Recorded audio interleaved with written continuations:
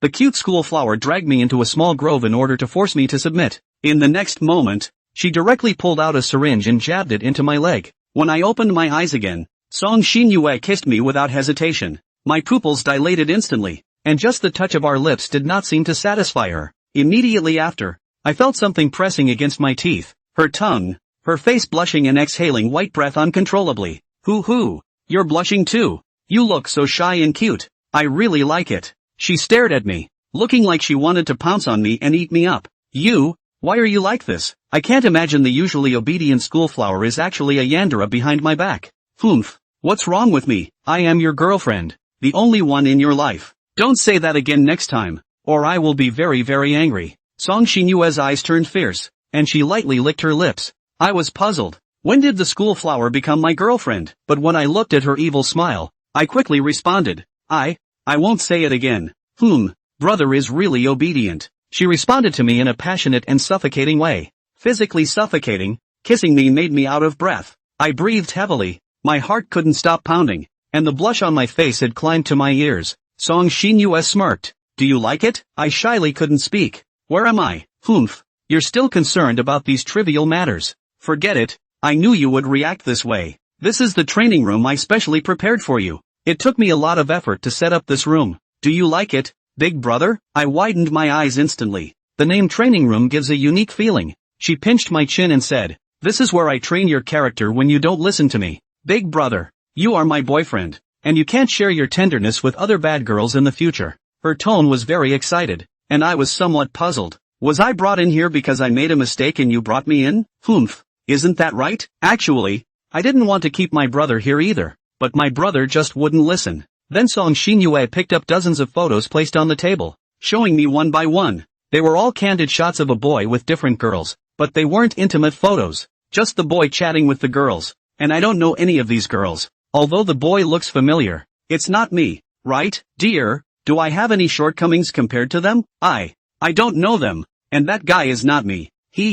I knew you wouldn't admit it. It seems I have to punish you a little to make you behave. She got up and grabbed an iron rod from behind. No, that's not what I meant. What are you going to do? No, I desperately shook my body, feeling scared, but the 4-iron chains on me made it difficult for me to move. Of course, I'm going to punish my brother. As long as I break your legs, dear will only be with me forever. Song Xinyue smiled happily, but her sickly smile made me break out in a cold sweat. Is she really going to do it? No, sister. Oh no, dear, calm down. If you break my legs, who will play with you and go shopping with you in the future? She rubbed her hand back and forth on the iron rod. But as long as dear is always with me, I'll be happy. Be good. I will try to be faster. She bent down, her eyes full of love looking at me, then raised the stick. At least give me some anesthesia. I screamed heartbreakingly. Suddenly, I woke up instantly. Could it be a nightmare? Looking at the familiar bedroom in front of me, I only felt my head heavy,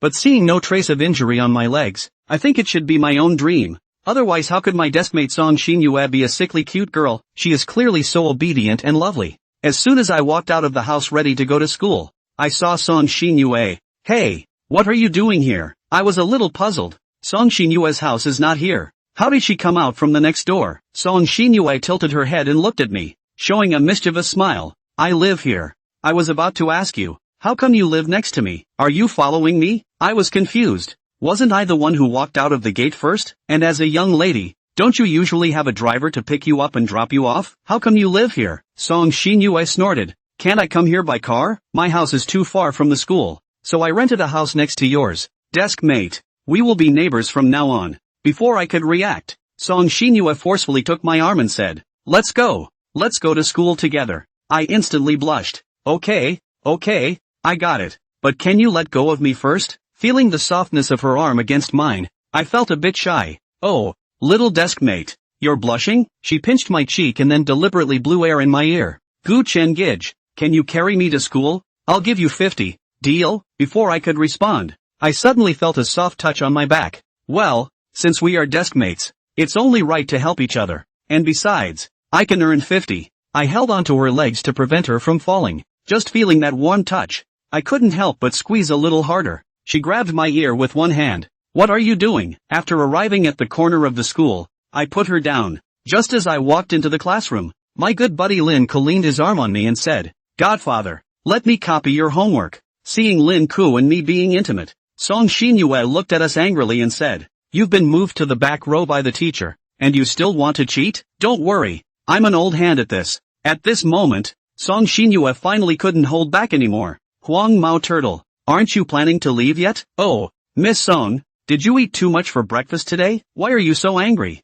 Did I do something to upset you? You've been pissing me off since the first time you spoke to Fumiyama. Hey, what kind of person are you? Wan-chan? I can't talk to him? Is your perverted control freak acting up again?" The bickering of the two drew the attention of some of the students, and it was really fortunate that it was not class time and the classroom was noisy enough to keep more people from noticing the place. In order to avoid letting the situation deteriorate further, Chi Wan-shan decided to offer up his own conciliatory technique. Alright, everyone calm down. Calm down, Chi Wan-shan whispered to Zhao Zhou again. Alright, go back and make up your homework. There's no need to bother with her. Ugh, come on, that too, it's never you who has the advantage. He deliberately raised his pitch on the latter half of the sentence. You, alright, it's early in the morning. Don't get angry, huh? You see he's gone too right. Chi Wan-shan put one hand on her shoulder to pacify her. Phew also, what's the point of fighting with that bastard? Feeling the reassurance from her shoulder, Song Xinyue quickly calmed down. You don't have to talk about others like that. It's really your fault. Right, Zhou Chuan is just talking to me for a few words, but I just can't see him, especially when he talks to you. I can't even talk to you if I want to. Annoying guy. Ugh. Other people know each other from childhood as childhood friends. You two are bitter enemies. Song Xinyue and Zhao Zhou relationship doesn't seem to be very good. This is something that Chi Wan-shan will have to nag about. Song and Zhao's fathers were from the same hometown and had a good relationship. Later, Zhao's father dragged Song to join one of Zhao's relatives, Zhao Mingcheng, the current head of the Zhao group, and the two were considered group patriarchs. Although Song's father later went out on his own and established the Song group, the relationship between the three had always been very good, and they had also given a lot of help. It was no surprise that Song Xinyue and Zhao Zhou knew each other. Then why is the relationship so bad? According to what Zhao Zhou said, the cause was because he accidentally touched down a doll that Song liked very much, and Song Xinu immediately went up with a slap, and he didn't even have time to cry before he got another one.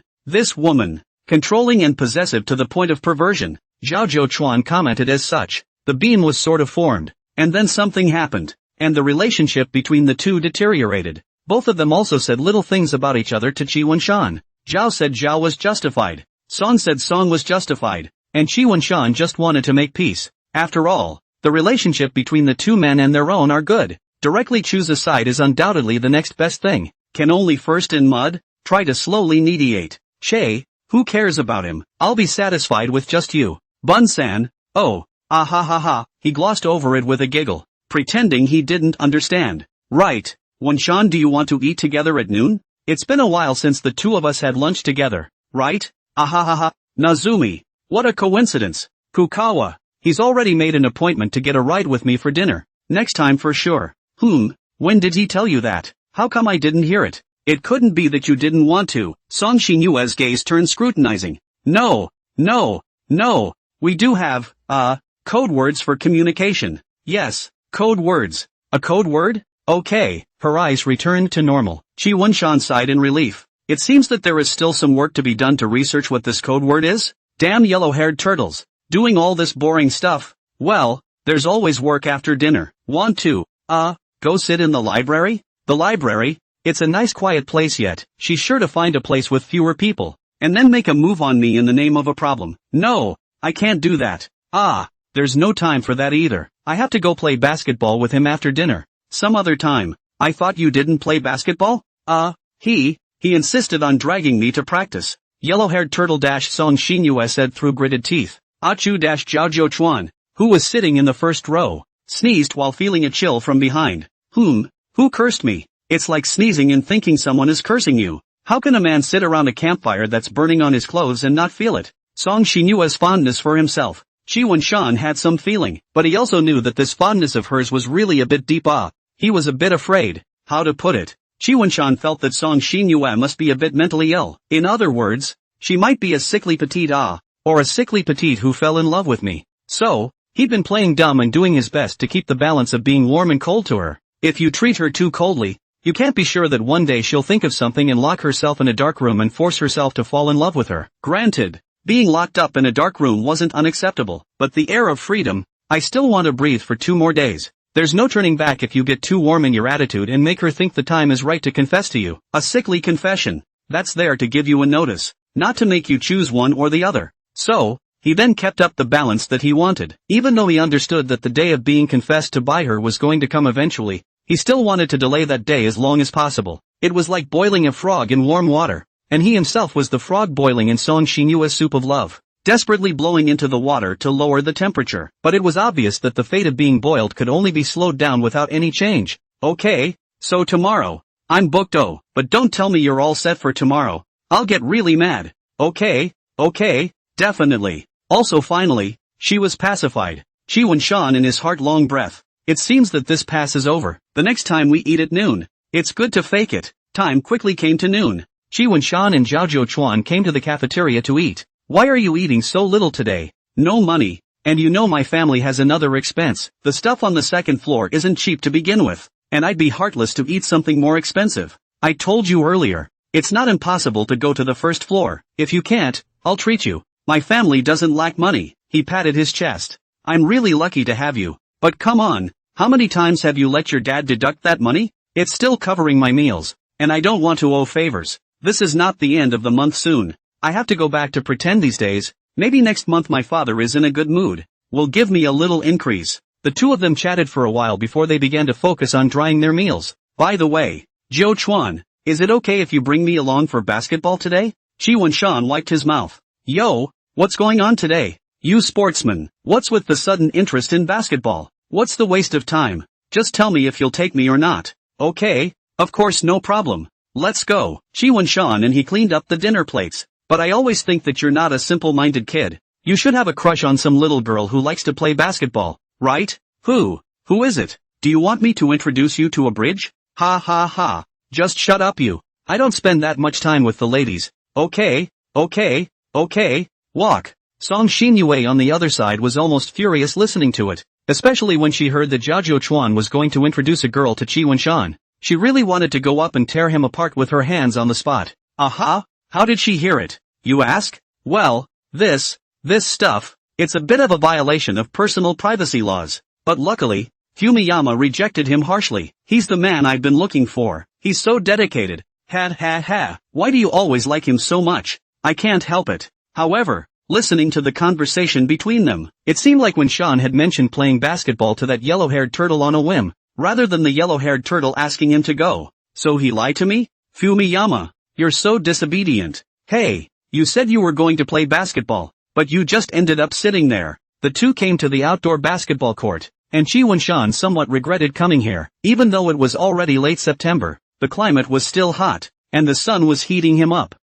You hit me haha. I'm weak. Sit on it for a while haha. Ugh, whatever. Zhao Zhouchuan then plunged back into basketball. There were still a lot of people around watching, and every time Zhao Zhouchuan threw in a ball, the people around him would erupt in fierce applause. The day was really too hot. Just sitting on the sidelines and watching, Chi Wen-shan was hot enough. He now somewhat admired Zhao Zhouchuan. It was not easy to insist on playing basketball in such a hot day. The heat was too much to bear. Zhao Zhouchuan directly took off his shirt, revealing his robust upper body. The surrounding girls watching the game screamed repeatedly. This guy is doing this on purpose. Right. Knowing that he's long and handsome, doesn't he pay any attention to the impact at all? Chi Wen-shan spat. Zhao Zhouchuan family is good. Character is also good. People are good looking. 3 good students belong to his. It wasn't surprising that there were quite a few girls who liked it, and quite a few of them had drinks or something in their hands, looking like they were just waiting for him to finish playing basketball and hand it to him when he came off the court. Drinks, said Chi Wen-shan feeling so thirsty. It was so hot. It would be nice to have a bottle of ice coke or something. Just sit here for a while longer to give him a shout out, and then go back to class for good. Want a drink, classmate? A hand holding a coke reached out in front of his eyes. Ah, no, thank you, classmate. The gentle classmate in front of me looked somewhat familiar. Song Xinyue looked at Chi Wen-shan with a kind smile, and then sat down next to him again. You really don't want it? I bought it especially for you. If you don't want it, it can hurt your heart. She handed it over again, looking at Chi Wen-shan with a pitiful look. Where is the chutzpah? This look in her eyes was clearly suppressing her anger. Chi Wen-shan swallowed his saliva, knowing that if he resigned again, he was afraid that he would not have any good juice to eat. she would have immediately flashed a wry smile and grinned. Won-chan, why do you always reject me? It's so sad. Could it be that your heart belongs to someone else and you can't share your tenderness with me anymore? Then I have no choice but to separate you. Chi Won-chan couldn't help but shudder. No no no. Then, thank you. Chi Won-chan took it, twisted off the cap, and took a sip. The cold bubbly feeling went down and drove away some of the dryness. Not bad for a happy water. Just cool. After taking a sip, Chi Won-chan twisted the coke and put it to his left-hand side. This way, if Song Xinyue wanted to take it, she could be one step ahead of her. Unscrewing the coke first and wiping the mouth of the bottle before giving it to her. Putting it on the right-hand side, she would immediately pick it up and drink it right after she put it down. It's called details make the difference. Why is he so skilled, you ask? Oops. Was too thirsty to pay attention. Accidentally picked it up and drank it directly. Fumiyama, you don't mind kissing me indirectly, do you? Nothing but experience. Seeing Chi Won-chan put the coke on his left-hand side, Song Xinyue was slightly dissatisfied, but it didn't matter. It was just bad luck this time. It's fine, as long as you like to drink it. Well, so much for the patting. The coke wasn't for him to drink for nothing. Say, Fumiyama, you said you were going to play basketball, and you just end up sitting here all the time?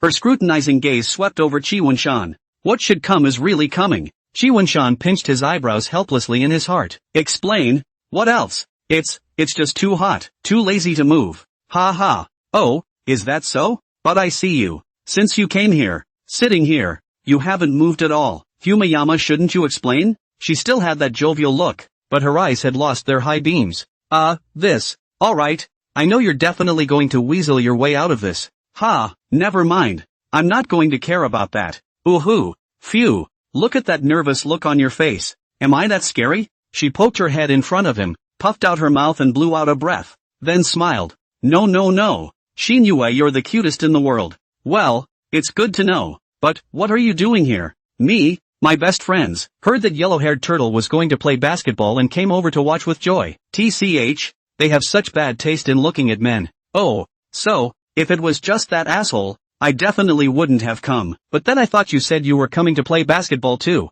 So no, I came over to check it out. Alas, it's just a pity that you didn't even make it to the ring, Fumiyama, deluding me into making a trip for nothing, and wanting to see you sweat it out. Then the heat just ripped your clothes off. Hey, this lady, please pay attention to the image. The saliva is coming out. Hello. I don't exercise much. The day is still so hot. I guess I'll get heat stroke if I run on the field for 1 or 2 times. Chi Won-chan hurriedly interrupted her fantasy. Oh, that's just as well. I'll give you artificial respiration. Hey, it's to save you too. Are you serious? Whose family does artificial respiration for heat stroke? Trying to give you artificial respiration is real, she said with a smile on her face. Straight ball is too straight ball. Despicable Song Xinyue. Saying these words is not at all ashamed. I am ashamed. Chi Won-chan blushed all of a sudden. What? Fantasizing in your head already? Hey, is Fumiyama so stuffy? Please, don't say it. Ha ha ha ha ha.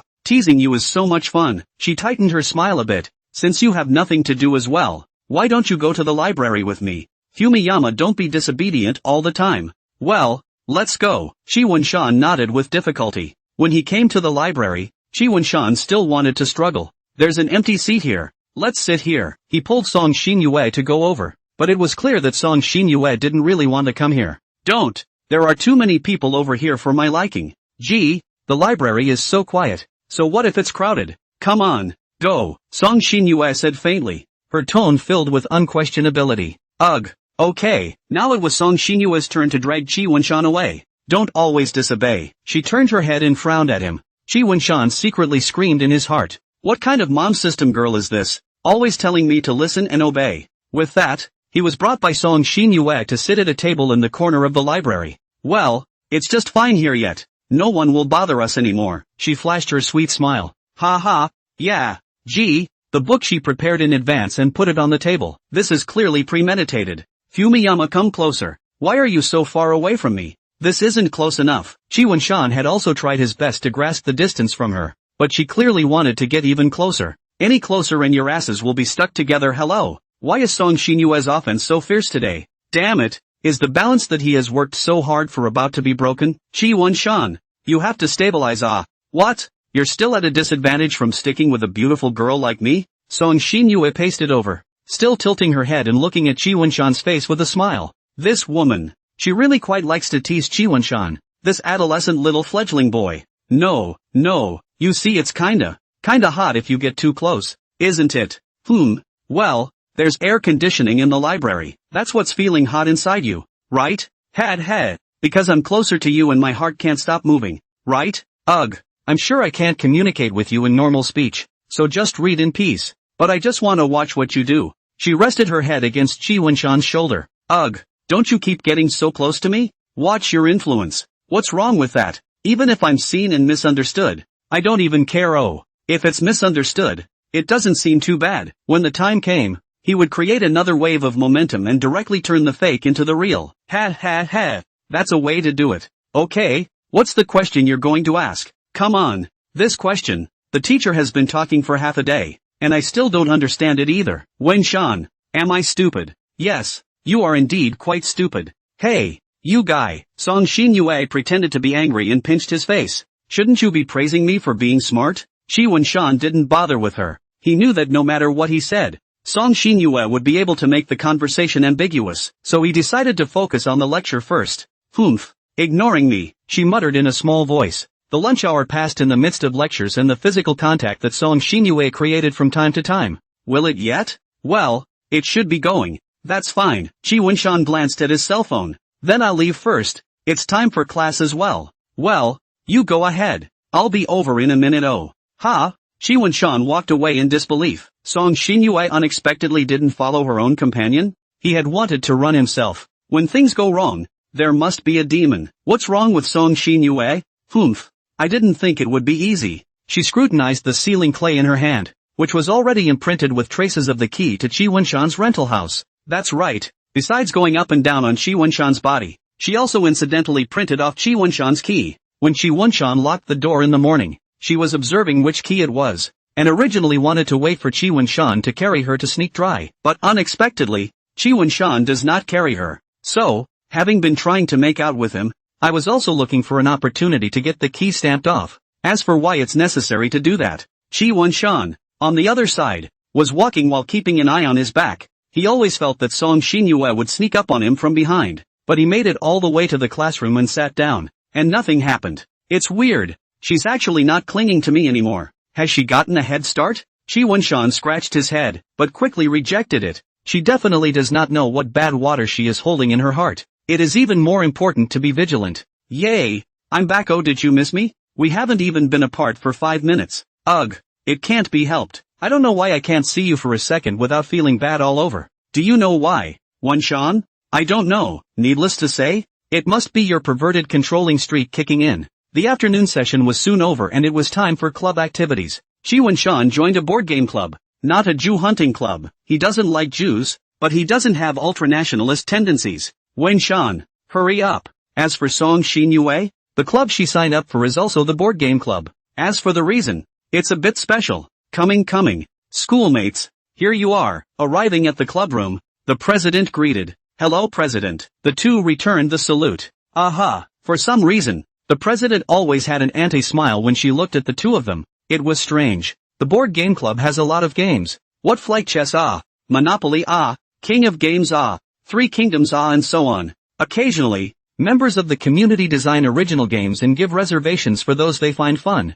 But for Chi Wunshan, a game with more than 2 players is out of bounds for him, because Song Xinyue would be very upset. She seemed to dislike the idea of doing anything on her own with anyone else, male or female, mostly because she feels that it takes away from her stuff. Obviously just playing with me is enough. Really. In fact, in order to uproot Chi Wunshan's social circle, Song Xinyue was already doing a lot of work, smearing Chi Wunshan, making everyone in the neighborhood hate him, and then descending like an angel herself, solving all the troubles for him, making him recognize himself as his only one. It wasn't that this kind of trick Song Xinyue hadn't thought of it before, but in the end it was not implemented. Trying to keep others from touching their beloved toys, the approach was to make the toy dirty and disgusting for others to see, and the goal was accomplished. But what kind of stupid way is that? My Song Xinyue's man is the most perfect person, and I can't listen to people talking about him, not even half a word. And what did she do? In the past, Chi Wunshan had quite a few playful people, so Song Xinyue racked her brain to seduce these people and do things that made Chi Wunshan hate them. Naturally,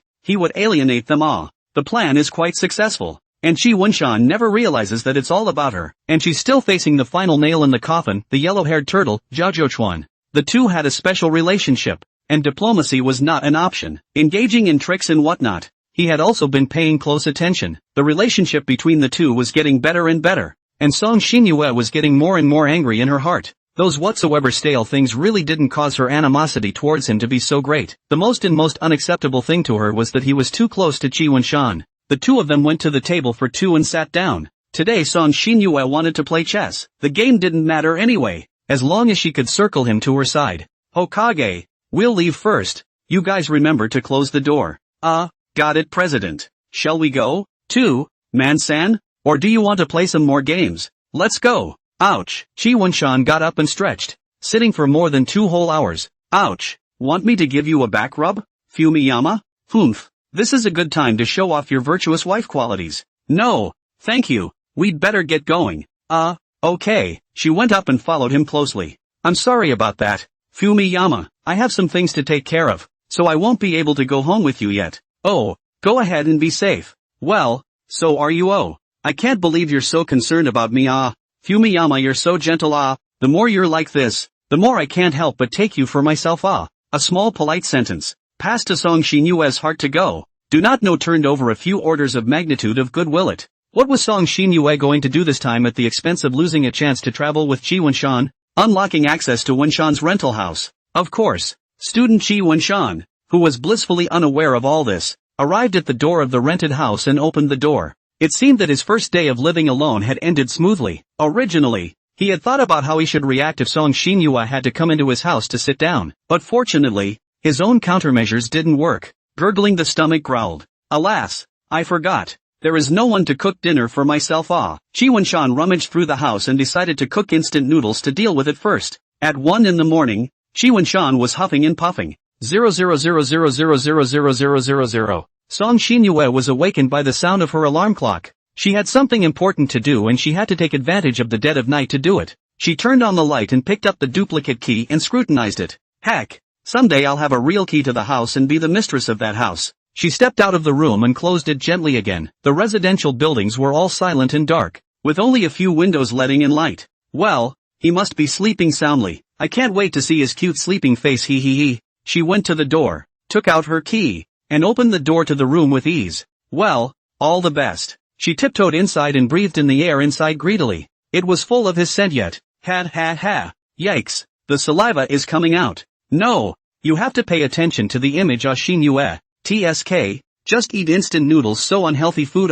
There, tomorrow in the name of cooking for him, into his home wallet. This is called open and aboveboard. Another little plan was born in her mind. She came to the door of another closed room and her breathing couldn't help but quicken. Face flushed and heart pounding. It was called telepathy, and she knew he was in there without opening the door. She carefully opened a crack. Chi Wunshan was sleeping soundly, oblivious to the fact that a pair of eyes full of love was looking straight at him. It's so cute, I want to go up and squeeze it. But sneaking into his house for the first time, Song Xinyue was still afraid that she would be discovered, so it just looked for a while and left. It doesn't matter, you'll just get good at it later. Song Xinyue decided to buy some more sleeping pills or something, and make him another cup of sleeping black tea while she was cooking for him so that it would be easier for her to move around. She went to the living room and pulled out some little black round cakes. She'd spent a lot of money to get these little things. Song Xinyue picked 3 good spots to install the little round cakes. Humph. With these, one can always listen to his voice in the house yet. She went back to the school uniforms that were hanging on the wall and reached out to fumble around in them.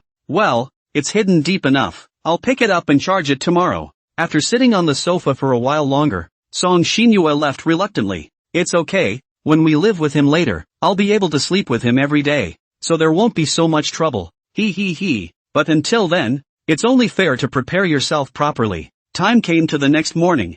Chi Wunshan was woken up by his alarm clock. He slept well last night and didn't dream about any more strange things. While washing up, he thought about what to do for breakfast today. In the end, he decided to just eat some bread. He was really lazy. There was a knock on the door. Chi Wunshan probably knew who was coming, and as expected, Song Xinyue was looking at him with a smile on her face. It'll have to wait to go to school together. I haven't eaten yet. With that he was about to close the door. Why are you in such a hurry to close the door? Song Xinyue was busy blocking the door. It's good that you haven't eaten. let's eat together. She picked up the bag in her hand, signaling to him that she had brought breakfast over. And you brought me breakfast? Yeah, are you sure you want me to just stand outside the door the whole time? That's not polite. Chi Wen-shan knew he couldn't run away, so he could only enjoy his breakfast. Wait here, I'll get your slippers.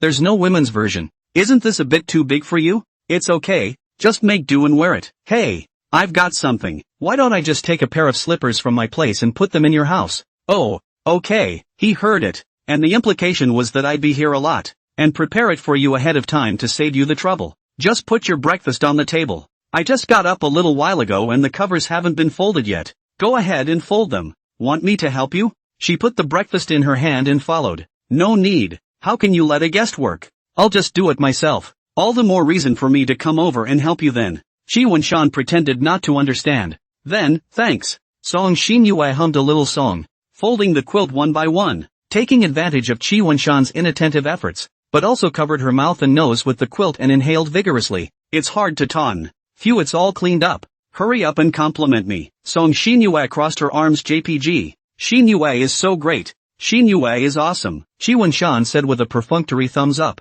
Humph. The guy who only knows how to perfume me. Let's go. Let's eat breakfast. The breakfast that Song Xinyue brought to himself was very good yet, making Chi Wen-shan's appetite increase. Well, this is a good breakfast, especially this soup dumpling. It's really well made. He couldn't help but praise it. You like to eat? Ha? Poof. Song Xinyue had smugness written all over her face. You did? It wasn't. I got it from the neighborhood breakfast place. Got up a little late this morning. Oh, so where did you get it? Why don't I just buy my breakfast there from now on? It's not necessary. If you like it, I'll learn how to make it, and then I'll make it for you every morning. Seeing the smile that was about to overflow on her face, Chi Wen-shan frowned. She was starting to fantasize about her married life again. No, how can I ask you to fix me breakfast every day? That's too embarrassing. Hey, who are we to each other? Right, Wen-shan? She pinched a soup dumpling into Chi Wen-shan's bowl. It's just breakfast. What's there to be embarrassed about? I think it's better to have some sense of boundaries. He tried to pinch it back for her again,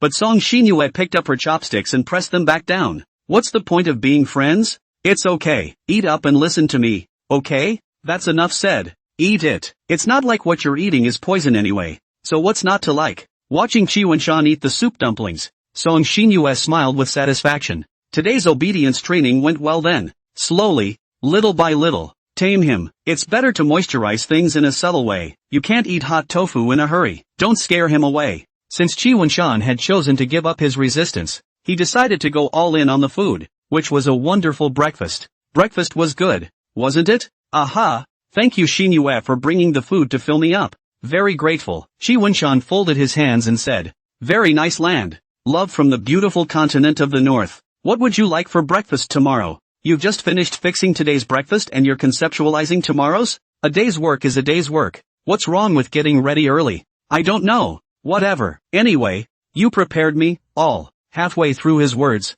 he hurriedly retracted them. When this was to be said in full, Song Xinyue directly orgasmed in place to herself. What's all that? Come on you guys, say it all. Whetting people's appetites. Yuck. Ah, nothing. Let's hurry up and go. Chi Wen-shan took big strides, wanting to hurry up and turn the page on this matter. Wait for me you. Along the way did not like yesterday out of what moth drama. It seems that today's Song Xinyue mood is very stable. Just as he was about to reach the school entrance, Chi Wen-shan saw an old acquaintance. He waved his hand and smiled awkwardly at him again, and Song Xinyue's face darkened when she saw him. In the morning? How come I saw that you and Song Xinyue were following? Before you know it, the morning session is over and it's time for lunchtime power. She's living next door to me, so it's not like she's looking down and looking up. Chi Wen-shan inhaled a few mouthfuls of noodles. What? She lives next door to you? Yeah, why? Did she move in there on purpose when she knew you moved out? That one. She moved fast enough. I don't think so. She seems to have been living there for a long time. I also didn't realize that the rental my parents picked out for me happened to have her living right next door.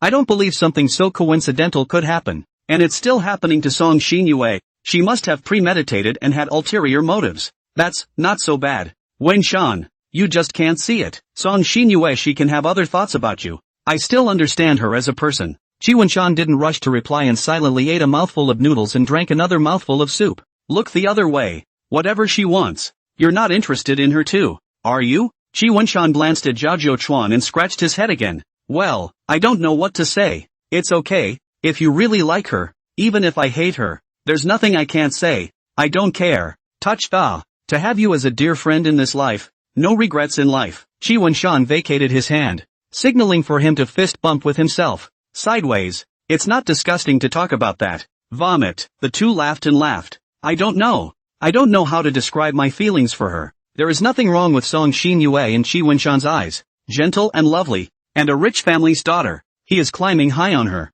but I don't know why. My heart is always a little afraid and resistant. Song Xinyue's somewhat special character is one aspect. The other is, nah, Fumiyama, you turned out to like me, but I'm sorry, but my feelings for you are still between friends, so, I can't promise you. Oh. He wasn't confident enough to think that he could be as popular as this Zhao Zhouchuan guy. So, just wait and see. I see you most likely just like her. You can pay attention. Song Xinyue, this guy is very precise. Sooner or later she will play you around. I'm a gyroscope.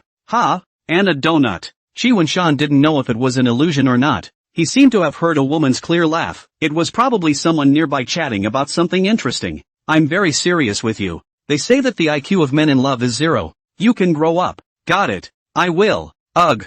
I was thinking of going to your house if I was free, but now it looks like I'll have to be careful if I'm going. The two chatted some more and the lunch hour came to a pleasant end. However, someone wasn't very pleasant. You went to play basketball again. Yeah, it's hard to go a day without hitting me all over the place. Fumiyama. What a coincidence. Running into you. Song Xinyue and Zhao Zhouchuan exchanged glances, and both of their complexions instantly became gloomy. Do you speak of manners? We're still talking and you're just sticking your nose in. Do you have anything else to say? Hogging the man mountain, you're still not leaving you. Fine.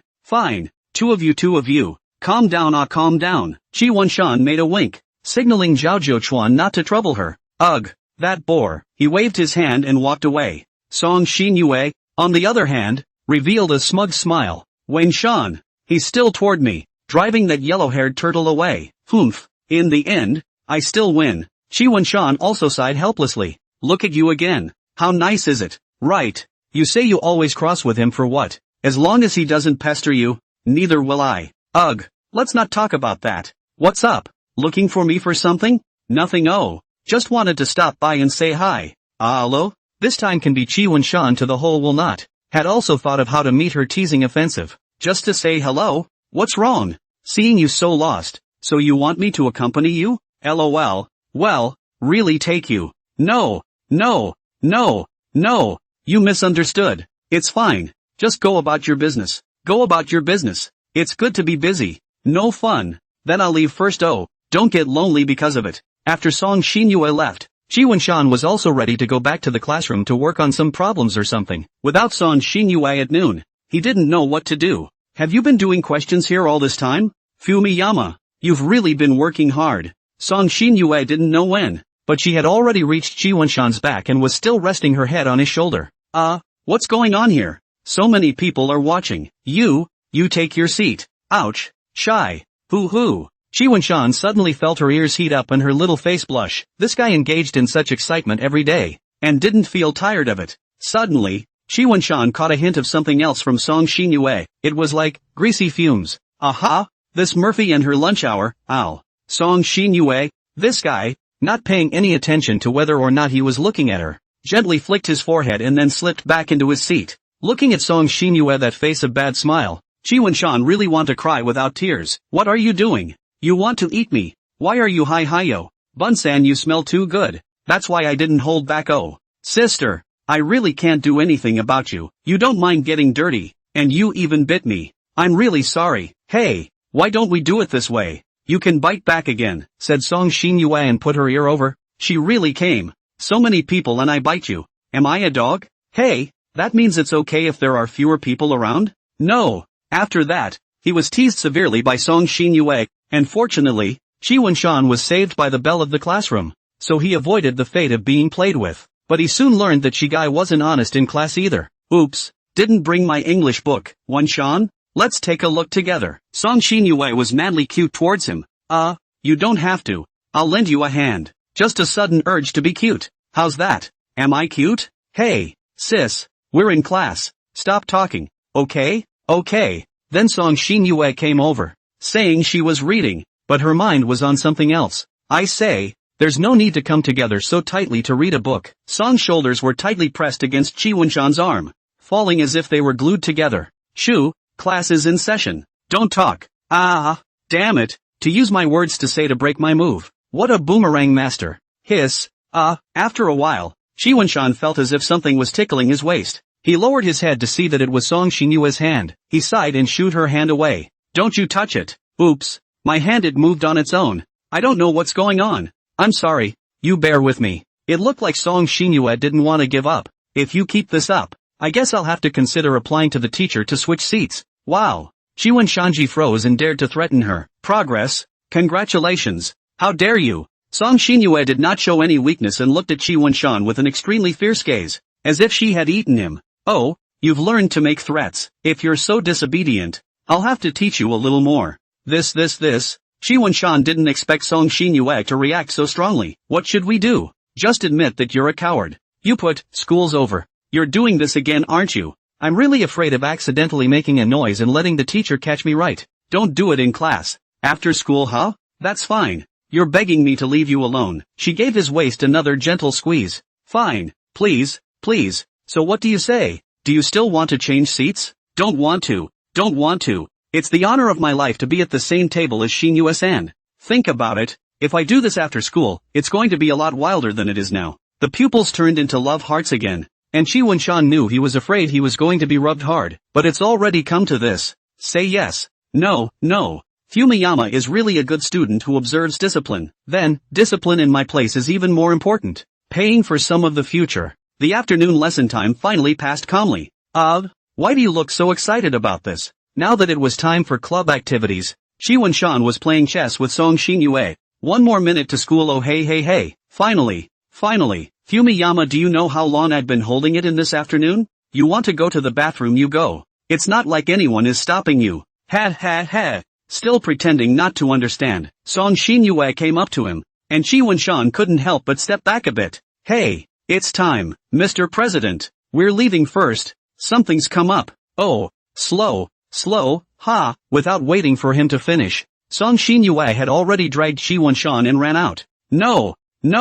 There's no need to be in such a hurry. The board hasn't been cleaned up yet. What the hell? Let the president and the others clean it up. Not that there's no need to run so fast. You watch the road. Be safe. Don't fall. Don't worry. I'm a big live one. What a thought. Song Xinyue was not paying attention. A foot stepped on the ground and her body lost its center of gravity. Although Chi Wunshan was being tugged by her, he immediately grabbed the railing to stabilize himself. Thus he couldn't hold Song Xinyue up. Fortunately, she hadn't fallen too far and had only busted her knee. Well, it hurts. Song Xinyue bared her teeth in pain. Ugh, look at that. What did I say? I didn't tell you to stop running, but you had to run, and now you've fallen. I was just in too much of a hurry. Hey. Chi Wunshan picked her up and put her on the other side. In a little while the students from the other clubs are going to come out one after another. Don't block people's way. He knelt down and looked at the cut. The abrasion. It wasn't a big wound, and it wasn't bleeding anymore. Let's take you to the infirmary first, and ask the teachers for a band-aid. So, can you just carry me to the infirmary like you did earlier? You've taken a fall. Why are you still thinking about that inside your head? Chi Wunshan looked at the corridor. Sparsely there were already people coming out. While there weren't too many people, let's carry her then. Sometimes he really wanted to have a passerby skill. This way Song Xinyue wouldn't be too embarrassed when she asked him to do some intimate behaviors in public, and she could also avoid social death situations. You can hold on to it. Hey presto. Then he grabbed his feet and headed for the infirmary. Aha! Song Xinyue was very satisfied, although it hurt a bit to break her knee, but there was also an unexpected gain. Humph. Wenshan, you say no, but your body is indeed very honest. Song Xinyue grabbed him tightly, as if she was afraid Chi Wunshan would leave her behind. Ouch. Phew.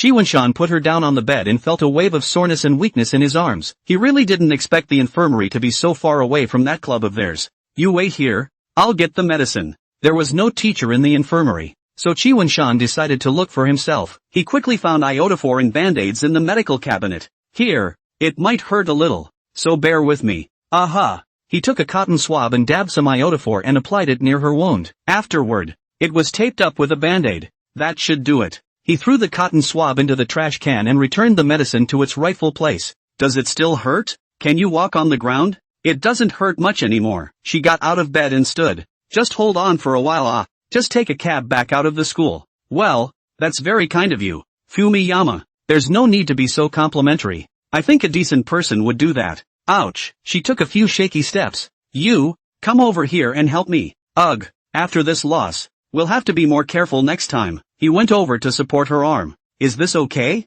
Well, let's go. It's just a scratch. Does it really hurt to the point of trembling? TSK, Song Shinyua's hasty heart can also eat chi tofus yet. Ouch. Okay, but it's finally here. Shi Wenshan put Song Shinyue down from his back. This big lady still needed him to carry her when she climbed the stairs. It was really hateful. Even if you're so thin and tender, a fall doesn't mean you can't go up the stairs. Phew, I'm exhausted. If you really disliked me, you wouldn't have carried me here, would you? You're still complaining about me even after you've carried me on your back. Ha, Fumiyama, you're so tongue-tied. Forget it, whatever you think. Go back and rest more. Shi Wenshan took out the key and opened the door to his room, walked in and changed his slippers and was about to close the door. I mean, can you just bear to leave me hanging out here all alone? And, aren't you forgetting something? Song Shinyue hurriedly blocked the door. Your house is next door. Can't you go back to your house? Song Shinyue didn't say a word, just looked at him and didn't let go, blocking the door to keep him from closing it.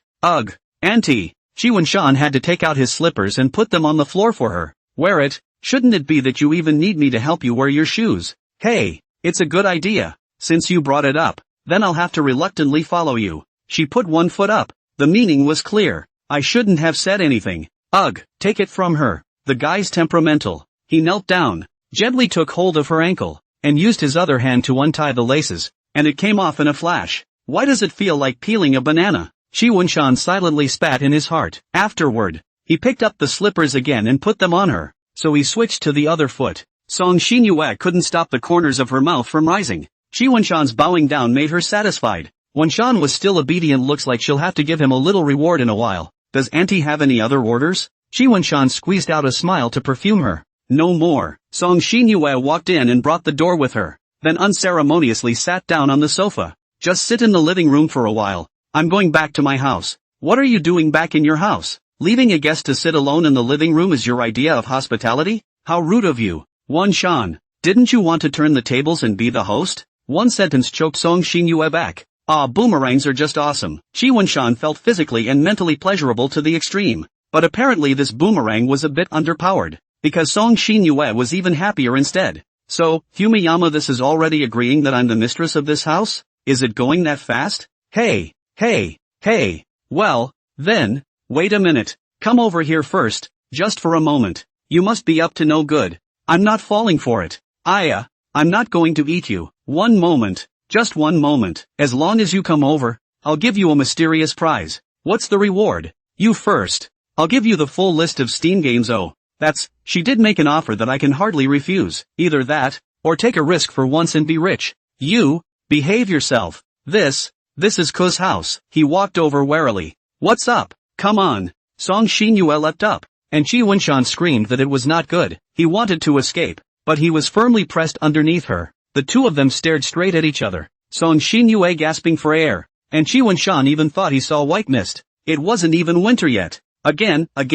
This damn loving pupil. It had appeared again, this position he was in with her now. It was bad. Her hair drooped down and tickled his face as it brushed against it. What are you doing? You have to do this when your leg is injured. Get back on the couch. It's okay. It doesn't matter if your knee hurts or not. It's all just an inconsequential blip. I don't suppose you've forgotten what you promised me in class. Do you know how many times I've fantasized about doing that? She gave the slightest hint of a wry smile. You calm down. I haven't been able to resist at all afternoon. She licked her lips, like there was a plate of food sitting right in front of her and she was about to take a bite. Don't you come over here. Shi Wenshan wrenched a hand free and busied himself with covering her mouth in an attempt to slow down the speed of her attack. Data deletion. You're really hungry, and you're going to eat this? Doesn't matter? What does it matter? And it's not even your fault for trying to cover my mouth? Stop resisting. Ha. Song Shinyue then pressed down. What to do? Shi Wenshan's brain went down, feeling that his whole body was sweating. The whole person was hot and restless. However, Song Shinyue ended up just tickling his waist hard and didn't do anything strange. Ha ha ha ha ha ha ha ha ha ha ha. Come on. Beg for mercy. Beg me and I won't tickle you. What? You think Song Xinyue wants to do Chi Wunshan today? No way. I've just written 10 chapters. Don't scratch it. Ha ha ha ha. It tickles. Song Xinyue laughed happily, and only after she had gotten a good scratch did she withdraw her hand and sit on Chi Wunshan. Chi Wunshan was busy taking a few breaths. So it's just a tickle? I thought you were going to do something.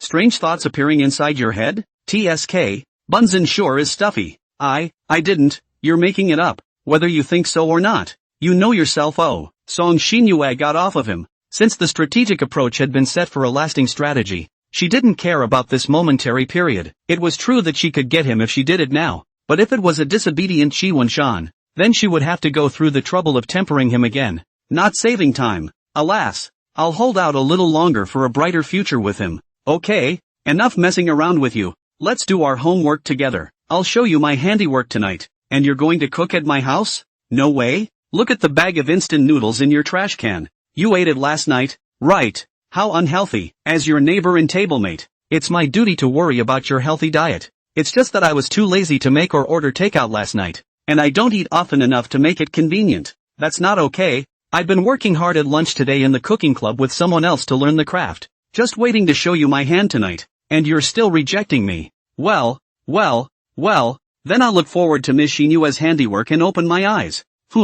You'll see. She wore a rather confident expression. When doing her homework, she was also restless. Song Xinyue was always rubbing her body parts against Chi Wunshan's body. Can you teach me this question? I believe you were just taught this question in the library yesterday at noon. I'm stupid, I've forgotten all about it. So teach me. I'll believe the hell out of you. Come on, you've done all your homework and it's getting late. Don't you have to cook? Get going. What an insensitive fellow. Ha, Song Xinyue flicked Chi Wunshan's forehead in dissatisfaction. Never mind. I'm not going to bother with that. She closed her exercise book and stood up, going to the refrigerator. Gee, why is your refrigerator full of instant food and all this unhealthy food? You didn't prepare any dishes at all? I don't cook. What's the point of preparing dishes? Chi Wunshan spread his hands. Alas, the coquettish woman can't cook without rice. You, come with me. Going for what? Come over here and get me some groceries. My house fridge is stuffed full of good ones. Oh, Chi Wunshan followed Song Xinyue to the next door. And I have to say, the decoration of her house is much better than her own rental house. The money is really rich and capricious. Rent how much money? Thinking of the word capricious, perhaps this perverted controlling personality of Song Xinyue was spoilt by her family's obedience. Song Xinyue opened the refrigerator and Chi Wunshan's mouth opened into an O shape. Inside, it was neat and full of all sorts of vegetables. The picture of obsessive-compulsive ecstasy. Dang, that's what a refrigerator should look like. You're tidying up, too neatly. I'm pretty good at housework, deepening his impression of his own virtuousness. Well, actually every morning after she left for school someone would come and clean everything up for her. Chi Wunshan looked around. It was indeed immaculately cleaned up. What are you looking at? The first time you came to my house, you shouldn't be thinking about checking out my room. TSK, Fumiyama, you really are. Always thinking of strange things. I'm not. Don't be ridiculous. Are you sure? My room is pretty big, and there are nice things in it. Why does this sound so familiar? It seems that some people have been subjected to unspeakable things because of listening to these words. No, not going. Ugh, that's a shame then. You know the room is full of his pictures. From morning, noon and night. From spring, summer, fall and winter. Each one is so haunting to me. I'm sure he'll be happy if he sees it. If he's not happy, I'll have to do something else to change it. Let's just make a mapo tofu tonight, shall we? It's fine. I'm not a picky eater either. Chi Wunshan had the trait of Mr. Indifferent. Anyway, as long as it's not harmful to him, it doesn't matter what. Well, these dishes and the spices, you can bring them all for me. Do you need so many ingredients to make mapo tofu? Chi Wunshan looked at the shiitake mushrooms in his hand. If he remembered correctly, mapo tofu did not need to use shiitake mushrooms, right? The ingredients used in mapo tofu are tofu, garlic cloves, minced pork, bean curd, chili and pepper flakes, soy sauce and dark soy sauce. They'd who asked you. If you take a little more over, you'll save yourself the trouble of coming back for it next time you cook something else. Oh, there's going to be a couple more times. Well, this makes the refrigerator look much better. Wunshan, come over and help me with the dishes. Oh, so much like a newlywed couple, coming home and doing the dishes and cooking together. Just thinking about it is sweet as hell. Here, it's washed and put here for you. Well, I'll take care of the rest, so just wait and enjoy. Chi Wunshan sat on the sofa and played with his cell phone for a while. After a while, Chi Wunshan smelled an aroma. Song Xinyue over there was about to finish. It's done. Come on, stop playing with your phone there and come eat. The table was set with mapo tofu as well as a few small cakes she had cooked herself. Chi Wunshan went to get a pair of chopsticks and sat on the chair. Other than that, this Song brand mapo tofu at least looks good for sale. He was just about to move his chopsticks, but Song Xinyue chimed in. Wait, I'll take a picture first. Click. Okay, but I'll have to feed you this first bite. Open your mouth. The tofu goes into your mouth and crumbles at the first bite, and the spicy sensation spreads across your taste buds. But don't look at the description so well. Chi Wunshan's actual feeling is 3 words, not flavored. Moreover, the chili pepper and peppercorns he felt put less. Not exciting enough. How was it? Song Xinyue asked with eyes full of anticipation. Average. Not very flavorful. I think the seasoning you put on it was a little low. Not spicy enough. Chi Wunshan felt that instead of deceiving her and making her happy for a while, it would be better to tell the truth so that she would improve next time and get better and better. So, her eyes dimmed. After working so hard to learn from others for a lunchtime, in the end, they still didn't get it right. So loss is naturally inevitable. Sure enough, it's not flavored. She tasted another bite for herself, and her mood got more and more lost. Why, obviously. I've been studying very hard. I didn't make any mistakes in the steps. But why is the finished product so unsatisfactory? At this time, naturally, it was the time when Chi Wunshan was needed to exert the charm of Azazel. It's okay, it's normal to be unskilled. In the future, after making more and becoming skilled, it will definitely be more delicious. Even if I'm not satisfied this time, I'll still eat it all. Hey, Wunshan, you're so nice. Song Xinyue instantly came back to life with full blood. With the tofu, those pancakes also went down. Dinner is also dealt with the past. Gu. You're playing with your cell phone after dinner. Play with me for a while. What's the fun in that? You go have fun all by yourself. Humph. If you don't play with me, I'm going to keep messing around with you all the time. Not letting you play the game in peace. It's okay. I'm not playing qualifying. Upset me all you want. You. Damn it. Then don't blame me for turning your room upside down. Whatever. Big deal. I'll clean it up. Humph. Ignoring me, huh? Let's see if I don't turn your bedroom upside down so you have to ignore me. She burst into the bedroom in a huff and the first thing she did was rummage under the bed. I can't believe there's no cardboard box with strange Shirbari books in it. I thought I could find it under the bed. Well, Wunshan deserves to be the man I'm looking at. His self-control is just great. Would anyone really live with their family and buy physical books? If we get caught, life on Earth will be over. Song Xinyue opened the closet again. TSK, how come there are only a few clothes? Want to steal are not good to steal. She picked up a couple of coats and sniffed them. None of them smelled of anything. Damn. They were all unworn. Never mind. Let's make do with what we've got. Although it is not possible to do Chi Wunshan now, it is also possible to take clothes and fantasize about it first. Song Xinyue took clothes to cover her mouth and nose and rolled around on Chi Wunshan's bed. Listening to the movement in his room, Chi Wunshan couldn't help but frown. Good fellow. She's really going to turn over a new leaf, isn't she? Trouble, never mind. Whatever. Let's finish this game first. Song Xinyue's face was flushed, and it was almost to the point of a kind of forgetfulness. Hey, you can't 0721 here. That would be too anticlimactic. Probably having played enough, she sat up again. That's when a book on Chi Wunshan's bookshelf caught her eye. This? She walked over and took it off the shelf. The book was called Strange Tales of the World's Psychic and Magical Arts. As soon as I heard the name, I knew it was similar to one of those 10 unsolved mysteries of the world. Write some pretense of ghosts and spirits.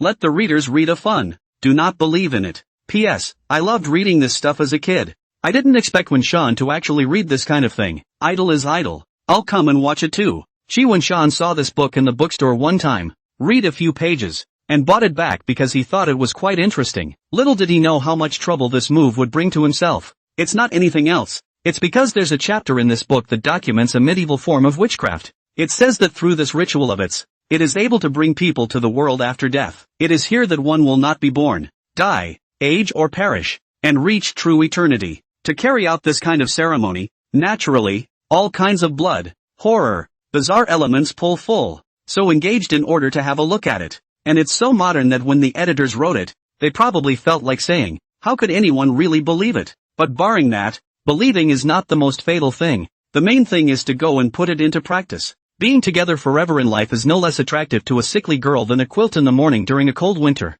Song Shinyue was soon mesmerized by the book. It was indeed quite interesting, huh? No birth, no death, no aging, no extinction. If, when Sean and I could reach this world together. She'd already fantasized about a million scenarios inside her head. It seems that I have to study the books although, it is written inside the book, but in case there is a hint of truth. So, I must not let this opportunity pass. Song Shinyue got out of bed and poked her head out of the doorway. When Sean, I'll take a book back to have a look. Oh, you take it. I've read all the books in my own room once anyway, so feel free to let her read them. Later, he'll regret not asking for the title of the book at the time. Thanks. She stowed the book away like it was a treasure. Also stowed away was one of Chi-Won-shan's t-shirts. Song Shinyue was probably tired of playing alone and was ready to go upset Chi-Won-shan. He. She smiled badly and sat down next to Chi-Won-shan, who was sweating at this. What was she up to again? What do you want? I have yo-yos at home. Do you want one? Nothing much, just wanted to see you. Oh, Chi-Won-shan then stopped caring about her. Can you lift your arms up a little? What's not to like about that? What? I'd like to see you operate better if you lift it up. Oh, Chi-Won-shan was still a little too tender, and just as he raised his arm from his thigh, an unknown object immediately appeared on his own thigh. Chi-Won-shan was having a hard time down there. Song Shinyue actually wanted to use her thigh as a pillow. The two of them formed an L shape. And you're laughing. What are you laughing at? I can't believe you lied to me about watching me operate. I'm just lying to you. What's the matter? Bite me? Looking at Song Shinyue's dejected little expression, Chi-Won-shan was ultimately helpless. Also, he felt like he wasn't seeing something he shouldn't. Song Shinyue, there's a ditch. It's bad. My cheeks are so hot. Am I blushing? Yo. Blushing? You're not getting a kick out of me, are you? Humph. Fumiyama, she deliberately came with a meaningful dragging sound. You get up in a hurry? Speech is stuttering. Oh, obviously I've been teasing you so much every day, and you're still so shy as a result. Please, will you, just get up and go? How can I play the game with you like this, right? Your arms will get sore in a while if you play with your arms hanging in the air like this, right? Then don't fight. And I'm not disallowing you to put your arms down, am I? If Chi-Won-shan put his arm on Song Shinyue's body, it would probably be such a scene. Mountain, only, cell phone hand in face, bundled straw in which silkworms spin cocoons. How can anyone stand it like this? Can you still play the game with emotional stability? Then the Battle of Driftwood is probably going to lose the battle and receive greetings from his teammates. Saying that, Song Shinyue even closed her eyes with a face of enjoyment, without any intention of leaving at all. Won-shan, your thighs are really comfortable, soft and warm. I can still feel the body heat from you. He. Will you stop saying those weird things? I really, can't stand it. When I talk more, you'll have antibodies. Shoo, and your scent. Won-shan. You smell good. I've never heard of a man having a body odor. How in the world can anyone have a body odor? Being able to smell someone else's body odor means that it was your DNA that chose him. Oh, so, you are also able to smell my aroma, right? I'm sorry, can't smell it. It hurts. It hurts. Song Shinyue was not happy and angrily pinched Chi-Won-shan's face. You say you can't smell it? Then I'll give it a good sniff. Song Shinyue burrowed out from between his arms, and then ducked down to sit on his lap. Those clear eyes blinked as if they had some sort of magic power, making Chi-Won-shan unable to take his eyes off of them at all. Hairy crab, what are you doing? Sweating again? Family, no, this is too topsy-turvy. Chi-Won-shan feels that he is definitely the reincarnation of Guangong now. Guangong blushing. Can you smell it now? Fumiyama? Omega. Can smell it, can smell it. In just a few words, Chi-Won-shan spoke with exceptional difficulty. He had to lower his head and stop looking at each other to keep his sanity. Song Shinyue ruffled her hair. Well, that's right. It seems that our mutual bodies have already recognized each other. So, you can come down now. It's uncomfortable to press down on me. If you react later, you'll die right away. You're afraid that your own body will react and then I'll notice it. I know Won-shan's little mind very well. No matter what, just get off of me. I'm really embarrassed. It's okay, even if it's a reaction. That's something that can't be helped. Who asked me to be so charming? Moreover, if it's Won-shan, it's not impossible. Oh, I can't understand what you're saying. Ha. Forget it, let's spare you for once. Song Shinyue finally came down. Chi-Won-shan looked at the situation of the game on his cell phone, and there was no doubt that he had already lost. Alas, this one became a pitfall. You're here to cure the orangutan, what's wrong with you? You're not moving in the middle of the fight. This person whose screen name is to be deducted is Zhao Zhouchuan. Yes, they are hacking. I've got a situation here. Song Xinyue keeps coming back to haunt me. Song Xinyue on the other side had already noticed the abnormality and was about to come over to take a look. Song Xinyue? What's she doing in your house? Fumiyama, who are you typing with? Come, let me see it too. No, it's nothing. Chi Wenshan hastily covered it up and sent a message out with a quick eye. Something's going on. I'm done. Yeah?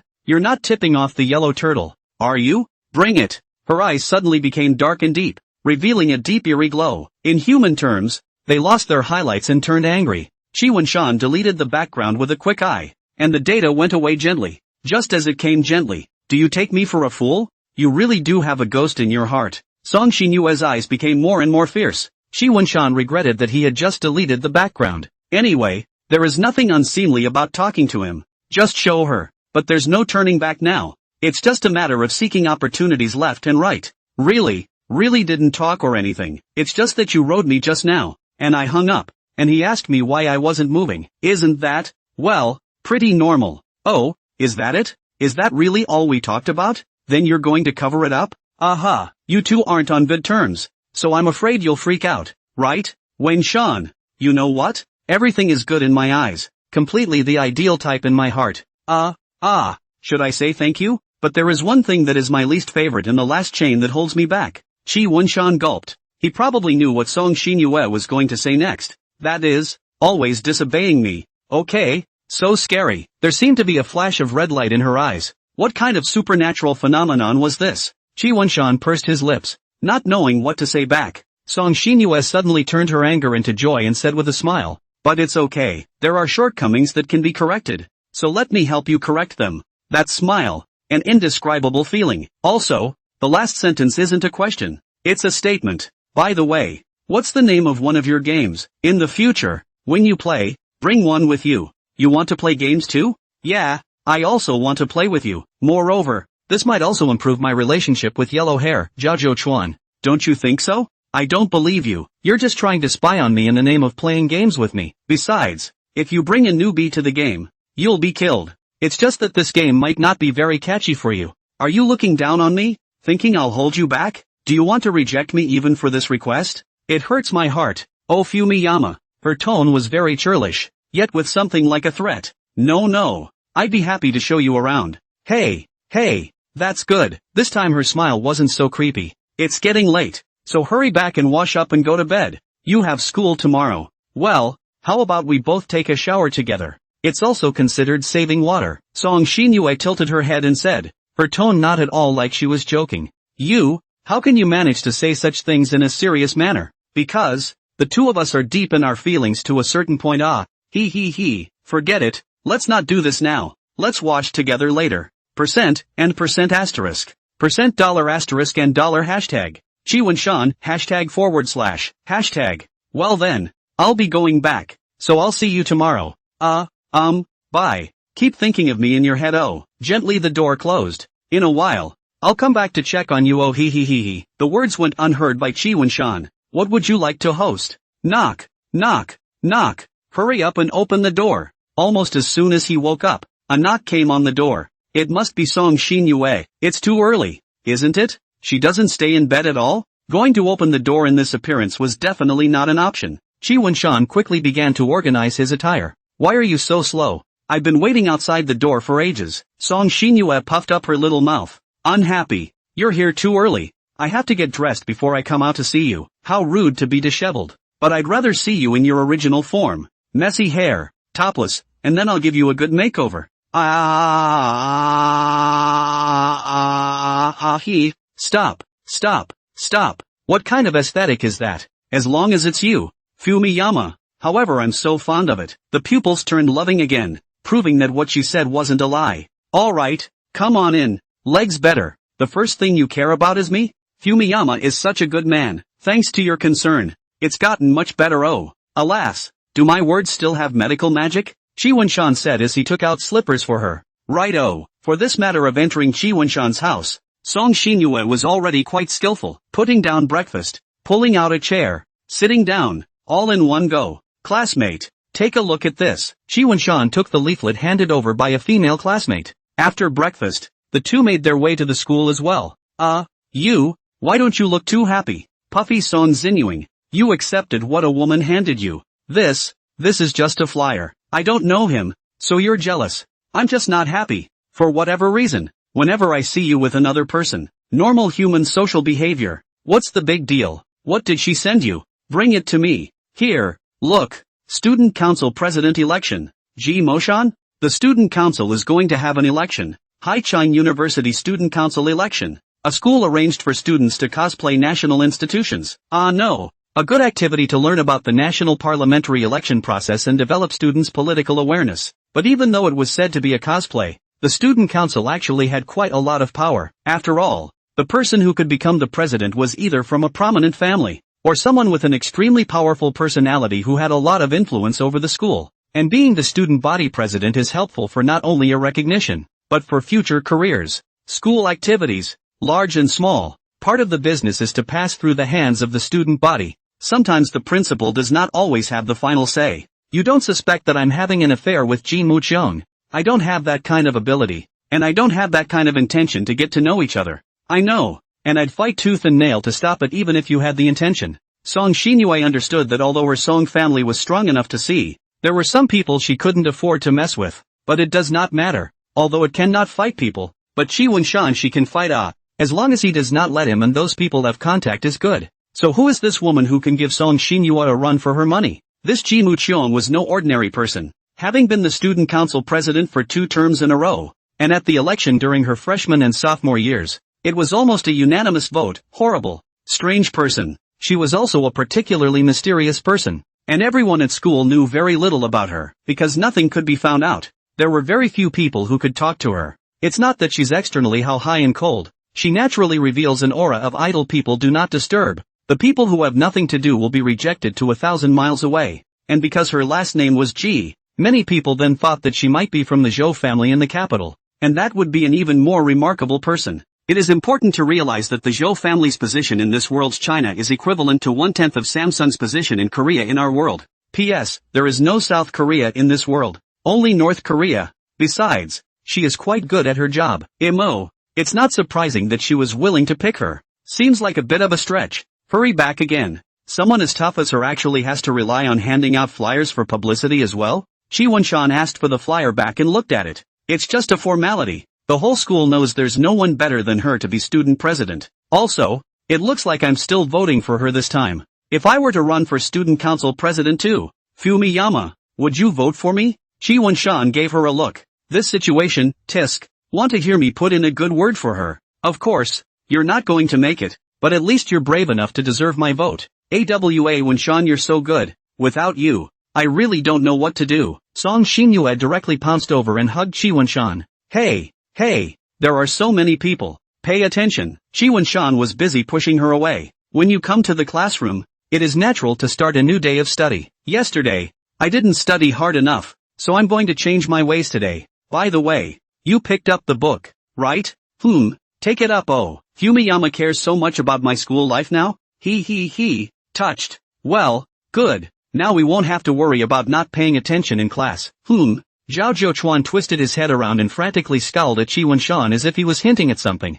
Chi Wunshan frowned tightly, watching Zhao Zhouchuan's every move so that he could translate. Get out of class, and go to the bathroom. He then nodded, signaling his understanding. Another glance at Song Xinyue. Her attention wasn't on this side. After class, Zhao Zhouchuan got up to leave. Chi Wunshan pretended as if nothing had happened, then also got up to leave. Going somewhere? Damn it, still being targeted by Song Xinyue. I'm going to the bathroom. Oh, good. Going to the bathroom? Wunshan, do you really think I can't see you two scowling? Alas, there really is no way to follow through without going to the restroom. After all, I can't go into the men's restroom, unless Wunshan if he's alone in there. However, my listener can still be charged. Looking for me for something? And to pick a bathroom joint. Long story short, it's just too weird for 2 men to go to the bathroom side by side. Aren't I also worried about Song Xinyue following you? That guy must be capable of doing this. Well, come on with things. How did Song Xinyue get into your house last night?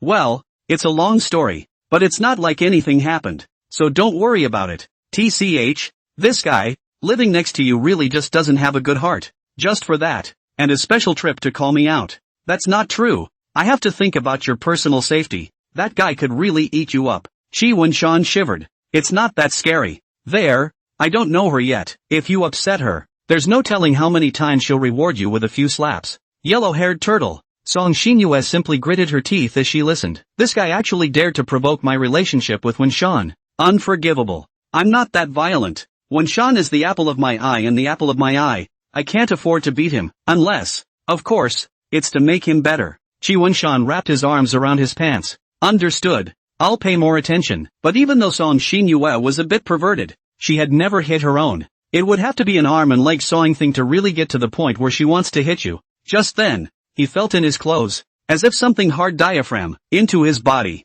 He followed the sensation he had felt before and touched it. It seemed like a round thing, not very big, hidden deep, bad. He immediately understood what that thing was. It must be the listening device Song Xinyue had planted on himself. He was silent, pretending not to know anything. Come on, go back to class. She's actually quite nice. Meh, I can't see what's so good about her. Chi Wen-shan scowled frantically at Zhao Zhouchuan, but it was a mess of code when it reached Zhao Zhouchuan's side of the meaning. Ha? What's wrong with you? Talk. Forget it. It's fine. It's fine. Let's go. Why is it suddenly so inexplicable? Anyway, let's rot this matter in the stomach first. In the future, I have to be more careful when I speak. I really didn't think that Song Xinyue had already lost her heart to the point that she had a security monitor. One couldn't go and confront her directly yet, if she knew she had found out about it. Nah, the monitor? What's going on? What's wrong with it? Fumiyama, I like you too much, and I'm afraid that you'll be seduced by someone strange.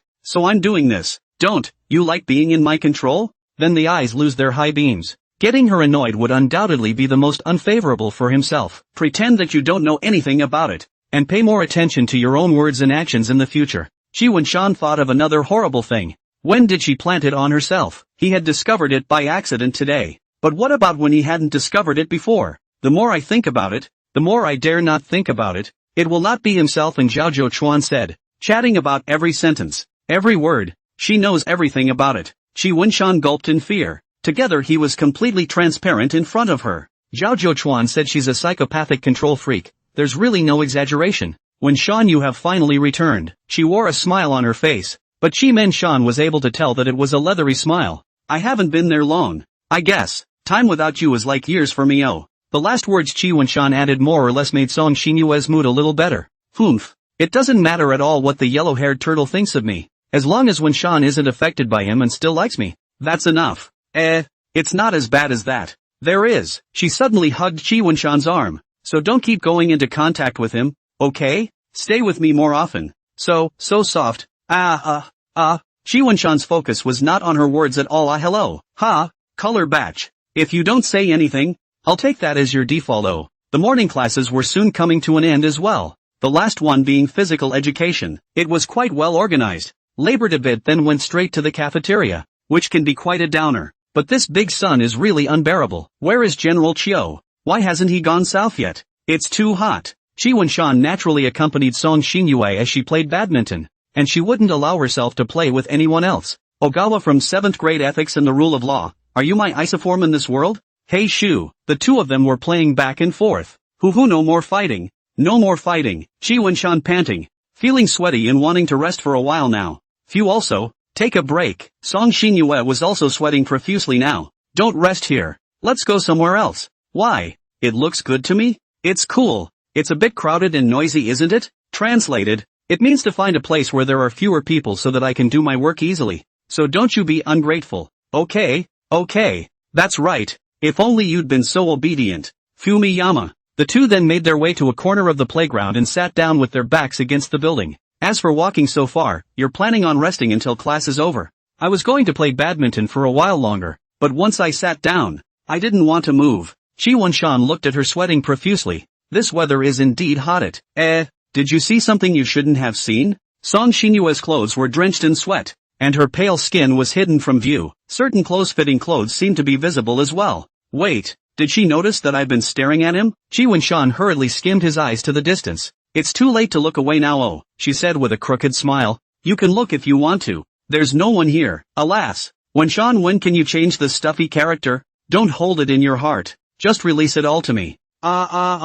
Master, don't read. Chi Wunshan covered his ears and studied the ostrich, burying his head between his legs. Please forget about what just happened. I didn't do anything and you didn't see anything. Gee, what a coincidence. I've got a dozen copies backed up in my memory. I can't forget. Well, it's not like I'm blaming you for it. She reached out her hand to stroke Chi Wunshan's head. Awa, this hand feeling really cold, people cannot stop it. Wunshan, you really were to grow in my heart. Alright, I'll really get angry if you keep this up. If you're really over it in your heart, then take this fan and fan me? Oh, okay. She'd given herself a leg up. So what was she waiting for if she didn't take advantage of the opportunity? Good job. Oh, Song Xinyue squinted her eyes, looking like she was enjoying Chi Wunshan's fanning service. We haven't had lunch together in a while, have we? Are we going to do it today? You don't have plans with him again, do you? No, but I actually think he'll come to me. Just turn it down. Her tone was undeniable and her eyes turned cold.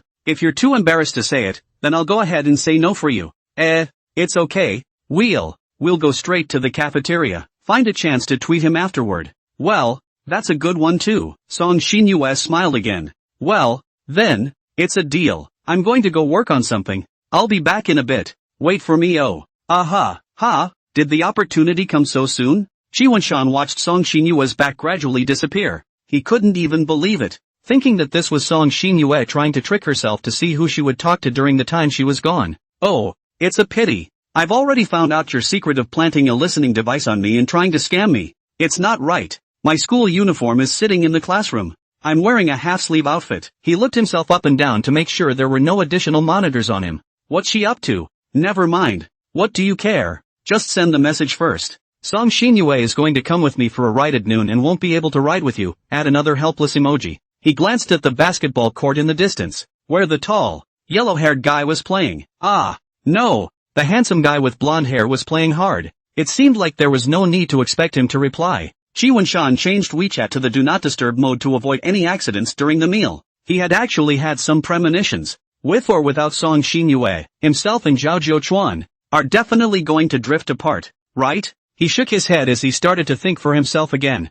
Okay, let's switch the camera to the other side of the room to Xinyue Song. On her end, there wasn't really anything important. It was just time to recharge the bug, take the opportunity to change it. She went to the classroom and found Chi Wunshan's school uniform. Skillfully, she took out the wiretap and replaced it with another one. Yes, she engages in shift work. Can't stop loving Bunsen for a moment. After restoring everything to its original state, Song Xinyue matter of whisking away the clothes, deep hiding the body and name. Fumiyama, I'm back. Oh. She waved. Oh, sit down. I'll fan you. Waiting for me all this time? It's time for me to give you a little reward if you've been so good. Fumiyama. Saying yes, Song Xinyue badgered and came up to Chi Wunshan, about to leave a mark on his face. Fuck. What for? Directly giving Chi Wunshan a whole stress. The body opened a full defense state. As for the effect in front of Song Xinyue, can't I give you a kiss? Dang. Of course not. You, how dare you? It's too intimate. Today she dared to kiss on the cheek. Tomorrow she dared to kiss directly on the mouth. And what she dared to do behind that was simply unthinkable. There's no one there anyway. So don't move. Or do you like it when I come on strong? Song Xinyue's gaze was fixed on Chi Wunshan, like an eagle staring at its prey. Chi Wunshan skimmed left and right. There is no way back. Forget it. Give it up. Even if you meet a sickly girl, as long as you go along with her, you'll be fine, right? You do it. He closed his eyes, the image too beautiful to look at. Song Xinyue wasn't polite and kissed him in a flash. Chi Wunshan felt the warmth on his cheeks, as if it was still a bit wet, and he felt his whole body dry up. Damn it, I'm having a hard time cooling off. It's okay, you'll get used to it. You'll be shy now, but you'll be totally cool later. Aha, she made a strange noise. Chi Wunshan opened his eyes and looked at her equally flushed face, and his pupils turned heart-shaped. Only, she didn't look satisfied yet. So cute, just a kiss on the cheek won't satisfy at all. Why don't we just take his first kiss right here? 2. No, there's no rush. The first kiss was to be saved for the day of the Cultural Festival of Confessions. Now this venue, this atmosphere, is obviously not enough. There's no rush. That's all for today. So, you're mine now. No one can do the same to you again. Oh, who would do that to me besides you? Chi Wunshan silently spat in his heart. Alright, let's go. It'll be mealtime in a while. Get ready to go to the cafeteria. Look at you blushing. Bunsen is so shy. To be honest, Shi Wenshan felt that he himself and Song Xinyue, in fact, were already a couple. Look at what Song Xinyue did. It was more intimate than a couple. Between him and her, there was just a thin sheet of window paper left to be poked through. Shi Wenshan also didn't understand why Song Xinyue hadn't stabbed through it yet.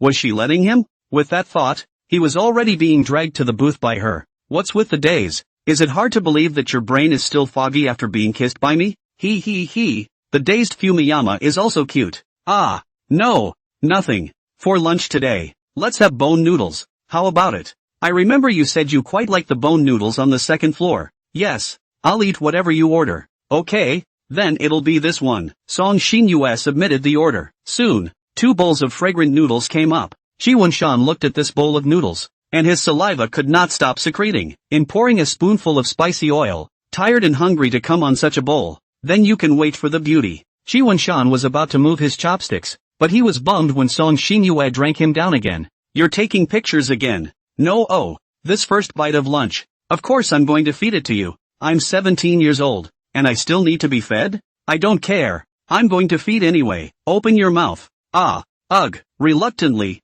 he ate the chopsticks she had picked up. The bone noodles were still as delicious, but since it wasn't from his own chopsticks, it always felt like something was missing. Well, Wenshan was really good today. Song Xinyue smiled with satisfaction. It seemed that her plan was already a small success. How many times has she complimented me on my behavior today? It's really worthy of being a mom-line girlfriend. Shi Wenshan stopped thinking about those things and focused into the dry rice. The way you eat, also cute. Song Xinyue infatuated look at Shi Wenshan, looking straight to Shi Wenshan heart hair. What kind of magic do I have that makes her so enamored? Shi Wenshan really wanted to go and ask her that question. Are you going to the cooking club at lunch today? Too? Right. I'm going to learn how to cook for you. Fumiyama.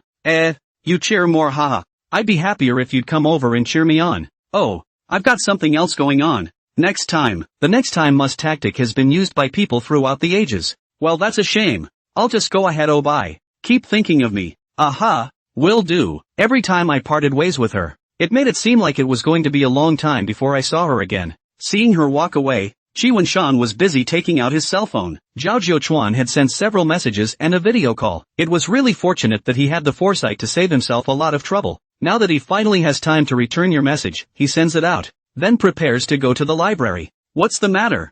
I sent you a message and you didn't answer. I've set up a do not disturb, so if I don't let her hear me, I'll be in trouble again. This Song Xinyue, she's sticking to you like a plaster. Shi Wenshan raised his head and looked around carefully, confirming that there was no trace of Song Xinyue before he was relieved. Even if she listens in, there's no sound over there, so she shouldn't get suspicious. So, there will be no lunch with the ride today. She'll have to come back tomorrow, I guess. What do you want to do with her? I don't know. I'm afraid of provoking her. I don't know what happened to you that made this pervert Song Xinyue stick to you. Sins? Shi Wenshan wasn't sure what sins he had made. For giving her a few questions? For speaking politely to herself? For giving her a small gift on her birthday? That's not right either. What kind of girl falls for a guy just because she likes him? Moreover, when he did these things, it was not aimed at brushing goodwill. Just that. After all, our classmates, and is the same table, make a little relationship is always good. And at that time, he also knew that Song Xinyue and Zhao Jiuchuan did not have a good relationship. He did not want to hate the house. He and she were not able to see each other, so he could not handle the relationship well. If he had gotten on good terms with her, he might not be able to contribute to the easing of Zhaosong relations, and he would be counting himself as a good thing. So it shouldn't be here that he sins. Then let's see Song Xinyue's side. When did she realize her feelings? Oh, it's when I see Shi Wenshan giving other girls a lecture. It's when I see Shi Wenshan talking and laughing with other people. It's when I see him singing a birthday song to someone. Oh, none of that is even close to the point. Why is the gift you gave Chensiki the same as my birthday gift? She likes this too. What's wrong with that? Shi Wenshan was puzzled. Oh, there was a flash of red in her eyes. So, my gift is not unique, and your tenderness is not just for me? Ever since I was a child, no one has dared to share something with me, and they deserve it? Wenzan, why do you want to give others the same treatment as me? It wasn't enough to just be nice. It was enough to make her notice that crazy possessive feeling she had for him.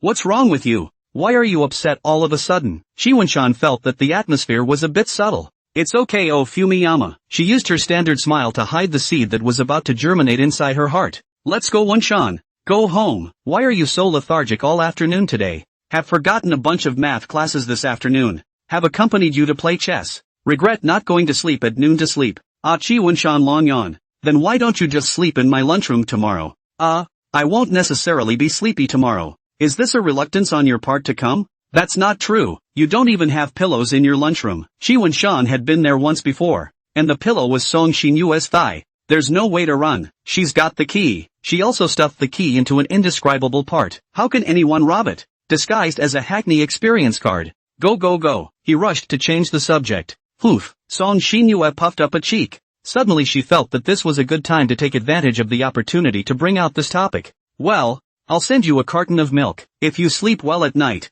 won't you be refreshed during the day? Milk? What are you giving me milk for? I've heard that if you drink a glass of milk before you go to bed, you'll sleep better. Chi Wunshan did have some trouble sleeping lately. The heat was one aspect. He also always felt as if the door to his room had been left open, and his heart was inexplicably anxious about it. To make it easier for the reader to understand, let's take a similar example. When you're lying in bed asleep, do you always feel the urge to pee? But you can't pee when you actually go to the bathroom. I can't keep accepting things from you. It's not like I rarely give you anything back. Ha ha ha. Are you actually worried about the return gift? Fumiyama don't have to be polite. Oh, as long as I'm willing, the return gift or whatever doesn't matter at all. Delivering milk for no reason is definitely impossible. Song Xinyue is not in the business of losing money. The box of milk she gave to prepare Chi Wunshan is a special sleeping milk. Inside the milk added a little mysterious small powder. Not hurt the body kind of. The milk cartons are not ordinary boxes. Each one is loaded with weight sensors. After Chi Wunshan drank it, the message would be conveyed to Song Xinyue, and then, ho! This craft of yours is progressing really fast. Chi Wunshan looked at the aromatic garlic moss fried meat in front of him, and his mouth watered indisputably. Hey, thanks for the compliment. Come on, hurry up and eat. Let's see how it tastes. Chi Wunshan put a chopstick on the rice and swallowed it in one bite. Well, it's a bit bitter. Maybe it's fried, and the flavor is a bit bland. The salt is a bit low. It's not perfect. It's a little bitter and the flavor is a little bland. It may have been fried a bit too long. Ha? Failed again? It's actually pretty good. I'm just evaluating it objectively. It doesn't mean I'm not satisfied with the food. Ghostly, he reached out his hand to touch her head, but as soon as it immediately occurred to him that comforting to this point was a little too much, hurriedly retracted. Song Xinyue felt puzzled. There's a little itch in my head. I'll scratch it. Did you just want to touch my head? The corners of Song Xinyue's mouth rose up madly. No. Then I'll let you touch my head. Come on. That's an order or I'll touch yours. This guy, except when he's not very smart when it comes to questions, how can he see through his own thoughts at a glance? Since I've been seen through, I should at least take a little bit of initiative myself. He stroked it gently a few times. The feel of it, so special it was. In fact, there is nothing special. You feel their hair, do not know. The most important thing is the atmosphere. Seeing her satisfied little expression, Chi Wunshan withdrew his hand. Satisfied? Song Xinyue smiled and didn't reply. Satisfied? How could I be satisfied like this? This milk is still a little sweet. Hey, it's kinda good. With a gulp, the carton of milk went down. After being tossed around by Song Xinyue for another night, Master Chi was also washing and rinsing to get ready for bed. Drink up. Ha! Song Xinyue looked at her cell phone and smiled with satisfaction. Next, just sit back and wait for the medicine to kick in. Of course she waited until 12 o'clock to go out for safety reasons. She had become very skillful at the matter of opening doors, as skillful as if she were returning to her own home. This time she wasn't as careful as before, not caring at all about covering her footsteps. Fumiyama, I'm coming. The door creaked and warned, but apparently Chi Wunshan couldn't hear it. He was sleeping soundly. Seeing Chi Wunshan's somewhat unrestrained sleeping posture, Song Xinyue did not hold back and burst out laughing. So cute, the pupils had turned into love hearts, and in the darkness, it was like they were glowing red. Looks like the medicine is working. Hey, thank Uncle Lee later. She came over to the side of the bed and also helped Chi Wunshan relay the quilt that was about to fall to the floor. Really a fucking girlfriend. Ha. Since you're not conscious right now, so even if I kiss up, it's not a kiss. Long and senseless. Okay, let's take one last group photo as a souvenir. Song Xinyue looked at the camera and gave a scissor hand. Man-san, how did you sleep last night? You really don't say. I slept exceptionally well last night after drinking that milk of yours. Hey, it helps. She winked mischievously. Hi Sonny, Mommy's here to see you. Outside the door was the most affectionate figure in the world. Mom, why are you here? Chi Wunshan was surprised. He thought it was Song Xinyue who had come. In the blink of an eye, it is already the weekend. Yesterday Saturday Chi Wen-shan accompanied Zhao Jiuchuan to play madly for an afternoon, giving Song Xinyue a whole lot of upset, and thought it was her who came to raise the offense. Mom's here to see how you're doing living on your own, and you don't know how to come home even though you're off for the weekend. When you spend money to rent someone's house, you mustn't utilize every penny to the utmost. Chi Wen-shan took out his slippers. You kid, you're full of it. Chi Wen-shan respectfully welcomed his mother-sama into the living room. Presumably this trip was also to inspect. Well, that's a nice living room. Thought the house would be a mess in a few days after you moved out on your own. Hey, your son is very clean. Okay, Mom knows. Have you had breakfast yet? It wasn't just going to cook instant noodles for dinner. Don't eat instant noodles all the time. Okay? A day's plan is in the morning. Eat more good food in the morning. I see the neighborhood is not far away from a breakfast store. Mom and Dad got promoted and got a raise at work. Don't be afraid to spend money. Got it, Mom? I don't always eat instant noodles either. I just eat it sometimes when I'm lazy and trying to save money. Then Mom will make you breakfast today. Okay? Just in time to see if your cooking skills have regressed since your wee man was away for a week. Knock. Knock came from the door. Without thinking, it must be Song Xinyue.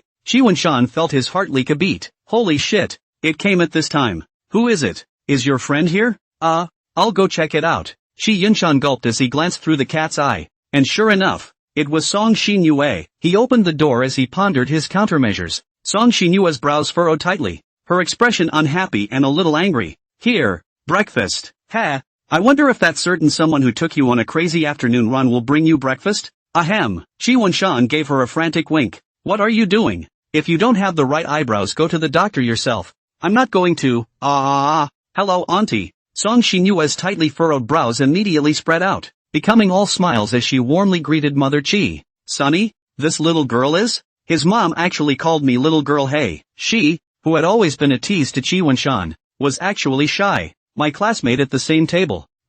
Friend too, I guess. Ow. She pinched him around the waist. I'll clean you up later, Song Xinyue said in a very small voice. Hello auntie, you must be Wen-shan's mom. My name is Song Xinyue, nice to meet you. With her impeccable smile, she couldn't pick out any flaws at all. Oh come on Sonny, let people in. Don't stand outside. It's rude. Oh, it's okay auntie. Wen-shan, he's just a little nervous that I've met you. Here, Xinyue, can auntie call you that? That's fine. Auntie, whatever you want to call it. Xinyue, come sit down and sit next to auntie. Thanks auntie. Looking at the smiles hanging on the faces of the two, Chi Wen-shan felt like he was the outsider now. Forget it, let them chat, and be a little transparent on the side. Hey, Sonny, why are you sitting there? Come on, sit next to mommy. Oh, looks like this transparency is not going to work. Hey, Xinyue, what are you carrying here? It's the breakfast I brought for Wen-shan. Have you eaten yet auntie? Do you want to eat together?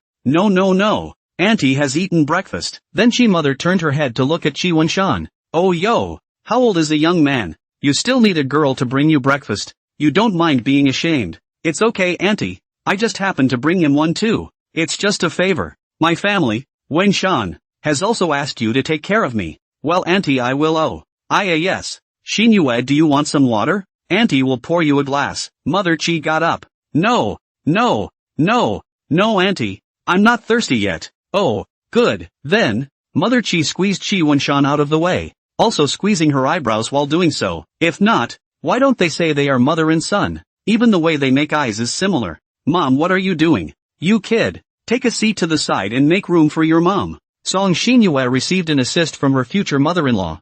Chi Wen-shan had to be next to Song Xinyue. The corners of this one's mouth are floating up to the sky. Hello. I won't say who it is. Look at you. People are bringing you breakfast and you don't thank them. I just didn't find a chance to interject when you two were chatting so vigorously. Well, thank you Xinyue-san. You're welcome. Eat quickly. Don't let it get cold. Mother Chi looked at the two of them with an ant smile on her face. Her mind was not fantasizing about what to do about the banquet. Was it? It's a bit too early. Then you two take your time eating. Auntie will leave first. Don't be in a hurry to leave. Auntie, am I disturbing you? You can sit a little longer. No. Auntie, this trip is also to see how he is doing here. Seeing that he is doing well, I am relieved. You guys are busy. Be happy. Oh, Mom, you, don't be in a hurry to leave. Just sit down for a bit longer. If you leave, who's going to help me suppress Song Xinyue? She even said she'd clean me up. You child, Why can't you understand human language at all? Okay, mom's leaving. With a thud, the door was slammed shut, and Chi Wen-shan finally seemed to see his mother there covering her mouth and snickering. Your son is about to be eaten up, and you're still laughing. Your mom is a loving mother then. Yeah, it does seem pretty concerned about me. Well, gone then. Then, let's eat first. Song Xinyue turned her head and looked at him with a smile, carat omega carat asterisk. That's why the veins on this forehead are sticking out.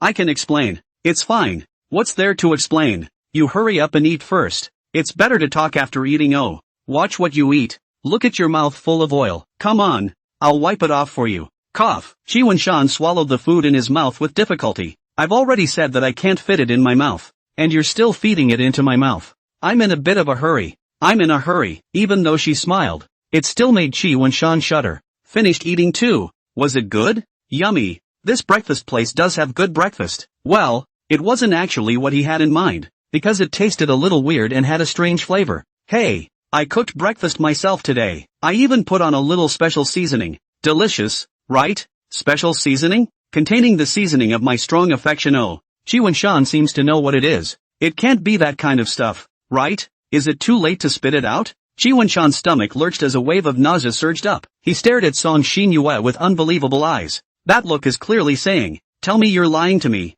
It's a fake. Ha ha ha ha ha. Look at you. I'm the one who didn't do it perfectly again this time. So, a little extra spice to cover it up. Hearing this, Chi Wen-shan let out a sigh of relief. What did you expect? Song Xinyue grinned wickedly. Well, actually Song Xinyue had lied to him. She just added some weird stuff. However, this was a way to fulfill Chi Wen-shan's wish of being lied to. Nope, didn't think of it as anything. Ahem. Her eyes fluttered open and closed, and she instantly switched to a different form. Hollow, gloomy, lost highlights too. Whenever her eyes turned like this, Chi Wen-shan knew that absolutely nothing good was coming. Alright, let's get down to business. Song Xinyue took out her cell phone and showed him a picture. On the picture was him, Zhao Jiuchuan, and two girls dressed in rather fashionable and trendy clothes. Explain it, right? Fumiyama. Hopefully, she'd been watching from the shadows the whole time she'd been playing yesterday afternoon? Well, it wasn't exactly a surprise. These two people I don't know. They are Zhao Jiuchuan's friends. When he went out on the street he happened to meet them. He went to chat for a few minutes. Oh, is that what this is all about? What about this one picture? And what is this doing? Song Xinyue showed the next photo to come with him as well as the two girls from the previous photo. Chi Wen-shan sipped the milk tea in his hand, and those two girls seemed to be asking him something.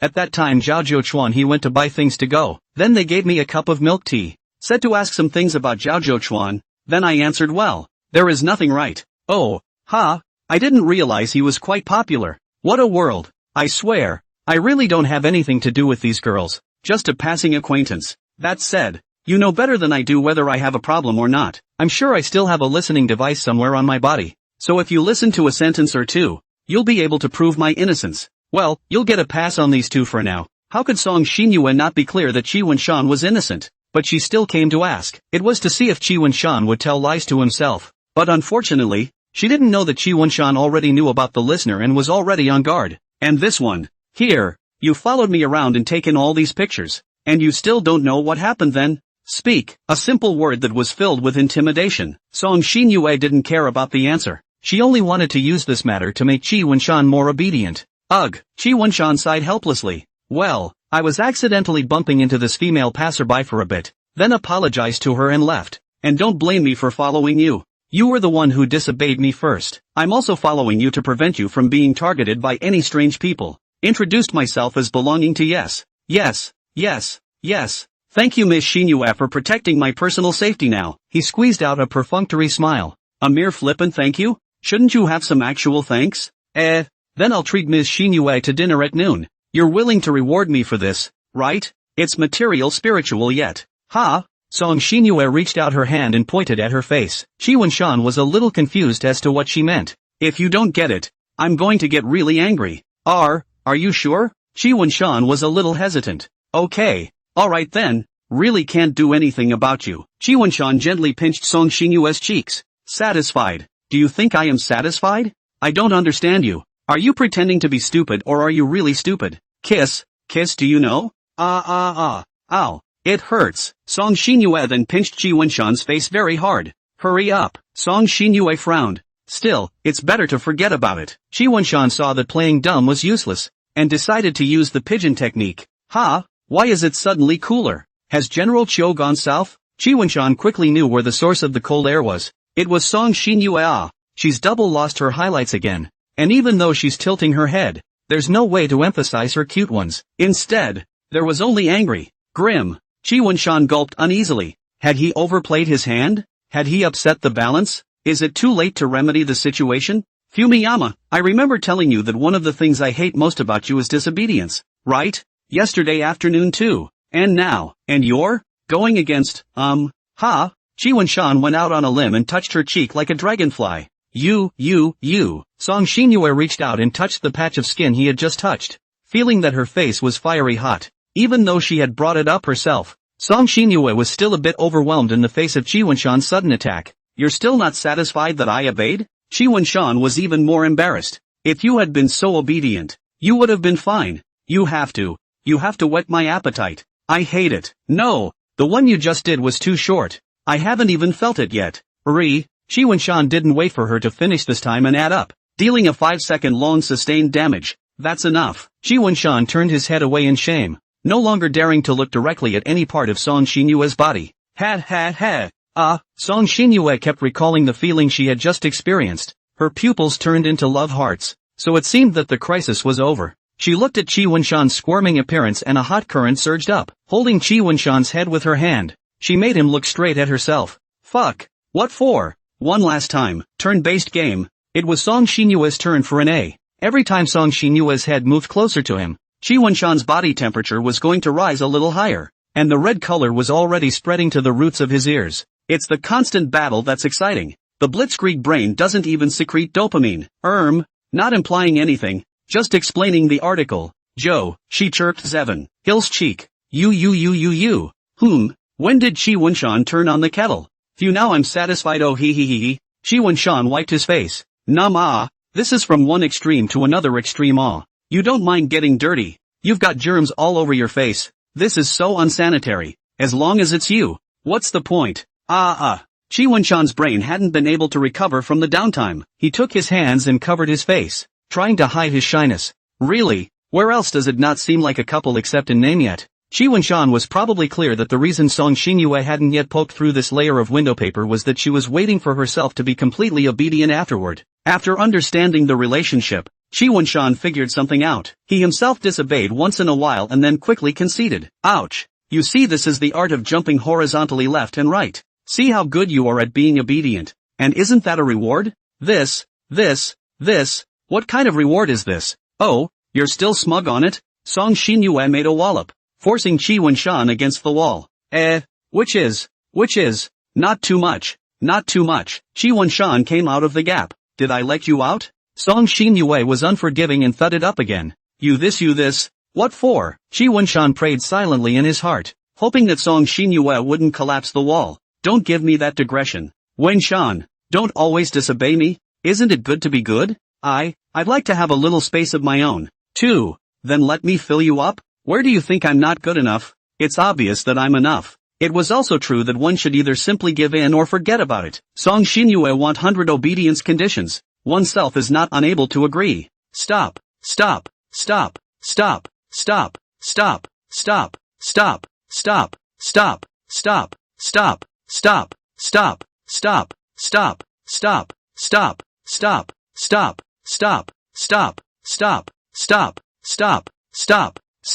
No, men should have backbone. I am not French. Yes. It's best to have you. I can never get away from you. Go on. I'm listening. Ow. Shi Wenshan's waist meat was pinched hard, and then there was a section of rainbow farts until she was happy. Only then did Song Xinyue let go of him and sat down on the sofa again. Well, without getting angry with you guys, it's like I'm punching cotton. Goo. It looks like this level is finally over. Shi Wenshan also sat down on the sofa. Come sit with me. She patted herself on the side. Fine. I'll do as I'm told. Shi Wenshan squeezed out a perfunctory smile. When he had just sat down, Song Xinyue leaned her head onto his shoulder. Do you have any idea how pissed off I was yesterday when you and that guy went crazy all afternoon? Touch my head. Come on. The first half of the sentence was fairly mild, and then the second half was an immediate mood change. Ooh hoo. Chi Wen-shan then stroked her head. What kind of strange sound is that? A little more vigor. Well, I'll make sure Miss Xinyue is satisfied. Aren't you quite sensible? Looking at those pictures last night, I was so angry that I didn't even eat my meal. Wouldn't it be better if you didn't look? Chi Wen-shan silently spat in his heart. Definitely won't say it. The waist is still vaguely painful. Yesterday you were accompanying him to play madly all afternoon. So today, here. She paused, then came up to Chi Wen-shan's ear. Stay with me all day, just the two of us. No one can disturb us. Well. Chi Wen-shan somewhat wanted to scratch his ear. It was really itchy, but right. If his hand stopped stroking, would something bad happen? Hey, you've gotten good. That's what I want for you. Then where do you want to go and play? Chi Wen-shan intended to show a bit of backbone. No matter where she went to play herself. You pick. Song Xinyue made a flash, and Chi Wen-shan's skill hit empty. I don't know where to go. Then, why don't we just stay at your house? The two of us. For the day. Anyway, as long as I have you, it doesn't matter where I go. Okay. Oh yes. I instantly remembered a great game for us to play. What? Eden game? Oh. What is this? Haven't heard of it. Oops. It's pretty much the equivalent of Truth or Dare. Song Xinyue took out her cell phone. I'll look for the site where it was saved. It's still prepared. It's premeditated. There it is. You see, it's this one. Well, it is indeed Truth or Dare. However, it's the content of this Truth and Dare that is somewhat, how should I put it? Somewhat Qin Wu Wang. Chi Wen-shan looked puzzled and frowned tightly. What's that look on your face? Don't you want to? Can we just play regular Truth or Dare? This one. Somewhat. Shame. With your stuffy character, Wen-shan. You actually want to play, don't you? It doesn't matter. If you don't want to play, don't blame me for forcing you to play. Oh. Knock. The sound of this knocking on the door. Both of them are surprised. Chi Wen-shan was like grasping a lifesaver. Immediately going over to open the door, but Song Xinyue grabbed Chi Wen-shan's hand and pressed him back to the sofa. I'll just open it. You sit tight. Song Xinyue gently came to the door and looked through the cat's eye. Zhao Jiuchuan. This guy is going to badger me again. Song Xinyue tiptoed back again, her finger up to the heel of her mouth. Shoo, don't make a sound. If you dare to disobey me, you know the price. Damn. Chi Wen-shan in the heart of the dark fret. To the hand of the straw is going to be so broken? The knocking on the door continued for a while before it stopped ringing, and Chi Wen-shan's heart gave up completely. Alas, God willing, I'll play along with her. I went to Changji yesterday to visit my relatives for Chinese New Year, and I spent most of the day on the road, so I didn't update. I'm really sorry. Buzz. Not long after the knocking stopped, Chi Wen-shan's cell phone began to beep and beep. Zhao Jiuchuan outside the door heard the cell phone ringing and immediately knew what was going on. Song Xinyue. Open the door. I know you're in there. Give me Wen-shan. Chi Wen-shan breathed a sigh of relief. It seemed that her plan was going to go down the drain. Jiuchuan is really a good brother. Coming at the right time. Darn it. 100 times too close.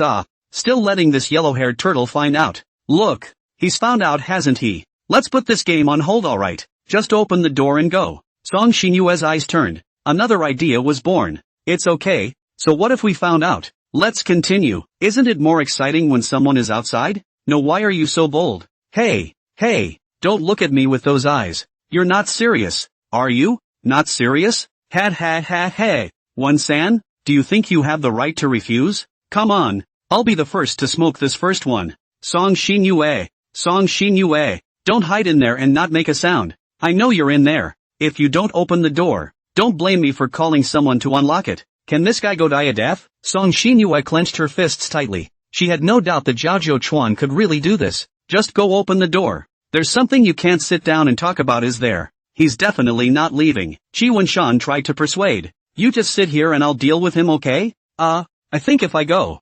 Song Xinyue exerted eye pressure. Fine. I'll just sit here and not move. Chi Wen-shan spread his hands. Song Xinyue came to the door before making mental preparations. Putting her hand on the doorknob, she pressed down. What's someone screaming outside someone else's house? Do you know it's a nuisance? Do you have any sense of morality? And other people's homes. Is this your home? Are you justified in restricting other people's freedom by staying in their homes? It's not my house now, but the future is not certain. Zhao Jiuchuan, you took Wen-shan on a crazy run all afternoon yesterday. I haven't settled the score with you yet. What's the math? I take him out to play. What do you care? With a long hand. You have a wide mouth. Just based on my relationship with Manzan. Why shouldn't I care? Relationship? You're still off. Frown Zhao Chuan. One Shan. You shouldn't have gotten it from this one. Looks like I'm going to have to come and explain after all. Shi Wanshan couldn't stand it. If he didn't go any further, he would have to have a baby. Okay, two of you too. Let's sit down and talk. Okay, didn't I tell you not to come out? Song Xinyue glanced at him with gloomy eyes. Let's talk about it later. Come on.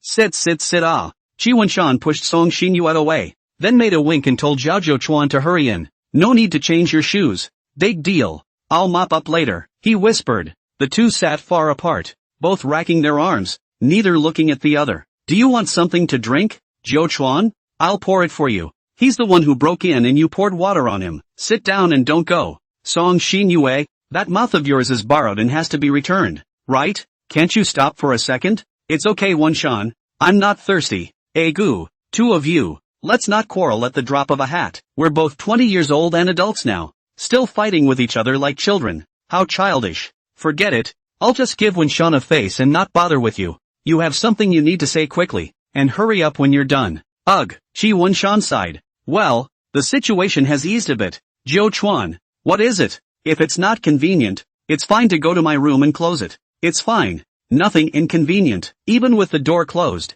this guy would definitely be eavesdropping. Hey, I've given you face and you're still, Shi Wanshan sat down next to Song Xinyue and hurriedly covered her mouth with his hand to prevent her from continuing. Okay, don't. Song Xinyue was upset, so she stuck out her tongue to do it again like last time.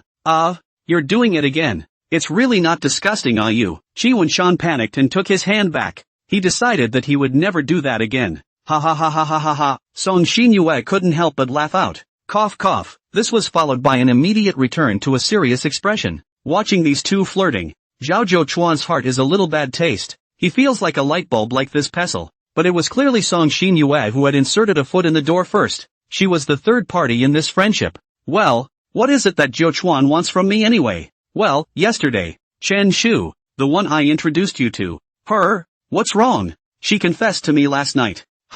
TSK, this. He was just casually giving her a little advice about Zhao Chuan's hobbies and whatnot. She just directly zoomed up.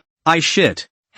Someone actually has eyes for you? It's really rare. I don't know which girl has such a low vision and poor taste. Zhao Chuan ignored her and continued. I didn't expect it to be so sudden. When I saw it at 11:30 last night, it really scared me. And how did you reply? I haven't replied yet. I'm putting it off. I was going to ask your opinion last night, but knowing that your old man is not well, and that you were sure to be in bed by 10:30, I thought it would be good to come over this morning. In that case, you don't like them either, so you just reject them. That's right. You can't see them either. Why are you still dragging your feet? Directly point to refuse. Hanging on to people like a mother-in-law is not worthy of what you can do. What do you know? I'm on good terms with her. Just not that good. I'm the one who still wants to be able to see each other without embarrassment after I turn it down, and still be able to keep playing.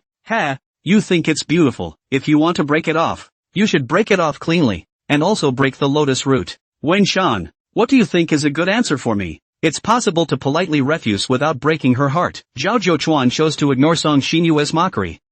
You're no more experienced than I am, having rejected so many confessions. Yo-ho, I didn't see that you, Duke Xiao, are still a Fong harvesting machine. TSK, this world, that's different. When I first rejected them, I couldn't care less what they thought. Anyway, I rejected them, so if you're not embarrassed, I can then tolerate you. I've known Chen Shu since middle school. I couldn't care less what she thinks. Ugh, that's pretty tough. Shi Wanshan pinched his brow. Xinyue, haven't you rejected quite a few people's confessions as well? Do you have any experience you can talk about? Me, I've rejected them outright, and even added a few taunts when I'm in a bad mood. Toads who want to eat swan meat, do they deserve it? Song Xinyue's eyes rolled as she looked at Shi Wanshan. Besides, I have someone I like. I don't want anyone but him in this life. I'm sure he must be willing to do the same. Isn't that right, Wanshan? Shouldn't you give your blessing that I will definitely reap my happiness? Yes. Xinue, you can definitely find your happiness. I'll take your promise. Song Xinyue stopped the cell phone recording in passing. When did she record that? I didn't even notice. Hoping that this just dug a pit for me to jump I really stupidly jumped in. So, Fumiyama, you haven't gotten a confession yet, have you? Well, not once. Even if I did I wouldn't dare to say anything, Son Shinyue wouldn't be able to tear me apart along with her. But come to think of it, I think I had that one time in middle school. Forget it, don't think that far back. It's not like I ever had one when I was in high school anyway. So, what would you do if you received a confession? A real giveaway. Of course it depends on the person. If anyone other than that one confesses to me, I will sternly reject it and will not even look at her in the future, completely cutting off any communication. Oh, so you think it's still possible for someone else to confess to you? Gee, it seems. I answered the question and it didn't work. Did it? Shit, that was a mistake. Don't.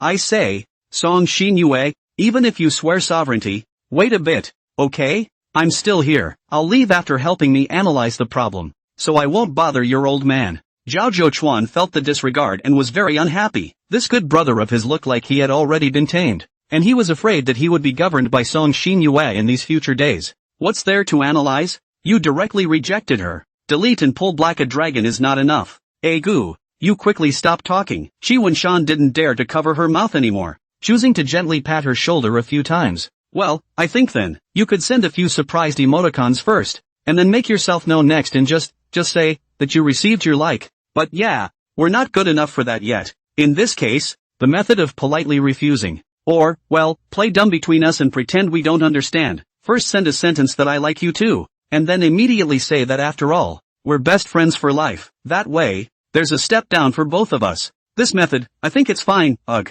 It's so hard to get into this kind of thing. Look at you. Our Zhao the handsome boy is so popular with the girls, and you're still unhappy instead. It's really a drought that kills you, and a flood that kills you. After saying this, Qi Wenshan regretted it a bit. Drought kills drought. Flood kills flood?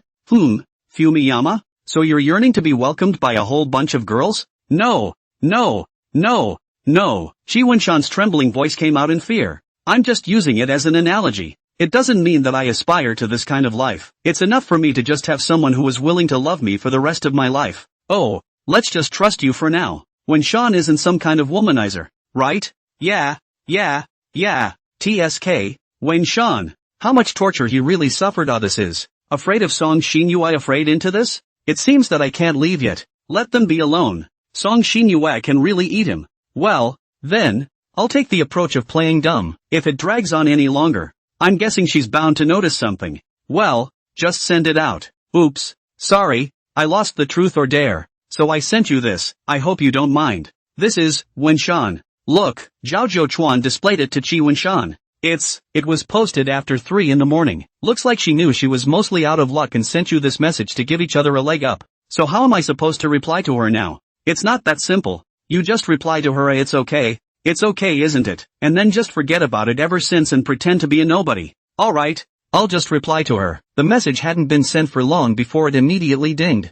I'm so sorry. Now that I think about it I really shouldn't have made that joke. I hope you're not offended. Seconds back. It's not like she's been staring at her phone all night waiting for you to reply. Ouch. When you say it like that, why do you feel like I'm still somewhat failing people's feelings? Self-motivated guy. If you really feel sorry for her, you should just say yes to her. You're still moving yourself here. I'm kind of convinced of you. The great Buddha. Zhao Zhouchuan pinched his eyebrows helplessly. Are you going to be so venomous to all male creatures except for Bunsen? I have a lot of respect for my family, and other male elders I know. Certain people should not generalize and put blind labels on me. Zhao Zhouchuan looked at Qi Wenshan with a bitter smile, and Qi Wenshan spread his hands, saying that he couldn't do anything about her. Well Wenshan, thank you for being my military advisor. Are we going to eat together at noon? Hey, a certain person I know you're in a hurry, but don't be in a hurry. You can come too. Song Shinyue wanted to speak, and was directly confused by Zhao Zhouchuan. It's early though,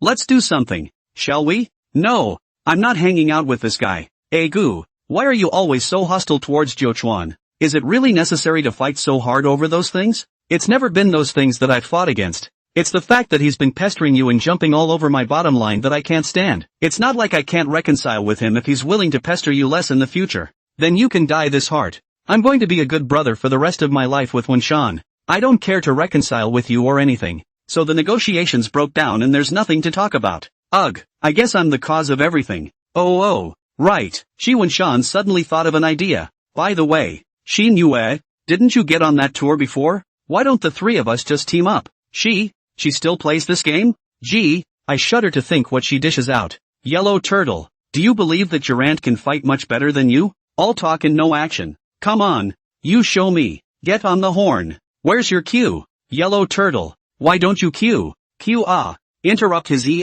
cue What's your hurry when my skills aren't ready? Convinced on your skill. When Sean still accompanied you to play every day. Think of the pain No. Song Xinyue, are you sure this is just playing? Do you know how many times I practiced so as not to hold back Man Mountain? Stop talking and operate.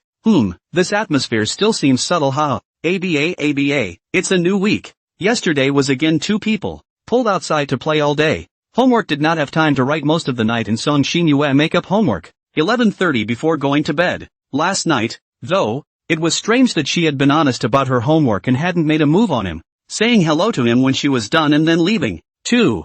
I woke up in the morning still a little sleepy but ready for a new week. You asked about Zhao Jiuchuan's homework? Isn't this coming? Righteous father, come on, homework, make it up. Why couldn't you think of something like homework when you were playing yesterday? Shi Wenshan said as he took it out and handed it to him. Geez, cut the crap. Come on. Here, watch out. Writing in class can be dangerous. Got it. Zhao Jiuchuan ran back to his seat again in a puff of smoke, and turned on the state of badgering. He came to ask you for your homework again. Well, there wasn't much homework to begin with. And he still always fails to write. The guy who doesn't write in class after class and writes in class. The next time the test comes down, his total score might not even be as much as your English score. Shan, that's not so bad. Even let his father get into the first row is not peaceful. Unlike you, Shan, who is stable and steady, the best man in the world. Song Xinyue directly hugged Shi Wenshan's arm. Don't. It's in the classroom. Shi Wenshan quickly pulled his arm out. I wouldn't dare to be number 1 in the world. And I don't like to improve myself by belittling others. I'm just telling the truth. You guy, I complimented you and you're still not satisfied. After chatting for a short while, the bell rang. There wasn't much going on this week. And the only thing that counted as a big deal was probably the student council election. Nope. There's a 4th of July vacation coming up. Yeah, 4 days of vacation. Note, this world has 4 days off for National Day. As for the historical reasons, I haven't made them up yet. So I'll dig a hole first and bury it later. Shan, a voice similar to that of a mosquito came through. What's the matter? It's not like you didn't take the book again, is it? No. Keep an eye on the teacher for me while I sneak in some leisure reading. Oh good, you're still talking about Zhao Jiuchuan. You're not listening properly in class. Oops, that's different. This is a language class. Reading an idle book for a while won't affect your studies. Okay.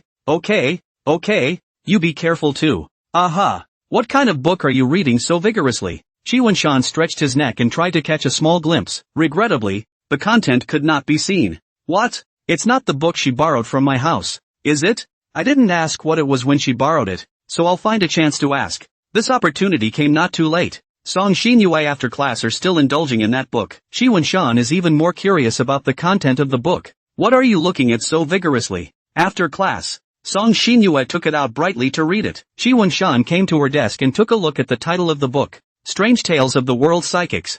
This book? Shi Wenshan remembered that he did buy such a book once. Then it seemed that Song Xinyue had taken this book at that time. She actually likes to read this kind of fun book? Well, actually, the web novels I read are also fun books. I don't seem to have a brain depository ready, so why don't I just set it up here? Is that what you like to read? Not really. I've been suddenly interested lately, and I think these kinds of books are pretty good. Oh, so, Shi Wenshan did not get suspicious. That's right, Wenshan. Do you think, will there really be an eternal world, where the soul state is us? Not living, not dying, not aging, not perishing, together forever and ever? Just read this book. A lot of it is made up. Well, whether there will be a world after death, I can't say. Who knows? But if you ask me, I definitely think it doesn't exist. After all, it's not like I believe in any gods, so you can't be sure that such a world doesn't exist either? Don't be blind. This kind of book is good for you to look at, but don't really believe in the cow ghosts and snakes in it. Song Xinyue didn't reply, as if she was immersed inside that world again. Shi Wenshan shrugged his shoulders and let her go. At this point in time, he didn't seem to realize the severity of the problem. You're going back to your house? In a flash, it was time for school to end. Well, I have some things to do today, so I won't be coming to your house, and you'll have to make dinner yourself. What's the matter? I do not enter your home for a day. You will be itching in your heart? Won-chan, really? Sometimes you have to put up with it. Ouch. It's not as exaggerated as you make it out to be. It's just a bit of a surprise. Well, if you're going to be busy with something, hurry up. Song Shinyue was a bit obsessed with these paranormal phenomena today, and spent the whole lunchtime in the library. However, the books in the library were no longer enough for her, and she was going to look up some more information on the internet this evening. And the internet, as I think we all know, is a mixed bag. Anyone can find their fellow travelers on it and then keep solidifying their impressions of certain things in their exchanges. But Song Shinyue didn't believe everything, and a lot of things had to undergo her examination of it. That way, most of the nonsense was filtered right out. It seems that God will still take care of Chi Won-shan for a bit. Chi Won-shan fixed himself some quick food to eat, and without Song Shinyue to cook for him, he unexpectedly felt empty for a moment. After eating, he went back to writing the homework left by his teacher in order to be ready to offer it to his godson. Well, inaccurately, to his rebellious son. After taking a shower, it was time to turn on the entertainment. Lately he was planning to read a little more sickly manga, sickly writing and whatnot. After all, if you know your enemy and know yourself, you can't win 100 battles. Studying and researching Song Shinyue's kind would go a long way in helping him keep the girl in check. Well, it was actually him who wanted to see it. He didn't know what was going on with himself lately, but he was actually indulging a bit in the sickly girl category. What is this? Pain and pleasure? Love the house and the crow's feet is this? Chi Won-shan also have a little confused himself. Song Shinyue, it must have been her attempt to control herself and influence Anaka into liking the trait of being a sickly girl. Yeah, that makes sense. Achoo, next door. Song Shinyue sneezed. After watching for a longer period of time, Chi Won-shan realized that the common denominator of some of the sickly girls, it was that after one's confession was rejected, one would present a state of madness and display an extremely high level of aggressive soul. He also mumbles, "Then let's be together forever in another world." The main character is martyred before being killed. It's hard to be taught. Would there really be people in reality who believe in the world after death? And take someone with you? Aha! Wait a minute? Song Shinyue seemed to be quite interested in these things lately too? A sense of unease suddenly enveloped Chi Won-shan's mind. She didn't come to my house today. It couldn't be that she was attempting some sort of ritual in her own home. Now that's a real sweaty mess. Family. No. It's unlikely. Well, after 9 years of compulsory education, it's unlikely that you actually believe this stuff and still practice it, right? Chi Won-shan, you don't think nonsense. Relax. He patted his chest and proceeded to read the comic. How can you make me feel better? Combined with what he had just read, his mind kept fantasizing about the scene where Song Shinyue dragged herself to martyrdom too. I don't want to die yet. Don't drag me along if you want to die. So, he was ready to go next door to Song Shinyue's house to have a look, or to feel more at ease. Knock. He knocked on the door. That said, this was the first time he'd ever taken the initiative to knock on her door. With a click, Song Shinyue poked her head out. What's wrong? Come knocking on my door in the middle of the night? Are you really that horny? Nothing much. Just wanted to see what you were doing. Chi Won-shan peered inside the room. Well, it was peaceful and there were no weird items, so it seemed that he was indeed overly concerned. Oh, what's with the sudden desire to explore me? It's only that I don't go to your place for one night, and you're so anxious. Won-shan, alas, Won-shan really can't stay away from me. Ouch, you're using your imagination again. You obviously bothered me first. Want to come in and sit down for a while? No need. Oh, is it to come into my room and sit? LOL. Well, if it's you, Fumiyama, then it can't be helped. No. I'm just going to take a look, and this is going back. Ugh. Well, you're not blessed then. Bye. Have a good night's sleep. Well, good night to you too. Chi Won-shan was relieved and went back to his house to play with his cell phone for a while longer. Then he was ready to sleep. Chi Won-shan took out a carton of milk and was about to insert it and drink it. But on second thought, it would be better to save it for tomorrow morning. So he smoothly placed it elsewhere. Zzz. Convinced, can't sleep at all. Chi Won-shan rubbed his eyes. On the one hand it was hot. On the other hand his mind was so confused that there was no way he could quiet down and go into a deep sleep. So, instead of saving the milk for tomorrow, he was going to drink it now and say he'd fall asleep. He was about to pick it up and drink it. But suddenly, he heard a rattling sound from the door, as if someone was holding a key and opening the door. He felt bad and ran back to his room, closed the door, and lay down on his bed, pretending that nothing had happened. His heart was beating frantically, and he did everything he could to steady his breathing and pretend he was sleeping soundly. He heard faint footsteps coming from the door, and he was even more flustered. Who is it? Song Xinyue? When did she have a key to my house? Feeling his body shiver a little, he controlled himself as much as he could to keep it from being too obvious. Click, click, click. The bedroom door, it seems, opens. Qi Wenshan slightly opened his eyelids a tiny bit so that the light could enter his eyes. Then he saw the image he would never forget in his life.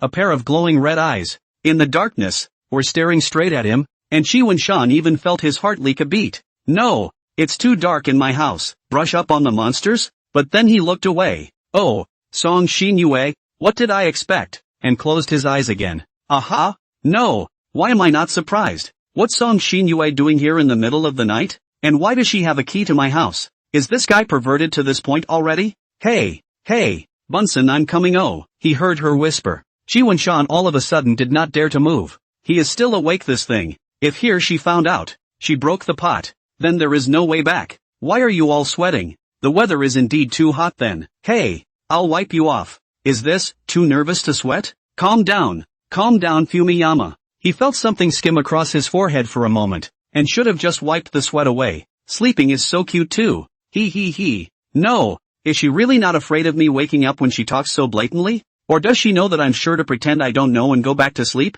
That would be horrible, wouldn't it? Qi Wenshan felt his cheeks heat up as his brain brainstormed the scene of Song Xinyue crouching next to him, gazing at him while gasping for air. I'm sorry. No way. Song Xinyue, you cannot be so bold. Right. Really, a little day is not worried about me waking up, right? After that, the breath next to his cheek faded away, and Qi Wenshan felt a tremor in his bed. Hiss. Song Xinyue, this is running to my bed? Ha! He felt something press up against his chest, followed by a foreign object sticking out below his waist. This was? Qi Wenshan's brain said it couldn't do it, unable to brainstorm the scene. But barring that, then he realized what was going on. Song Xinyue hugged herself directly? Wow, no way. Do you really not realize that you are breaking and entering at night and should be more careful? Also, this is really fortunate that he did not fall asleep today. If it were any other day, woke up and found a person on the bed, he estimated that he would have to be scared half to death. And then Song Xinyue broke the pot. And, you, if you want a hug, don't hug so tightly, it's hot. Qi Wenshan felt the touch on his arm. It shouldn't be a sensation from something that's made up mostly of connective and fatty tissue. Song Xinyue didn't move anymore, but the wet heat and itchy touch coming from her own neck, that was her breathing. This allowed Qi Wenshan to be able to be sure that she was still lying beside him. Song Xinyue just kept holding him quietly as if she was asleep. Are you shaking? She spoke, and her opening made Qi Wenshan's heart miss a beat. It's over. It's over. It's over. It's over. It's over. It's over. It's over. Is this the end of freedom? No, it's not. Having a nightmare? So insecure? It's okay. You'll never be like this again if you know I'm by your side. The stone in Qi Wenshan's heart fell to the ground, and his body quieted down and stopped shaking. Last night, Song Xinyue had stayed at his house until an unknown time. Anyway, only when Song Xinyue left and the door to the room closed with a thud did Qi Wenshan let out a long breath. Due to the fact that his limbs hadn't moved for a long time, they had even gone numb, and he felt like he was on the verge of forgetting how to even maneuver his limbs. This Song Xinyue, alas, people are numb, physical and spiritual levels, both. After such a thrilling experience at night, Qi Wenshan felt that he wouldn't be able to sleep even if he drank that cup of milk. Drinking a glass of water to relieve his parched insides, went back to the bathroom and wiped the sweat from my forehead. That was a shock. Sweating so much. After doing all this, Qi Wenshan lay back on the bed again. His mind was filled with doubts. How did Song Xinyue have his house key? When did she have it? Surely she couldn't have stolen her own key, and taken it out and used it when she entered. And she hadn't come back in after she did. Can't figure it out. Never mind. On to the next question. This question is even creepier. Aha. If she did and it wasn't today, could she have been here before when I didn't realize it? And more than once. With these two questions, Qi Wenshan didn't know when to fall asleep again. By the time he was awakened by the alarm clock in the morning, struggling to come to the bathroom ready to wash. A look at the time. This dark circles under the eyes deep. This is still me? Qi Wenshan unbelievably looked at himself in the mirror. No, just a day of sleeping late on this?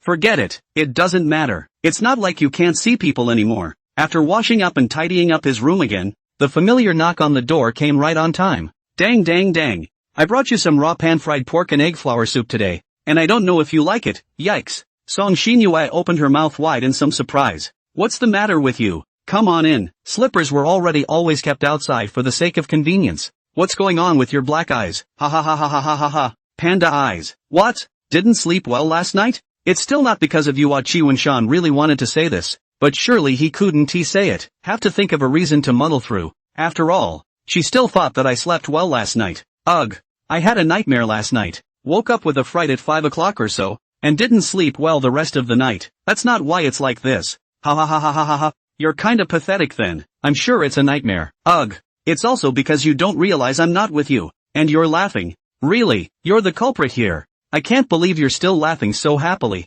Damn Song Shinyue. Hey, there, wait a while. Song Shinyue ran out in a huff, leaving Chi Wen-shan messing around in the aroma of breakfast. Here, I'll put some of this on you. Song Shinyue showed him a small jar in her hand. What's this? Eye cream. Oh. It can relieve the symptoms of dark circles. Oh. Otherwise, guess what? Song Shinyue often breaks into Chi's house at night and relies on to maintain her face value. Advertising space for rent. Forget about it. I'm sure I don't have any gold masters. After all, the people who read my books are all grown-ups who can't use them, and 1 out of 10 is more than enough. Oh, give it to me then. Let me rub it on you. I'm sure you've never used anything like this before. It'll be better if you let me do it. Oh, good. Then, Song Shinyue came to sit on the sofa and beckoned Chi Wen-shan over. Come on over here. What are you fuming about? Coming.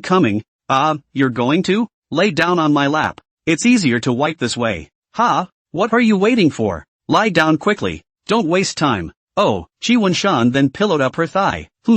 Soft. This familiar feeling. He looked at Song Shinyue's eyes, waiting for her next step. Close your eyes. Okay. Chi Wen-shan closed his eyes. Well, how obedient is that? Song Shinyue began to meticulously wipe Chi Wen-shan up, one by one, for fear of making him uncomfortable. Chi Wen-shan lay quietly, feeling the tenderness conveyed by her fingers. Like, being loved by a sickly girl isn't such a bad thing. Aside from being controlling, there weren't many disadvantages to having her as her girlfriend. Moreover, it's not like he can't accept being controlling. That is, just don't drag me to my death. The mind was wandering again. Never mind. It was time to enjoy the moment, no matter what. Song Shinyue's movement stopped for a moment, and Chi Wen-shan asked, Is it done? Can you open your eyes now? Not yet. Oh, after the eye cream is applied, I'll give you a massage next. Hey, are you that anxious to see my face? Ouch, cut the crap. Breakfast is probably getting cold. Don't worry, it won't take long. Song Shinyue's fingers slowly rested against Chi Wen-shan's temples before slowly rubbing them. Chi Wen-shan felt as if she was drawing circles on his temples. After that, he massaged the silk bamboo point and the 4 white point again. Okay, oh, you can open your eyes. She gave a few more gentle taps. Better?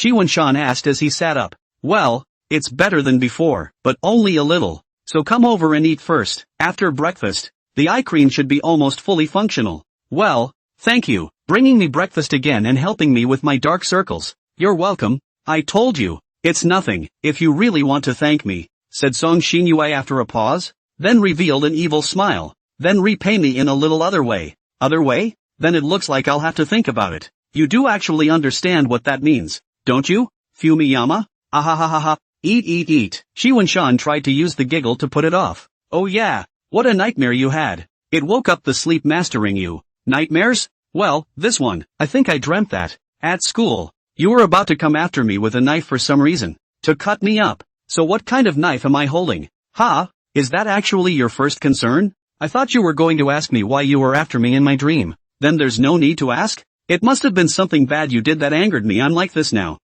Not bad for her brain circuits. Ha. What's wrong? Is there a problem with what I said? A girl as gentle and virtuous as me? Unless you piss me off, how could I possibly go after you? You make such sense that for a moment I was speechless. So what did I look like in your dream? It was pretty too, right? Which was? It was scary, cloaked, scarlet eyes, desperately chasing me, really ugly. By stirring up her own distaste for that look, maybe she'll develop a distaste for the behavior. Ouch, ouch, ouch, ouch. Why are you pulling my ears? In the future, don't dream of me in such an ugly way. This lady will always be beautiful no matter what. How can I control it in the dream world? Chi Wen-shan rubbed his ears in pain. He had just felt that she was gentle, and this broke it again. Alas, This is also his own self-inflicted sin. Song Xinyue is Song Xinyue, always able to give him a rebuttal back from an unexpected angle. That's your business. I don't care. Anyway, no more dreams like that. Got it? You're also too bossy. Never mind.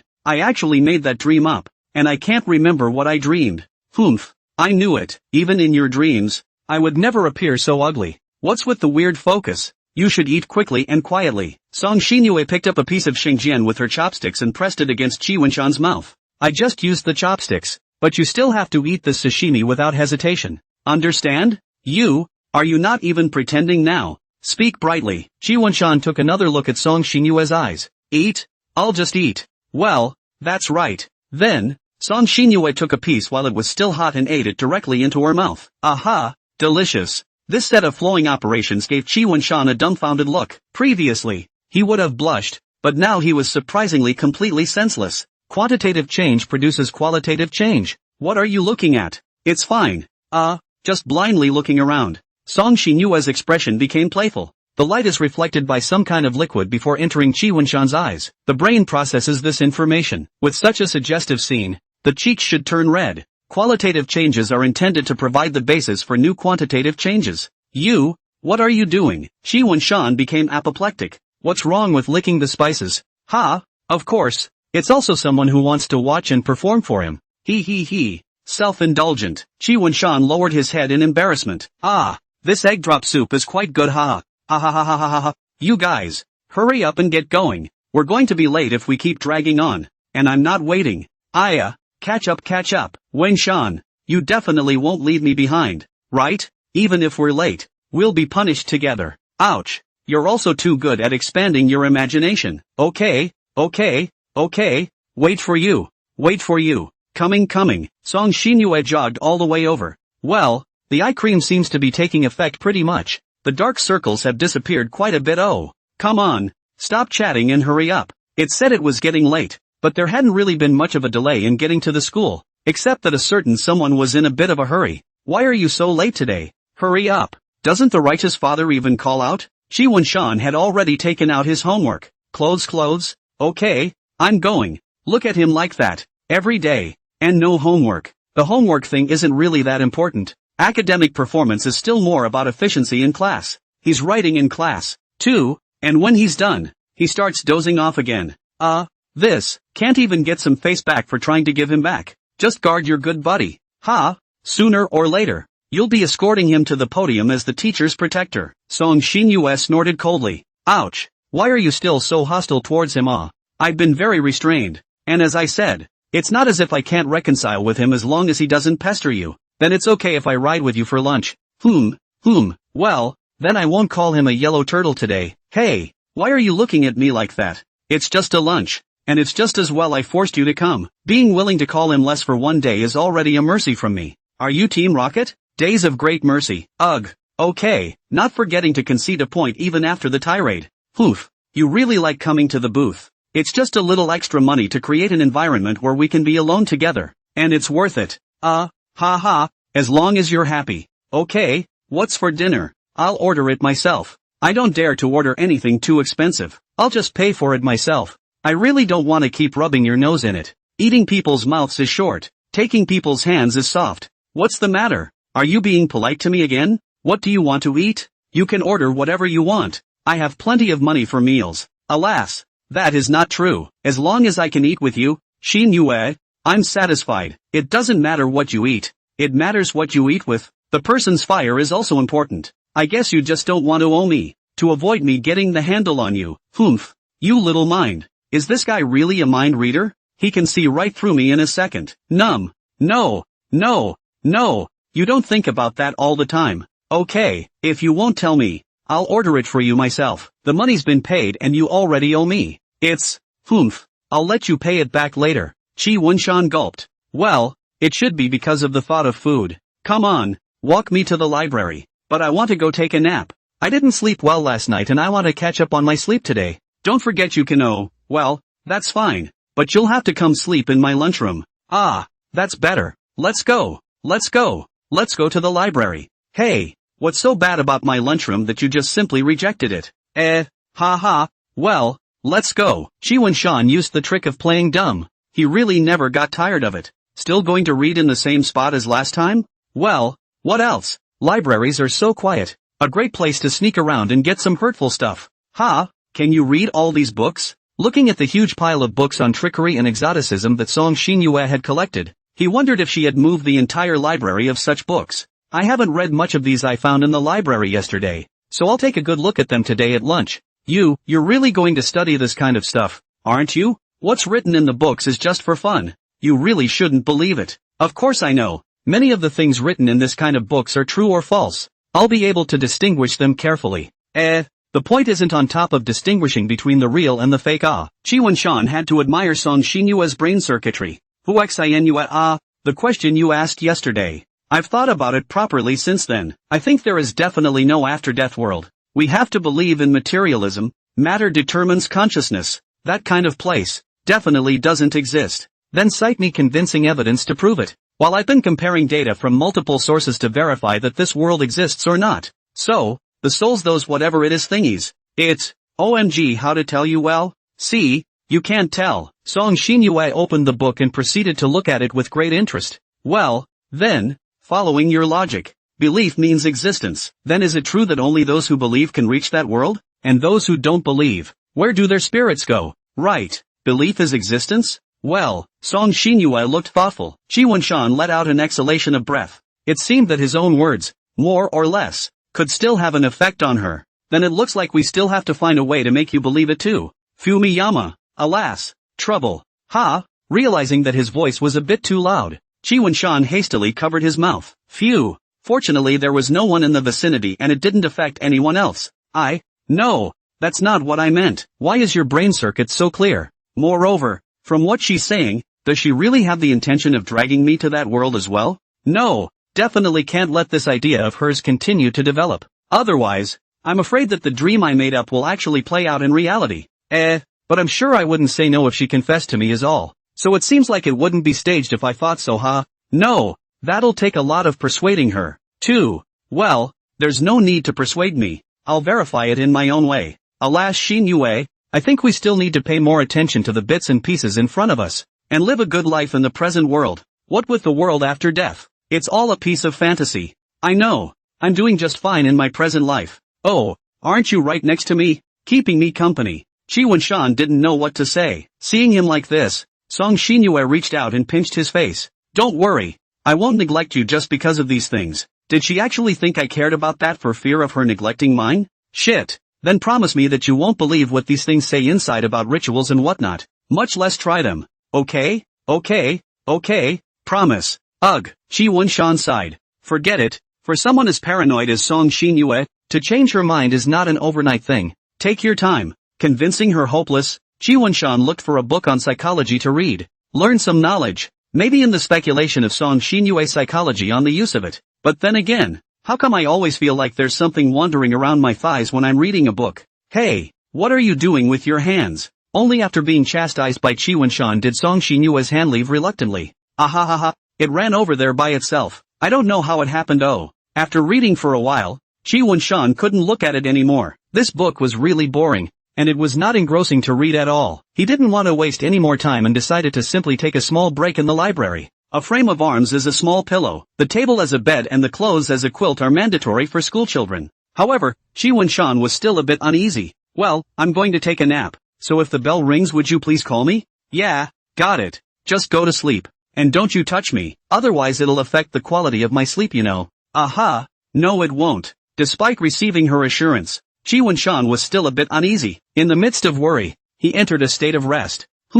Well, there wasn't any strange touch on the body, so it seems that Song Xinyue is still keeping her word. Well, it's true that Song Xinyue didn't go up and down, but rather looked at Qi Wenshan's sleeping face, mesmerized, and also took 2 pictures as a souvenir. The vast majority of her cell phone albums were photos related to Qi Wenshan, and there were even various categories. Well, to make an analogy, her attitude towards these things is similar to your attitude towards the study materials that the boys keep. I guess, all of them are usually not read, but all of them are treated like treasures. There wasn't much more to say about the afternoon classes, and after a trip to the club, the day was over. But then, Zhao Zhouchuan was a bit surprised, because Song Xinyue actually didn't call him a yellow-haired turtle for a day, which made him very strange. Even when he was the one who went to Chi Wunshan to chat and play, he didn't call him that, but just glared at him with angry round eyes. It was really strange, huh? She was slightly easing her attitude towards herself? Zhao Zhouchuan was puzzled. Schoolboys and girls, do you want to come and join us? We're too short here. What game?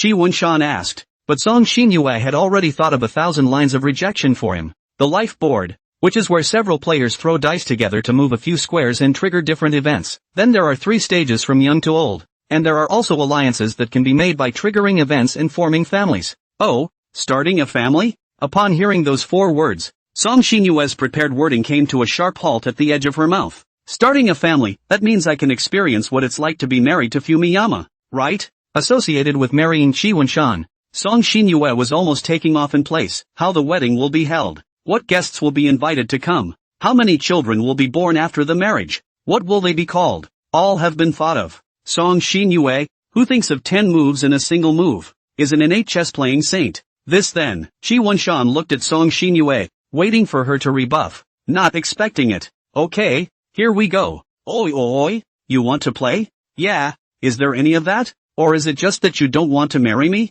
Her eyes went cold. Ha? Married? What marriage? Song Xinyue did not explain and dragged him to play. Alright, since she's willing, what else do I have to say? After the seniors went over the rules again, the game began. After listening to the rules, Chi Wunshan had an inexplicable sense of vestigial vision. He seemed to have seen a similar game in some small Japanese anime. Note, in this world, Japan has a small character in front of its name, which originated from the bad taste of the Ming Emperor who traveled across the world and gave the Japanese country the name Little Japan, which has been used ever since. Looking at the déjà vu cards in his hand, it seemed like they were from some other board game, right? Senior, this game couldn't have been developed by yourselves, right? Ha? Yes and no. Right. Also borrowed some things. Zhang Laohan, he got it on a whim. We're not here to accompany him to try to see if it's fun. Oh, who's going to vote first? Just start with me. Clockwise. Good. Hey. 4 o'clock. One way or another. Song Xinyue took her turn, and Chi Wunshan was next.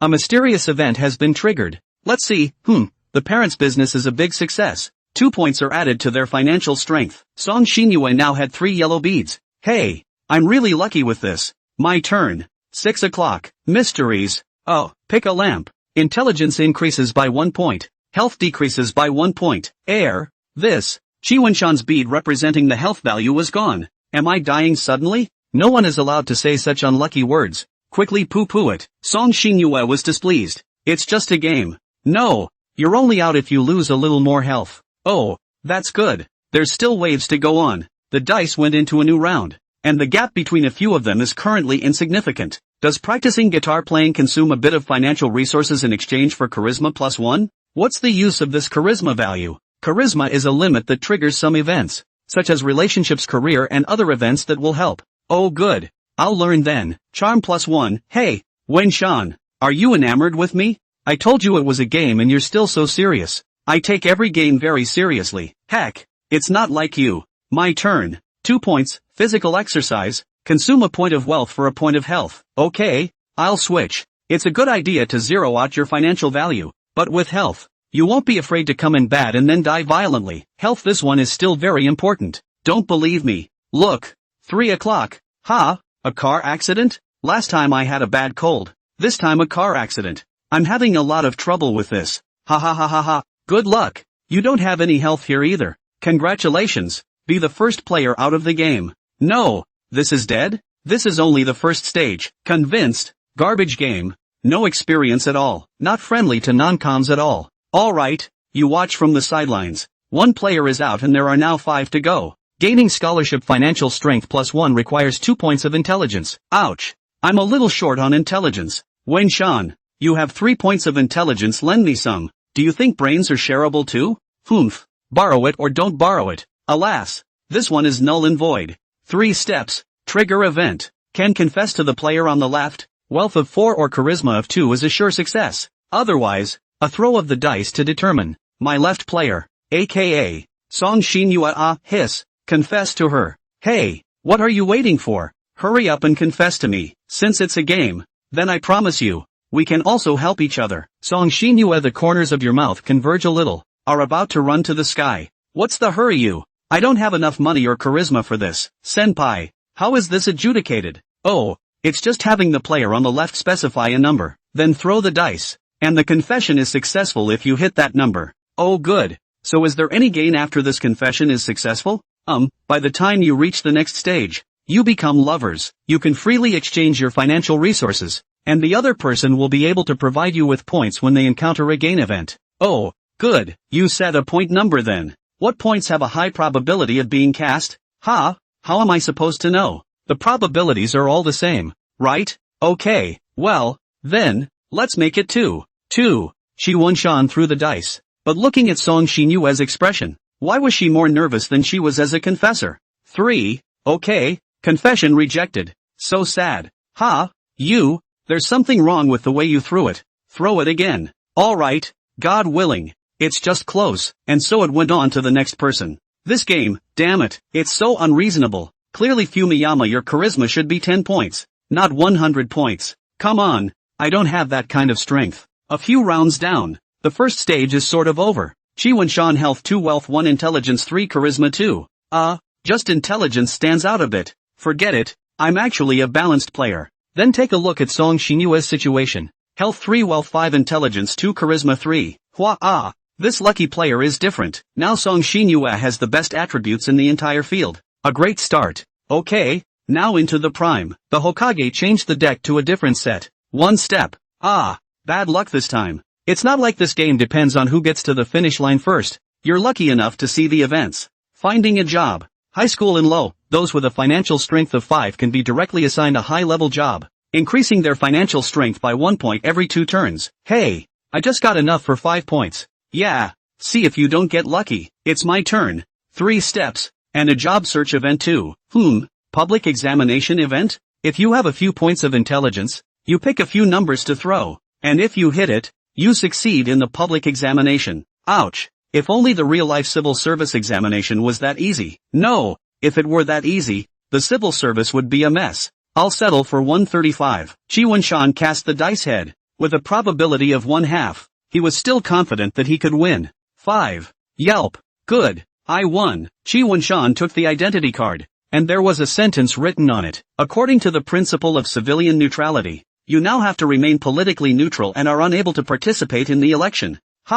There's a limit to that. No, it doesn't have to be reverted to that. Note, the civil servants in this world refer to the Western civil service system. Because of the early development of capitalism due to the revolution of the Emperor Daming, Shi Wunshan for a moment actually did not know whether it was good or bad to get into the civil service. What gain can this election bring? Hey, this game is quite interesting. Hey, it's my turn. Shu dash. Please, there has to be a wedding event for me. Let me and Wunshan get married. Song Xinyue prayed silently in her heart. 4 steps. Few event. Minor career success. 1 point increase in financial resources. Why are you giving me money again? It's so much. Why don't you give me some other events? You're not happy about giving you money? It's not like it was a negative event. I just wanted something else. 3 steps. Event, blind date? Hearing the word blind date, Song Xinyue's eyebrows rose. Oh yo, is her luck about to come? Although I failed last time, I'm sure I'll succeed this time. Make a throw with the player to your right. Not with me? Song Xinyue puffed up her little mouth. Very unhappy. She was starting to hate this game a little. Right side. Shi Wunshan was in a difficult situation, as there was a male on his right side. But there's nothing wrong with thinking about it. If it's a female, just with Song Xinyue's character, I'm afraid that she wouldn't have lifted the table. Come on, you two hurry up and vote. Let's see if we can work together male to male. A senior laughed, completely unaware that a vicious gaze was staring at him. Senior, both of them are men. This blind date, it's not appropriate, right? Why don't we switch to the person on the left? Song Xinyue still put away her eyes and said with a smile, how can this be? Rules are rules, and isn't this kind of fun? So much that he wanted to punch him. Song Xinyue's face became ugly. I'll go with 245. Shi Wunshan's attributes were 2 points higher than his, adding 2 extra points to his success rate. Come on, Shi Wunshan threw the dice. No hit, no hit, no hit, no hit. Song Xinyue chanted from the side. She was afraid that she wished more than anyone else that this dice could be not hit. Slowly the dice stopped spinning and the numbers on them revealed themselves. Yes. 5. Welp. Okay, I won. Congratulations on the successful blind date. The duo took the proffered relationship cards, glanced at each other, and then blushed. Ouch. And shy. The two of you are married and the wedding consumes a bit of financial resources. May I ask who will pay for it? I'll do it. I'll do it. Ouch, awkward person. The senior paid for the wedding, and everyone in the room laughed out loud, except Song Xinyue. She was now hating this game more and more, and silently decided that after this game was over, she would never let Chi Wenshan play these games again. Chi Wenshan saw that Song Xinyue's face was not right and hurriedly whispered, "It's just a game. Why are you still jealous? And he's a guy. I'm not a gay. I'm not jealous. I don't need you to comfort me. I really regret playing this game. Ouch. This. Chi Wenshan didn't know how to pacify her well, and decided to proceed with the game first. Your turn. Song Xinyue handed him the dice in a bad mood. Just now she encountered another bad event, mistakenly entering a cult. Her health and wealth were all reduced by 1, but she was already completely unconcerned about what the event was. She just wanted to end the game quickly. 2 steps. Event, derailment? Ha! Hearing Chi Wenshan say the word cheating, Song Xinyue threw her head over. The cheating object is the left player,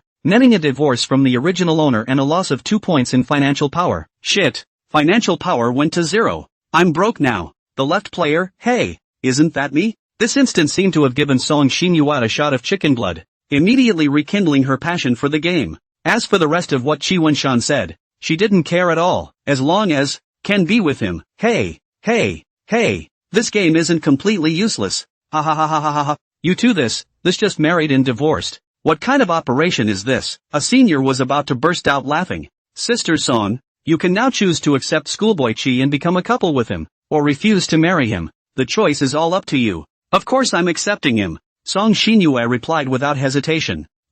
Well, here's the relationship card for both of you. Keep it, and also the wedding costs. I'll take it out. Okay. He. Wenshan, we're a couple now. Oh. The corners of Song Xinyue's mouth were once again about to fly to the sky. You're still so serious in the game. A game is a game. 2, come on. Call your wife to hear you. Quick. She reached into her pocket in passing and turned on the recording function of her cell phone. There's so many people. What a shame. It's fine for you to keep your voice down. Hurry up and scream. Or else. He put his hand around Chi Wenshan's waist. I'm going to want you to scream even louder. Even more humiliating. Alas. You're a big Buddha I really can't afford to mess with. Good to know. Come on. Chi Wenshan was mentally preparing himself. Anyway, it's all a game anyway, so a scream wouldn't be a big deal, right? Old brain, woman. He did it. It's a couple hundred chapters faster than the guy next door. Husband I'm in. He. Song Xinyue was satisfied now, and was getting more and more satisfied with this game. Wife, ha. It's too good for him to call me that. He. It's okay, let him officially call me wife from now on. Participating in the presidential election, huh? I drew this event. A schoolmate looked like her luck had exploded. Let's see. An election event has been triggered. Okay then. Let's start the rice bucket election. No. The presidential election. Slip of the tongue. Nothing personal. How do you vote in a presidential election? Simple. Take this base attribute of yours and add it up. Take the average. Then divide it by 2. That's the number of points you can decide on. Then everyone present throws the dice. And if more than half of them hit, the election is considered a success. Throwing dice for president. Is there such a bullshit way to elect someone in the world? Alright, it's not like it's reality. I'll do the math.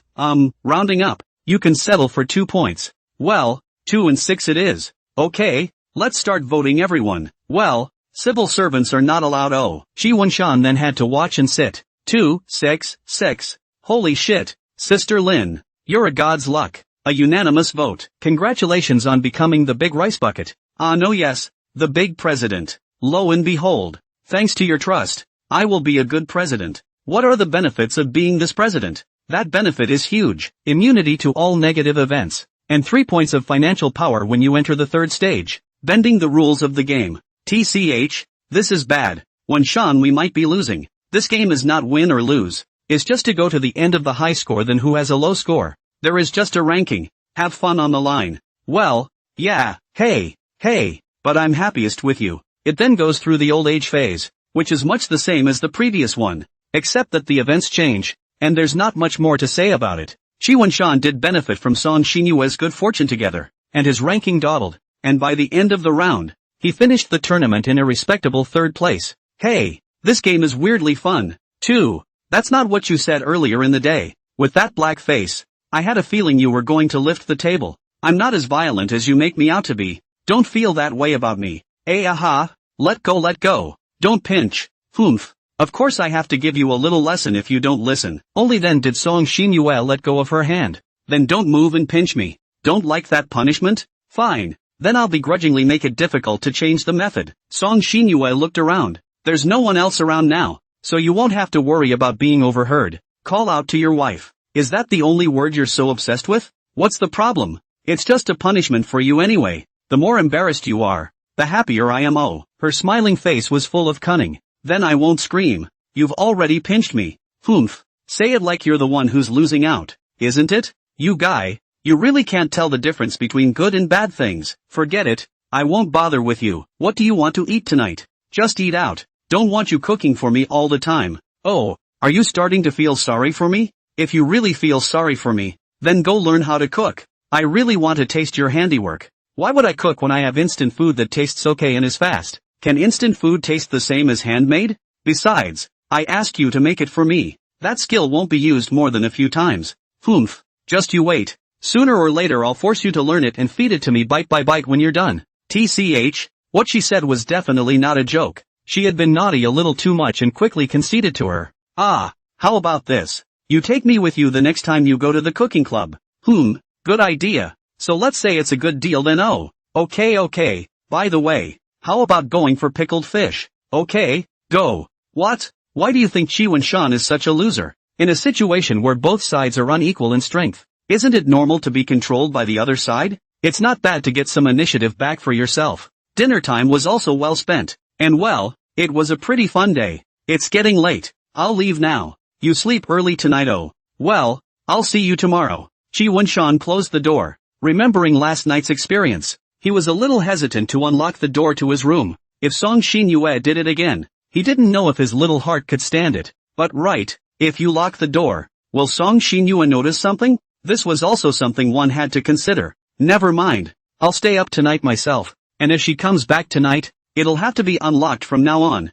Chi Wen-shan decided so happily. Song Xinyue, who had returned home, had been staring at her cell phone, looking at the sensor messages. Unfortunately, Chi Wen-shan didn't drink any milk today, so he wouldn't go over there. Alas, that will have to do. Song Xinyue went back to her room. Her smile became more and more infatuated as she looked at the pictures of Chi Wen-shan that filled the walls of her room. In order to ensure the purity of the photos, each photo can only have Chi Wen-shan and her. The group photo is naturally to remove impurities. Also, even if it is a passerby cannot have a little into the phase. Ha. She reached out and stroked her hand over the photo as if she were actually touching him. Hard to see. Sticking your tongue out would be overkill. Ugh.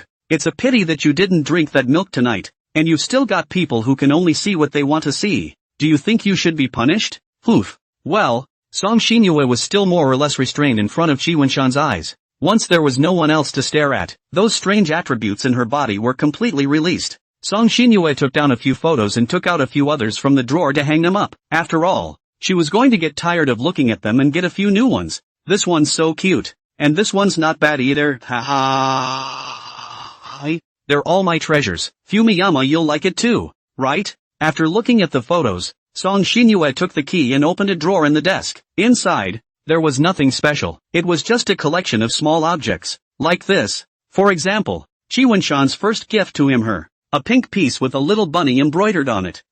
Little rabbit. However, Song Xinyue wasn't very satisfied with this gift because the pattern wasn't embroidered by Chi Wen-shan himself. But as a first gift, the collector's value must be very high. And this gift just means so much. It's a token of their love for each other. A scarf. Why do you say it's a love token? Because it was given to her by Chi Wen-shan on the Tanabata festival. Just like Valentine's Day, this world of Tanabata has a custom of giving someone a scarf. Stemming from the mythology of the cowherd and the weaver, legend has it that after the weaving maiden returned to heaven, the cowherd and the weaving maiden did not meet only on the 7th day of the 7th month every year. The cowherd thought, she is so far away in the sky, it must be very cold. So I thought to say that hand weaving a scarf for the weaving maiden. Cowherd went to find the village weavers to learn. After a few hot, moved people, willing to teach him, Cowherd excluded all difficulties, little by little to learn. In time for the 7th day of the 7th month is woven, After giving it to the weaver was touched off, and after that it was blah blah blah a bunch of things. The custom of giving a scarf has been passed down. One of the hand-woven scarves for the best, to give the opposite sex of a hand-woven scarf. The significance of its basic in confession is no different. Of course you can also send your own friends and families, representing friendship, affection. However, Chi Wenshan's scarf was not knitted by himself, or sent at the strong request of Song Xinyue. When sending her, Chi Wenshan also repeatedly emphasized that it was in the name of a friend. But did Song Xinyue listen to it? This is not obvious. It has always been Song Xinyue's wishful thinking. But, who says you can't force the other person to follow your own wishful thinking? A twisted melon can be very sweet when it's ripened. You know, she gave Chi Wenshan a scarf too. Bento's, having expressed her own feelings, could he not accept it? Moreover, he accepted it. Note, Song Xinyue did not tell Chi Wenshan what emotion it represented. Song Xinyue wrapped the scarf around herself and scrutinized it in front of the mirror for a long time. This scarf, it just keeps getting better and better. He. The smile on her face grew whiter and whiter. After tasting the rest of the collection, Song Xinyue decided it was time to move on to the next step. Song Xinyue hummed a pleasant little tune, plugged her headphones in, and lay down on the bed holding the pillow with Chi Wenshan's avatar on it. Aha, let me hear what you're doing? A gush of water flowed into Song Xinyue's ears. Oh yo, is this a bath? Some strange scene surfaced in Song Xinyue's mind, and her little face quickly reddened, burying her head deep into the pillow. Ugh, if only there was a picture. How about some more pinhole cameras just inside his house? Find a chance. Aha, listening to Chi Wenshan's voice, Song Xinyue felt as if she was still by his side. Gradually there is no sound over there. I guess it is sleeping. Alas, it's a pity that I can't go over to keep you company tonight. Wenshan, have a good dream. So then, Song Xinyue turned on her cell phone recording and listened to the wife that she had recorded earlier. Wife. The voice was very small and unclear, and there were even only these two monotonous words. But Song Xinyue was listening with great interest. She couldn't wait to listen to it all the time. Nothing else. It's just because it's him. Ha. Song Xinyue giggled, and her pupils turned into heart shapes, blossoming inside only to him. Is it 12 o'clock? Chi Wenshan glanced at the time. He had been sitting in the living room, not daring to turn on the lights, playing with his cell phone while still having to pay attention to the movements at the head of the house, always guarding against Song Xinyue's arrival. But they didn't show up at all, so you can say you're angry. Well, it seems that last night's incident was just an outburst,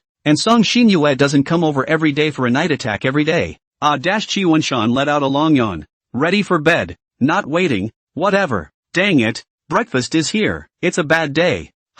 Why don't you get rid of those dark circles under your eyes? I didn't sleep well last night over it. Did you drink the milk I sent you? Nope. You drink a lot of it. It's really good for sleep. You don't say. That milk of yours is really quite good. Every time I drink it, I sleep quite well. Yeah, it's good that it's working. If you still want it, you can just come and ask me for it. That's natural. After all, it's my special milk for you. Oh, thank you then. Chi Wenshan knew it was absolutely useless to engage in politeness with her. By the way, let me put some more eye cream on you, so the dark circles will go away faster. Well, that's a problem. Trouble? No, it's a pleasure for me, watching your delicate face in front of me, letting me do as I please. This is a supreme experience. Open your mouth. I've made an impromptu decision that from now on, the first bite of your breakfast must be fed to you by me. What kind of shitty rule is that? What? I buy all your breakfast and you dare disobey me? Her eyes turned a little dangerous. Ugh. Okay. That's right. Obedient Fumiyama is the best. See, this is a case of being soft-spoken, being short-handed, and being at the mercy of others. How's that for a more flavorful meal I fed you? No, it's just a change of hands. How could it possibly make the meal any better? Hey, are you really stupid or are you just pretending to be stupid? Can't you just go along with me a bit and say something nice to make me happy? Bugger. Ugh. Okay. Ahem. Geez, it's so delicious. How come it's so tasty after going through Xinyue's your hands? Satisfied. Well, satisfied. Breakfast time ended happily, and Song Xinyue won this morning's obedience training. Yikes. It's starting to rain. Wenshan, go get your umbrella. Oh, I'm on my way. Chi Wenshan found 2 umbrellas and handed them to Song Xinyue. Hey, you actually have 2 umbrellas inside your house? Yeah, is that any surprise? Song Xinyue actually wanted to share an umbrella with Chi Wenshan, but she didn't expect this situation. If I had known, I would have checked the weather forecast and stolen an umbrella out ahead of time. Trouble. Here. Why don't you and I share an umbrella? I'm a girl. I'm not strong enough to carry an umbrella. So you can help me. Song Xinyue came up with a lame excuse, and for a moment Shi Wenshan wondered if she was joking. No amount of strength is too small to lift an umbrella, right? Hurry up and take it and go. Song Xinyue smiled bitterly, counting on this guy to understand the meaning of his words and obey himself. At least not yet. Damn it, then we'll have to do it the hard way. Song Xinyue took the umbrella, but didn't fight it up, instead placing it directly to the side. Afterward, she pulled Shi Wenshan and went out the door, and closed it behind her. Hey, the umbrella is still sitting in there? What are you doing? Aren't you quite strong here too? I want to share an umbrella with you. Understand? There are two umbrellas you have to fight together. Weird. How romantic is this? Two people walking together in the pattering rain? Why don't you get it? You elm brain? The door is closed too. You just want to open it and I'll stop you. So you only have one choice left. Okay, comply. The two of them went downstairs together. Shi Wenshan supported his umbrella and Song Xinyue leaned close to him. I say, my umbrella is quite big too,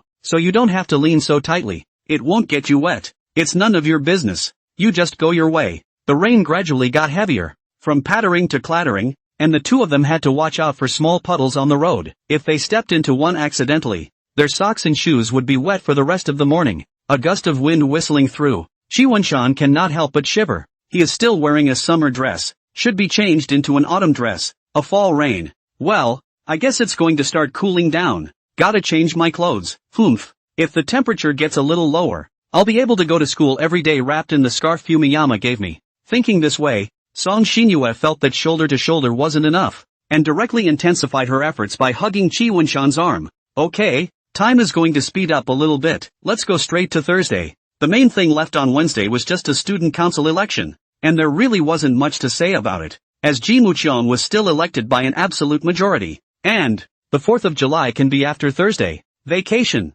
Who doesn't like a vacation? And on this day, Thursday, something else happened that had a profound impact on Song Xinyue. We'll leave you to clean up after us. Schoolmates. Bye. Take care. President. The two waved. Since the school vacation is tomorrow, the school has asked each club to clean the clubroom before leaving school. Shi Wenshan and Song Xinyue were this week's duty team, so they stayed behind to clean up. Well, our activity room isn't very dirty. Shi Wenshan looked around. Where should we start cleaning? Finish sweeping early and go home early. Oh, by the way Wenshan, I'm not going back with you today. My dad is coming to pick me up. Oh, I'm actually not going back to the rental house. Back to visit my family. You say that like you're going out of the province. Hey, by the way, why don't you just come with me? My family's car is pretty big anyway, to give you a ride. No need. I'll just take the bus back, said Song Xinyue, making her eyes intimidating, clearly saying, here's a look to experience it for yourself. Respectfully, thank you Xinyue then. Well, that's a deal. Then, she said, narrowing her eyes to a sweet smile. Well, you're getting better and better. Wenshan, you have to understand that I'm just informing you of many things, but I'm not giving you the right to choose. Oh yo, just finished saying there's not much trash. Shi Wenshan looked at the pile of snack bags in front of him. Xinyue, come over here and help me lift the table up a bit while I sweep out the trash underneath. Well, it's coming. Hey Shu. The two cleaned up together and soon had the floor cleaned of trash. Next there was one more piece of trouble that belonged exclusively to the board game club. What a mess. Song Xinyue discerned the cluttered chess pieces. They also had to group them together and arrange them. This would not consume physical strength, but was very much a matter of patience.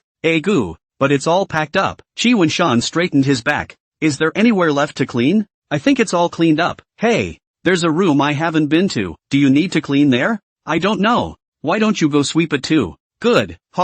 Inside was a small storage room, but it looked like it hadn't been used in a long time and was dusty. So dirty. You wait.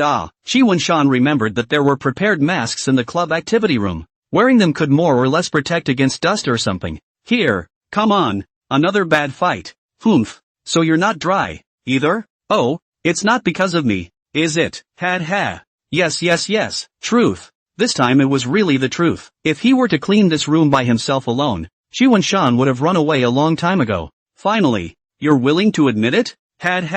Don't you? Hey, get a basin of water over here and I'll get a rag and wipe it down. Ooh, that's going. As the saying goes, a man and a woman can work together, and in a matter of 3 strokes. The two of them gave the little room a new look. Well, it's not really that clean, but it's a little better than it was before. It looks like no surprise that someone this is about to go on a wonderful vacation time. Well, no surprise there. Hey, Jiwonshan felt his butt hit something, and then his eyes went black. Oh, accidentally closed the door. It's not like this house had any windows. It was dark. Ah, Song Xinyue screamed. What's wrong? What's wrong? She was a little flustered. Jiwonshan fumbled around on the wall and found the light switch. Bearing it, dim light shone out from the bulb. Not very bright, but enough to see each other. Nothing much. I just accidentally hit the door and slammed it shut. Phew dash. That scared me. Jiwonshan gripped the doorknob, twisted and pulled. Hey, good guy. This house is indeed a bit old. Even if the incandescent lamps are used,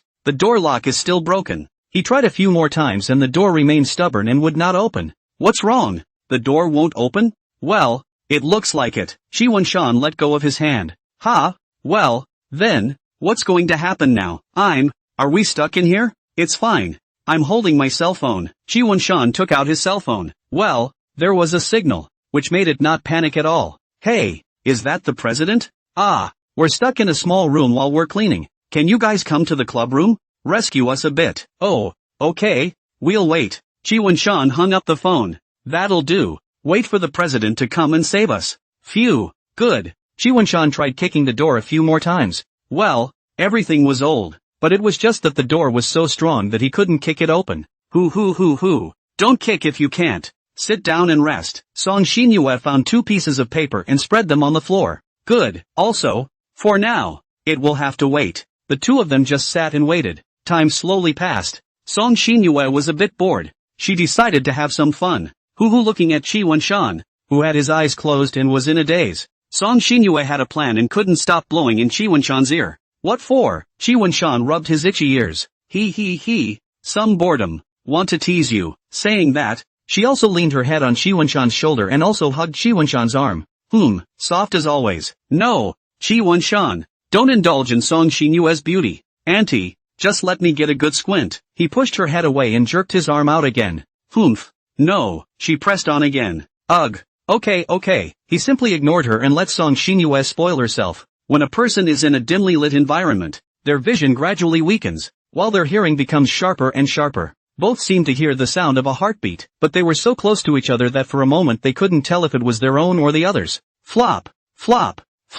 A loud heartbeat disturbed Song Xinyue's brain. Hey, why is this sound getting faster and faster? Why is she so excited? Song Xinyue began to retrieve the reasons that made her so excited. First and foremost was him, followed by the environment. Hey, right, myself is staying with him in this tiny space. It's like there's nothing around, just me and him. No one will bother us. Gosh, isn't this the space for 2 that I've been dreaming of? Yeah, nothing, just me and him. Song Xinyue's breathing turned agitated. Yes, that's what it feels like. That's it. Everything is nothingness, while only he and I are eternity. In it, we can do anything together without anyone bothering us. She looked at him imploringly. And hey, this dazed and confused look is so silly, but yet, why is it so intoxicating? Fumiyama, I really like you. Super like you. No, it's more than just liking. It's love. It's my eternal love for him. Wenshan, I really love you so much. Deep in her feelings,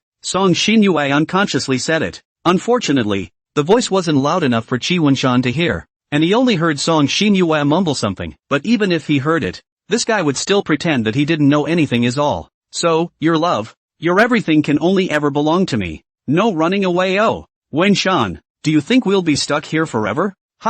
What makes you think that? Jiwonshan sensed that something was wrong, and his entire being instantly sobered up. He skimmed his head to look at Song Xinyue. What was going on? Why was she still breathing white? Every time she breathes white, it's a sign that she's in an agitated mood at this time of the day and is probably thinking of strange things. Plus those loving pupils? No way. What's wrong with her? Is this going to eat me? It's nothing. It's just a thought that came out of nowhere. It wouldn't be a bad thing to be stuck here for the rest of my life. No, absolutely not. Jiwonshan felt the need to come out and interrupt her fantasies. Why wouldn't it? I've contacted the president and the others. Someone will be here soon to take us out. I said what if? Even if they don't come, there are ways we can do it. Call 110, or even just do nothing. My side of the family and your side of the family will surely sense that something is wrong. Then come over and look for them. And won't we get out? Oh, yes, it is. It's true that he and I won't be here forever. It will always be taken out. What to do? I really like this feeling so much. I don't want to leave. I want so much for this feeling to last forever. Hey, I can make a copy of it in our future home, and I'll build it even better. 1. A secret space that only we know about. Yeah, do it. Hey, Fumiyama, aren't I smart? You're going to love it there too, right? Chiwon-shan did not expect Song Xinyue to become more and more agitated. What happened? Is it that I said something wrong? It was then that he realized his surroundings were indeed very much in line with a small darkroom. Then isn't his situation a bit dangerous? Thinking of this, Chiwon-shan glanced at Song Xinyue with some uneasiness, and coincidentally, the two of them just happened to meet each other's eyes. She, so beautiful. Chiwon-shan's heart moved, and his heart also accompanied her to beat faster. The dimness of this light instead accurately emphasized the beauty of her eyes, the love that blossomed, the heart that was shown to him alone. He had no reason to live up to it all. What a glance! Song Xinyue read something in his eyes. Uneasy? Scared? Fearful? Surprised? It's so strange. Why? Why is he like this? Is he afraid of me? No, how can that be? Who would be afraid of their favorite person? But, then why is he doing this? Oh, because, I'm not his, no way, no how. This loving pupil state still has the effect of hypnotizing people's hearts? I can't take my eyes off it at all. He couldn't help but reach out and touch her, and cup her face. Her face was hot, as if the love was being conveyed to his hand through the heat. Hey!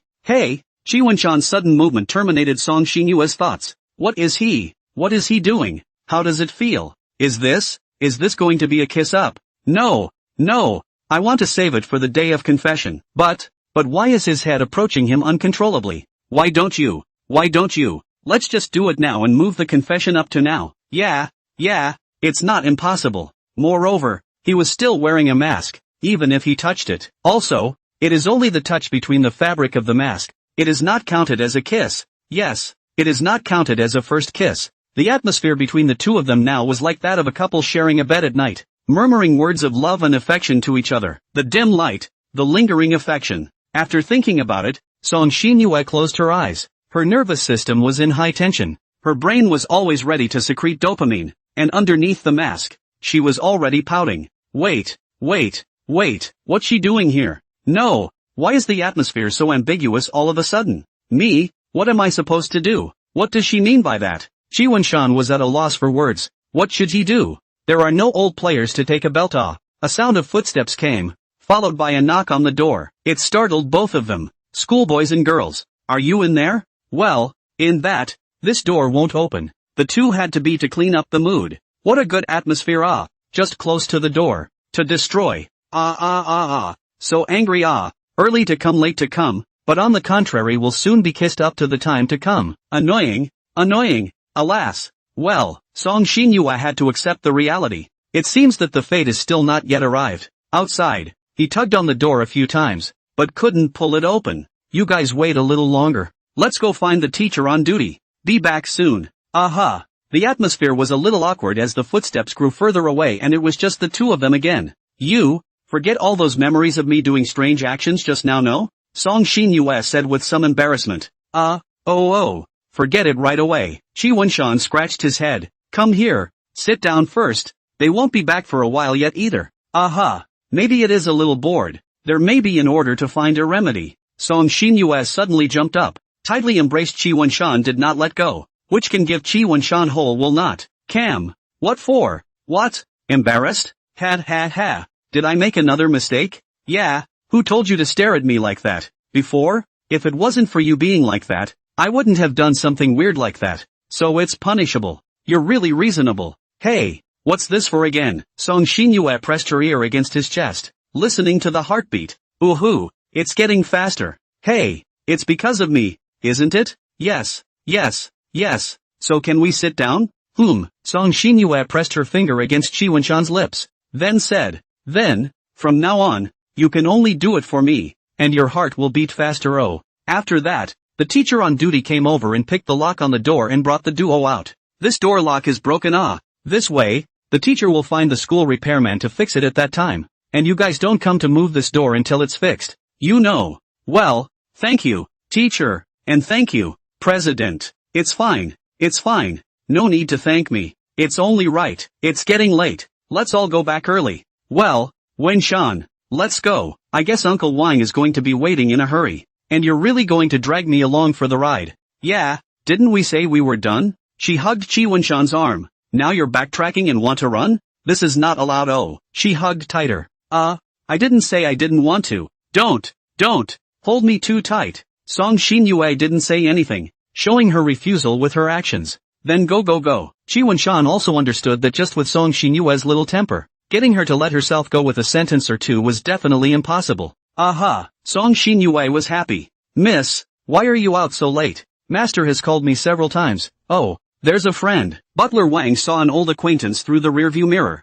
Qi Wenshan might not be very familiar with this one, but Butler Wang could be more familiar with him than even Qi Wenshan's parents. It's nothing, it's just a task for the lady. You know, sometimes Song Xinyue might be unavailable. The task of spying on him will have to be taken over by him. Hey, sorry Uncle Wang. We accidentally got trapped in a room when we were cleaning and we're just now being rescued. Song Xinyue closely next to Qi Wenshan sat down. The hand is not honestly placed on Qi Wenshan's thighs, just about to come to a good body. Oh, quite strong. Well. Oh, so where are we going first? Back to the mansion first? Or do we drop off the lady's friend first? Do you want to simply come to my house for dinner? Song Xinyue asked with a crooked head. No.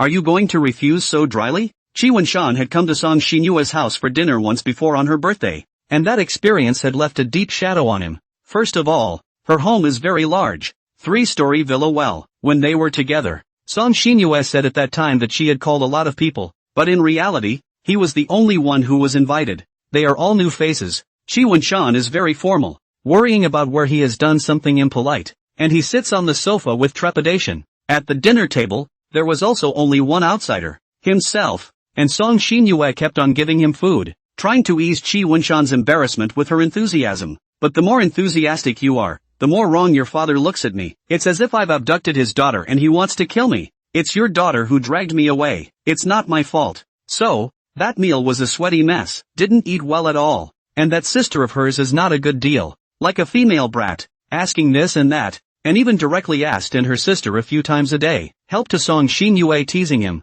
Also was not a light. By the time it was time to go, either the car had a bad tire or it was dark and it wasn't safe to go home alone. Anyway, in a word, just sleep at her house. How can this work? Sleeping in her house is like a sheep entering a tiger's mouth. Not to mention that Song Xinyue will definitely attack at night. Whether or not her father will give himself a knife in his sleep is an unknown. So, if we go to her house again this time, the situation is not expected to change, and it's definitely going to be fierce. It was necessary to be tough for once and not back down. As you know, my parents are very strict, and I didn't report it in advance, so if they know, they definitely won't spare me. I'll just tell them, Auntie's so reasonable, she'll definitely agree. No, that won't work either. It's better to send me back. Qi Wenshan waved his hand in a hurry. Really? If you come. Song Xinyue lowered her voice and moved to his ear, softly whispering, not knowing what she was saying. Martyr, is this car leaking electricity? Why did he look like he was hit by electricity just now?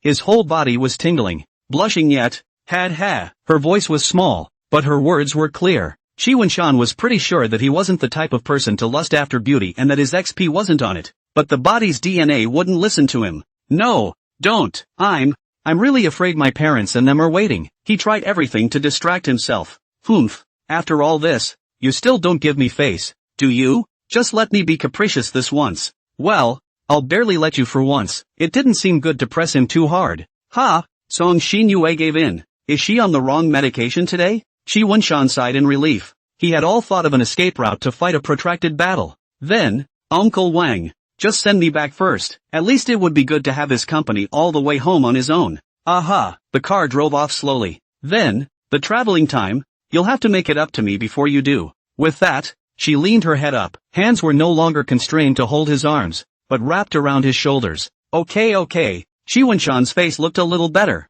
The gun press was finished. bye. Song Xinyue reluctantly let go of her hand and opened the door to get out of the car. Uncle Wang, please send him back. Well, leave it to me, miss. The car started slowly again. Isn't it a bit awkward for me to not say a word? Chi Wenshan felt as if he shouldn't chat about something. Uncle, what's your name? My name is Wang Zhenghai. I'm the Song family's butler. Oh, I'll keep that in mind. Okay, that's enough. It's rude to ask again. Chi Wenshan felt that this uncle exuded a very solemn aura, or perhaps a middle-aged man's fortitude? Chi Wenshan noticed at this time that under butler Wang's ear, there was a knife scar. Hiss. It seems that this Uncle Wang is also a person with some stories. Just with this strong body of his, I'm afraid that he could put himself in a sack in a few moves and throw himself on Song Xinyue's bed. Thinking a little too much, haha. To the place. Oh, goodbye uncle. Bye. After a few moments of waiting for the elevator, and after a lot of trouble, I finally arrived home. Sonny, why are you so late home today? Ouch. Stop it. I accidentally got locked in my room when I was cleaning and waited a long time to be rescued. He put his book bag clothes and stuff away. Well, come on over and eat.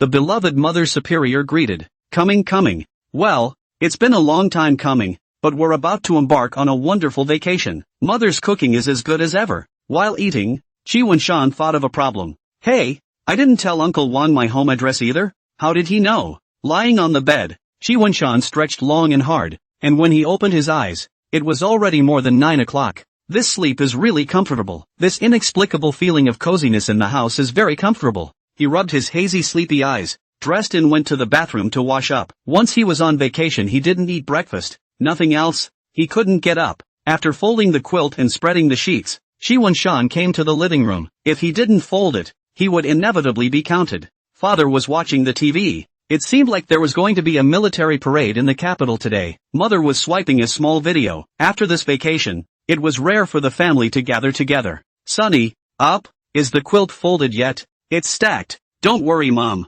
Are you hungry? There are still steamed eggs and buns in the pot. Go eat a few. No, Mom. No appetite. Chi Wenshan came to the water fountain and received a drink of water, then sat on the sofa and watched the parade for a while.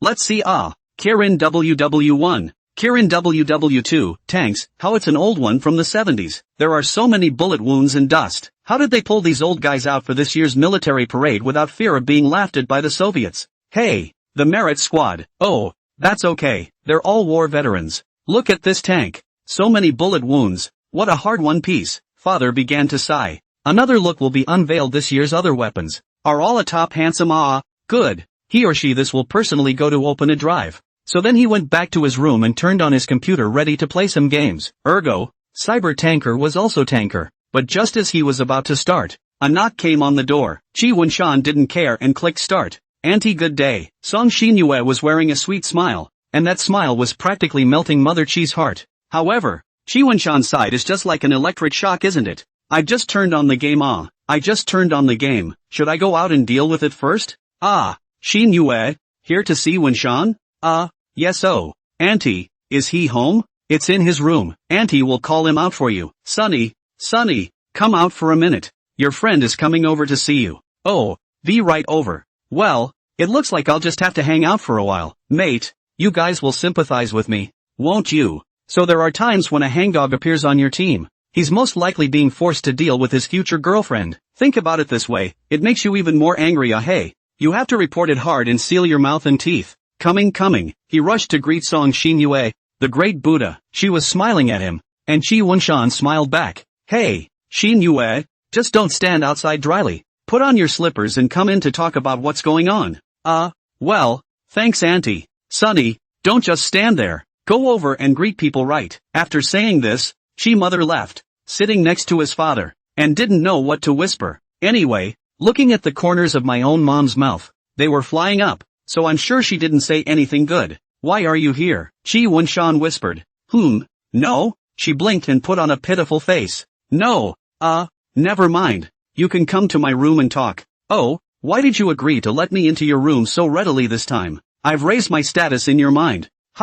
Don't say anything strange. Hurry up. Boing. You're mean. Uncle Good. Song Xinyue, who was still looking aggrieved just a moment ago, immediately became springy as she greeted Chi's father. Oh, her name is Song Xinyue? Good, Xinyue, you're such a polite girl. Well well well. Hey, Dad. Don't laugh like Mom. Thank you Uncle for the compliment la. Song Xinyue's smile captured hearts once again. Then, Song Xinyue followed Qi Wenshan to his room, leaving those two in the living room, thinking about how to give their son an assist now. Qi Wenshan, who returned to the room, did not rush to greet Song Xinyue and hurriedly looked at the game. It's okay. It's still counting the early stages. It's still possible to fight. I say this one. Did you ask me to come to your room just so I could watch you play a game? Just you wait huh? I just got a handful open on my side when you got here. Right away. Right away. Humph. Then don't blame me for rummaging through your room and messing you up. Qi Wenshan didn't reply. He was busy operating. Damn. Again like the last time and the rental house ignored me. Humph. Last time I didn't turn up any results. This time I won't turn it all over again. The first order of business, of course, was to look under the bed. Still nothing about boxes with strange books in them. Well, it seems that Bunsen really is a good boy. She opened her closet again, trying to pick out a dress she was happy with. Why is it so empty? Was the one at the rental house already all his clothes? Wenshan is so poor. No clothes to wear. Later when I live with you, I'll buy you a whole lot of clothes. She looked at Qi Wenshan's bookshelf again. Not that there were a lot of books, since part of them had been moved over by him, I guess. Alas, this trip of treasure hunting has not yielded anything again. Song Xinyue was a little lost, dissatisfied and rolled around on Qi Wenshan's bedsheet. The flat bed sheet immediately creased. It's time to clean up again. Song Xinyue was bored with serious consequences. She thought about it. Why don't she just watch him play the game for a while? Qi Wenshan's dazzling maneuvering and fast typing speed gave Song Xinyue a little bit of a shock. Holy shit, it's really hit. Hey, how did you know there was someone here? Guess what? The enemy likes to hack and steal here. But I didn't expect to hit it. You're watching me play? You operate your business. I won't bother you. He said he wouldn't disturb, but just the thought of Song Xinyue being next to him, Qi Wenshan felt pressured and had to unplug the charging cable and use the flow to play. After all, no guy would want to make a fool of himself at a game while being watched by a girl. However, the situation was not optimistic. It was now a stalemate. He was going to 1v3, but the opposite side were all bloodied. It was not impossible to fight. Let's fight with our backs against the wall. It's a battle we can't lose. Few-1. Holy shit. Handicap 1v3-1. I operate so cool. Too bad I didn't record it. Qi Wenshan was still in a state of shock. His hands had been shaking non-stop, and he couldn't even pick up his water cup and try to drink calmly anymore. Wow. Wenshan is so great. Song Xinyue clapped her hands. Across the room. An accidental mistake gave me just the opportunity. He put down his glass of water in a desperate attempt to control his hand. Look how excited you are. Ha. Your hands can't stop shaking. It's just a physiological reaction after returning to normal from a stressful state. He put down the mouse, satisfied with the hit he'd taken. And you're done with the game. So, isn't it time to entertain your guests? And don't keep saying weird things. My parents are still in the living room and keeping your voice down counts. It's so far away. They definitely can't hear it. And this way, isn't it more exciting too? Ha. Do you believe they're listening right outside the door? As soon as the words fell, a clutter of footsteps sounded outside the door. Qi Wenshan's parents fell and fled. Holy shit, they're really listening out there. Ha. Your parents are so funny. How is this eavesdropping funny? It's immoral. Oh, it does seem a bit immoral, but as long as it's out of love, then it's okay, right? Fumiyama, you'll understand too, right? Never mind. Let's ignore them for now. What are you doing here looking for me? Of course I'm looking for you to go out and have fun. A great time. Naturally I want to share it with you. There's no need to be in such a hurry. It's coming to my door on the first morning. I'm still afraid that some turtles will get there first. If I drag you crazy all afternoon again like last time, who am I going to cry to? You still remember this? Ouch. But you can also rest assured that Zhao Chuan would definitely still be huffing and puffing right now if there were no special circumstances. How do you know? Well, just show you to understand. Qi Wenshan opened the game on his cell phone. Last playtime was 7 hours ago, and it's now almost 10 o'clock. This guy's still playing games after 3 a.m. What a hopeless wreck. Don't talk about him like that all the time, okay? Each has their own way of life. Qi Wenshan pinched her face. And you shouldn't always be so protective of him, okay? Song Xinyue pinched back, hard. Anyway, he'll sleep in until after 11 when he's on vacation. You know that, don't you? There's no need to come to me in such a hurry. Then I've already come too. Do you still want to kick me out? Hurry up and get dressed and go. Go out with me. Okay, so where are you going to play? Just stopping by for a stroll. I don't have an exact destination. Okay, by the way, when going out, please don't do or say weird things. My parents are always imagining things. I know, and I have a sense of proportion. After all, there are some things that are good to play around with between the two of us. Look at you again. Hey hey. Chi Wen-shan was about to remove the set he always wore,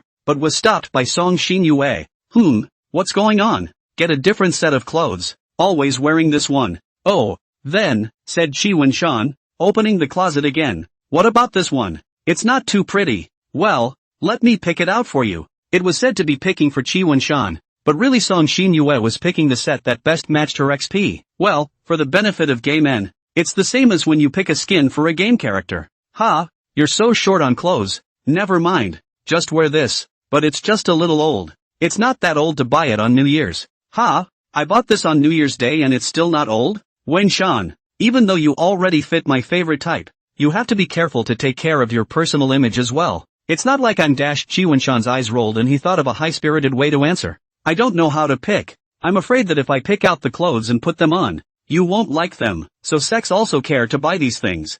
Chi Wen-shan was secretly pleased with the perfect answer in his heart. Oh, so that's how it is? Wen-shan turned out to care so much about my feelings. Song Xin-yue laughed out, but this time it was genuine. Ugh, well, I'll begrudgingly let me pick out all your clothes from now on. That would be a pleasure. Heck, there have been several outfits I've wanted him to try for a long time. What a perfect answer to take the opportunity to bring it up this time. Go first, Song Xin-yue urged. Chi Wen-shan made a mental preparation and thought about the lines he was going to say in a moment. Good. When he exited the living room, he saw the two parents pretending that they were each busy. Mom and Dad, I went out with her. Oh, have fun and be safe. Remember to return early. Before Chi father could finish his sentence, he was pinched hard by Chi mother. Oh, son, don't come back at noon. Your mom and I are going out to dinner. A date. We won't be cooking at noon. You ask Dad for money if you need it. What the hell? You guys are going out for lunch? Eating. Chi Wen-shan could still understand. Wasn't going on a date too far-fetched?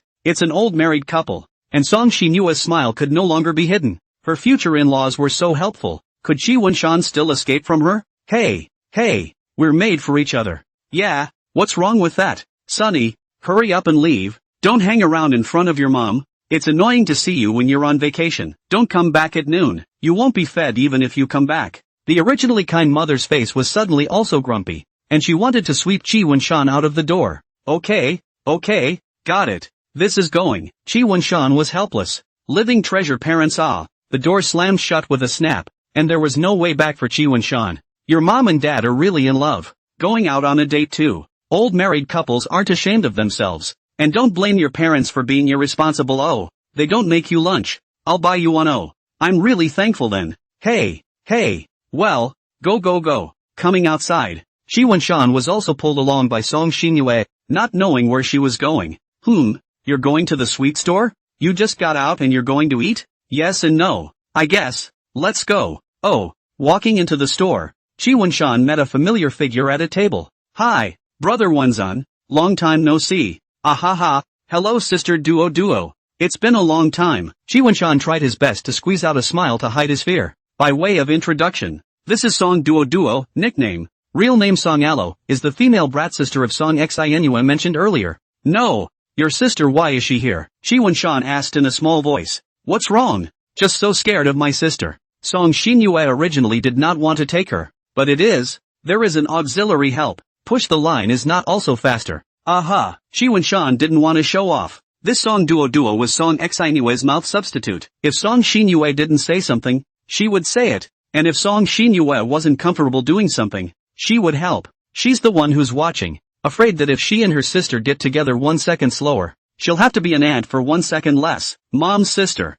This time the sisters are all in trouble. I'm guessing there's going to be a lot less heartache, so I've got to be prepared for that. Ha. Is she that scary? Well, go over there. Big deal. I'll protect you. Chi Wen-shan and Song Xin-yue went over to sit down together, and this Song Duo was eating ice cream with vigor, with 2 cups next to her. You guys are so slow. I'm waiting for sprouts and the ice cream is melting. Here, eat up. Song Duo pushed the ice cream to the duo. Chi Wen-shan picked up the spoon to taste it. Icy, sweet, geography to die for, delicious. Too bad it wasn't in the height of summer for such a bite. It had rained earlier and the temperature had dropped a bit by now. I'm sorry duo. Mainly because I've been chatting with your brother Wonshan for a while and I'm late. Don't blame my sister. Oh, that's right. It seems that the mongrel brother isn't useless, at least it's still quite long-lasting in some ways. Chi Wonshan frowned. Sure enough, this song duo came up and released a skill, using playing dumb, pretending not to understand. I mean talkative. Oh, is brother Weedfish thinking of something strange? I didn't even say a word. Humph. Am I still not clear about what's in your mind, brother Weedfish? Just this stuffy character of yours. On the surface you are cloudy, but in reality you know more than anyone else. Right? Ugh. I really can't do anything about you, and you don't keep mongrelizing. Okay. What? You don't like the name Weedfish brother? Well, then I'll change it. Weedfish brother-in-law. Not bad. That's it. Put. Chi Wonshan choked on his ice cream. Cough. Song Xinyue kept patting Chi Wonshan's back. Alright, duo. Just stop teasing him. But Song Xinyue, the way you're squeezing your eyes. You're clearly asking her to step it up. Hello. Ha. That amuses me. My brother-in-law, who is really a mongrel, actually choked on it. Sure enough, if it wasn't for my sister, it would be an incorrigible mongrel. Accidentally being choked. Just cough. Who dashed Chi Wonshan recovered well. That's also a mongrel. A mongrel like brother Bunsan deserves to have his mouth and teeth savagely loved by my sister. Kid, am I going to have to give you a hard time if you don't talk properly? Humph. How dare you threaten me? Mongrel ow. Chi Wonshan quickly gave Song duo a brain crash at the forehead, and the place where it was bounced quickly turned red, which was the so-called color. The so-called female brat, female also, small, refers to the age of small capacity, easy to pinpoint, ghost, refers to the arrogance of mischievous. This is called the female brat. You actually sneak attack me. Despicable. Shameless. Seeing Song duo still talking tough, Chi Wonshan made a gesture to flick her forehead again. Song duo quickly protected it. Sister save me. Nasty. Dare to scare me. You control the mongrel brother-in-law. Alright duo, don't mess with him. Song Xinyue looked on with a smile, but her eyes were strange. Forget it. It's better not to bring her along in the future. Even though I know that she's giving herself a hand in playing support, but it's still upsetting to watch him interact with girls other than himself. Possessive pervert. Family's out. Humph. I'll spare you for my sister's sake. Phew. The attack ended. Chi Wonshan breathed a sigh of relief. This brat's first attack was considered to have carried the day. Heck, it's finally time to enjoy ice cream in peace. And the ones from this dessert store are pretty good. Hey, you're just eating for yourself. Don't you feed a few bites to my sister? You really don't know how to seize an opportunity. How old is your sister that I have to feed? You? Song Xinyue cocked her head, opened her mouth round, and pointed with her finger. This wasn't a hint anymore. It was explicit. Brother Weedfish wouldn't even be able to do an act like feeding. Would he? The miscellaneous fish is really a miscellaneous fish. Ugh. It's just a shame that the ice cream, which is so delicious, will have to be eaten in fewer bites. Oh, so it's a heart attack on ice cream. Chi Wonshan scooped up a spoonful, looked at Song Xinyue's expectant little expression, and handed it in. Song Xinyue licked the ice cream that Chi Wonshan fed her clean as if she had never eaten it. Data deleted. Afterwards, Song Xinyue finished. Chi Wonshan pulled out this crystalline silk thread, this translucent liquid. This scene is not in which dream I have seen.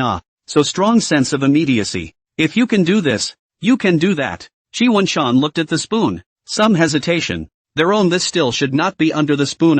All her, those saliva. Nah, Weedy brother is so hesitant. You don't dare to use the spoon, do you? And want to wipe it off? Odd fish. Ouch. You this will be eaten for you. Chi Wonshan was struck by the provocation and viciously scooped up a spoonful of ice cream and went down. Well, it seems that brother Wonshan isn't that much of a mongrel. I'll give it the benefit of the doubt.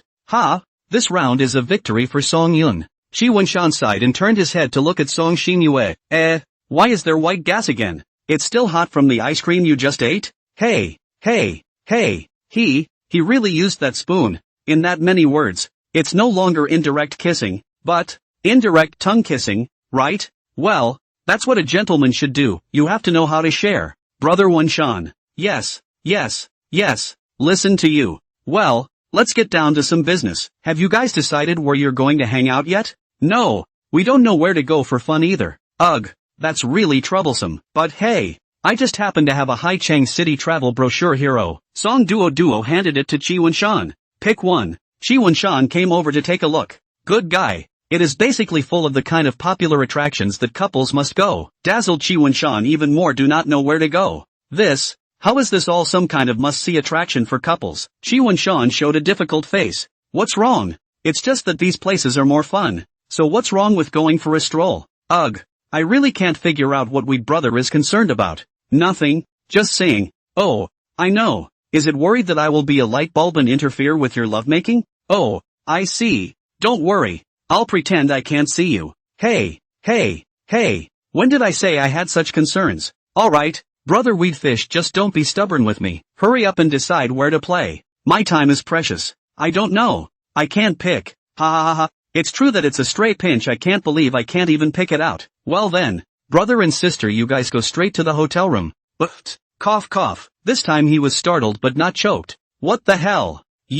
How did you get around to getting a hotel room? What's wrong? What's the problem? Since brother we can't think of where to go out to play, why don't we just skip the process and go straight to the result, with a beginning and an end? Wouldn't that be nice? You have so many slots. For a moment I can't even think of where to spit it out. What did your math teacher teach you is that there is no process in doing a problem, and why does it result in going to a room? Oh, Brother Wunshan is quite affectionate. You want some foreplay, right? Okay. Chi Wunshan covered his mouth and sighed, trying to hide the color in his face. Well, hurry up and pick. Wherever it is, otherwise I'll really drag you two to a room. Getting a room doesn't necessarily mean doing weird stuff, does it? I'm not thinking about anything. Chi Wunshan picked it up and looked at it again, choosing one at random. Then, Nanshan Park. Okay, let's go then. Song Duo snapped her fingers. Chi Wunshan gulped. Even after surviving another wave of the brat's offense, this guy, he's a better teaser than her sister. Chi Wunshan turned his head to look at Song Xinyue. Hiss, what is flowing out of the corner of that mouth? Hey, pay attention to the image of a big lady. Ha. Don't. Song Xinyue's voice was a little muffled, not quite sure what she was trying to say. Is this the start of a fantasy moment after hearing the word room? No, have to stop her. So Chi Wunshan kept shaking Song Xinyue's body to wake her up. No wonder she kept quiet. Hey, big dummy, wake up. Stop gawking and hurry up with the ice cream and go. Oh, look at you. All goofy and drooling over what you're thinking. Oh, hey, thinking of you. Hey, Song Xinyue just wanted to take a tissue and wipe it off. Chi Wunshan was one step ahead of her and helped her wipe it off, purely unintentionally. Let's go. Chi Wunshan brought his own ice cream. Aha, Song Xinyue smiled. He. Bunsan is so gentle. Little by little. That's the reason I want to take you for myself. Oh, obviously just be gentle with me alone. Why bother with the others? Still the same car from yesterday. The driver is still the same. Song Duo has occupied the passenger seat. Meaning, it is very obvious. Are you two talking about something behind my back? Why are you so slow? Song Duo twisted her head around and said, it's nothing, don't get any ideas. Yo, in a hurry, it looks like I've hit the nail on the head. Song Duo burst into a bad laugh. Forget it, I won't bother Brother Wheatfish's good mood. Uncle Juan, let's go. Go to Nanshan Park. Chi Wunshan was helpless in his heart. This brat was too difficult to trouble. As the vehicle started, suddenly, he felt something against his shoulder, and there seemed to be some soft touch on his arm. He gulped and turned his head. Chi Wunshan and her looked at each other face to face. The two of them met their eyes. Song Xinyue did not open her mouth and hugged even tighter. He felt his heart beat ridiculously faster. It's been so many times or he still can't top it. Chi Wunshan broke the awkward silence first as he asked softly, what are you doing? Can't you tell? Want to hug you? Oh. Song Xinyue interrupted when she saw Chi Wunshan open his mouth to say something. Do you still want to resist? I haven't even settled yesterday's score with you yet. And you're going to disobey me again today? Wunshan? Her eyes aren't very kind yet. No. I just wanted to say, said Chi Wunshan, trying to remedy the situation. Shoo, well, there's no need to say anything. It wouldn't be good if my sister heard, would it? If she sees us like this, she's going to tease you a lot. And you don't want to be made to blush by her, do you? Then don't say anything. Be good. I was just going to say if I could kiss you on the cheek. As soon as the words fell, Song Xinyue's time was as good as stopped, not moving at all. Chi Wunshan gave Song Xinyue's brain CPU a dry burst with a single sentence. Chi Wunshan breathed a sigh of relief in his heart. He had worked out a new way to deal with Song Xinyue. That's more enthusiasm than she has. What do you do when you meet a sickly girl? Go along with her. Oh, sitting in the front row, Song Duo's dull hair stood on end. Detecting a heavy piece of news, her hand was already touching her cell phone. Ready to record. You're not willing. Okay. Chi Wenshan of course knew that Song Xinyue was definitely willing. Come up with a pushback move of his own and let her regret it. Willing. Song Xinyue roared super loud. Again in Chi Wenshan's ears. He felt like his ears were going deaf and rushed to cover them. If she hadn't heard the previous words, Song Duo would have immediately turned her head and looked at the two with a strange smile, but this time she had to hold back. The good part would come later. Yeah, sorry, I got too excited. Wen Shan, are you okay? Let me see. Song Xinyue was very frazzled. Chi Wenshan slowed down and soon recovered his state. It's fine. Yeah, I'm sorry. Do you have any hearing loss? Well, it's not that bad. It's not like you're missing an arm or a leg. It's not like you did it on purpose. It's fine. Seeing that Song Xinyue still seemed to be blaming herself, Chi Wenshan touched her head. This will express my forgiveness, right? Song Xinyue's heart felt like it was melting away. What happened? Today Chi Wenshan attracted himself more than before. Self-doubt turned into admiration. Wenshan, you're so good. Song Xinyue leaned her head up again, greedily feeling the sensation. By the way, the question just now, I actually want to say. Song Xinyue paused. Then, if it's you, Fumiyama, it can be. There was that smile full of girlish affection again. Come on, hurry up and kiss me. My sister has said so. If you don't kiss up, you'll be too much of a fish. I want to see a river of love. Song Duo's eyes were on the verge of sparking inside. She hurried, couldn't wait to see the follow-up. Miss, it's driving. Don't keep turning your head over. Be safe. Uncle Wang, I'm seeing the key place. A moment to twist back. Song Duo revealed her cell phone camera, ready to finish filming the key moment. Looking at Song Xinyue again, her face as she looked at Chi Wenshan was filled with anticipation, as if she was waiting for something to befall her. Her eyes blinked with an unspeakable longing, waiting for the next move of the man in front of her. Then it seems that my position in your heart is still quite high. Chi Wenshan pretended not to understand. He wanted to renege on what he had said. That's natural law. I've always remembered how gentle Wenshan was to me. Chi Wenshan misplaced his eyes, wanting to turn the page on this. Kiss, it's all over. So hurry up and kiss it. But apparently, there were two on the field who didn't want to let things go, and true to form, the two sisters even thought the exact same words. Vincent? What's wrong? Chi Wenshan skimmed his head and smiled awkwardly. Alas, there really was no way to easily renege on the debt and get past it. Aren't you forgetting something?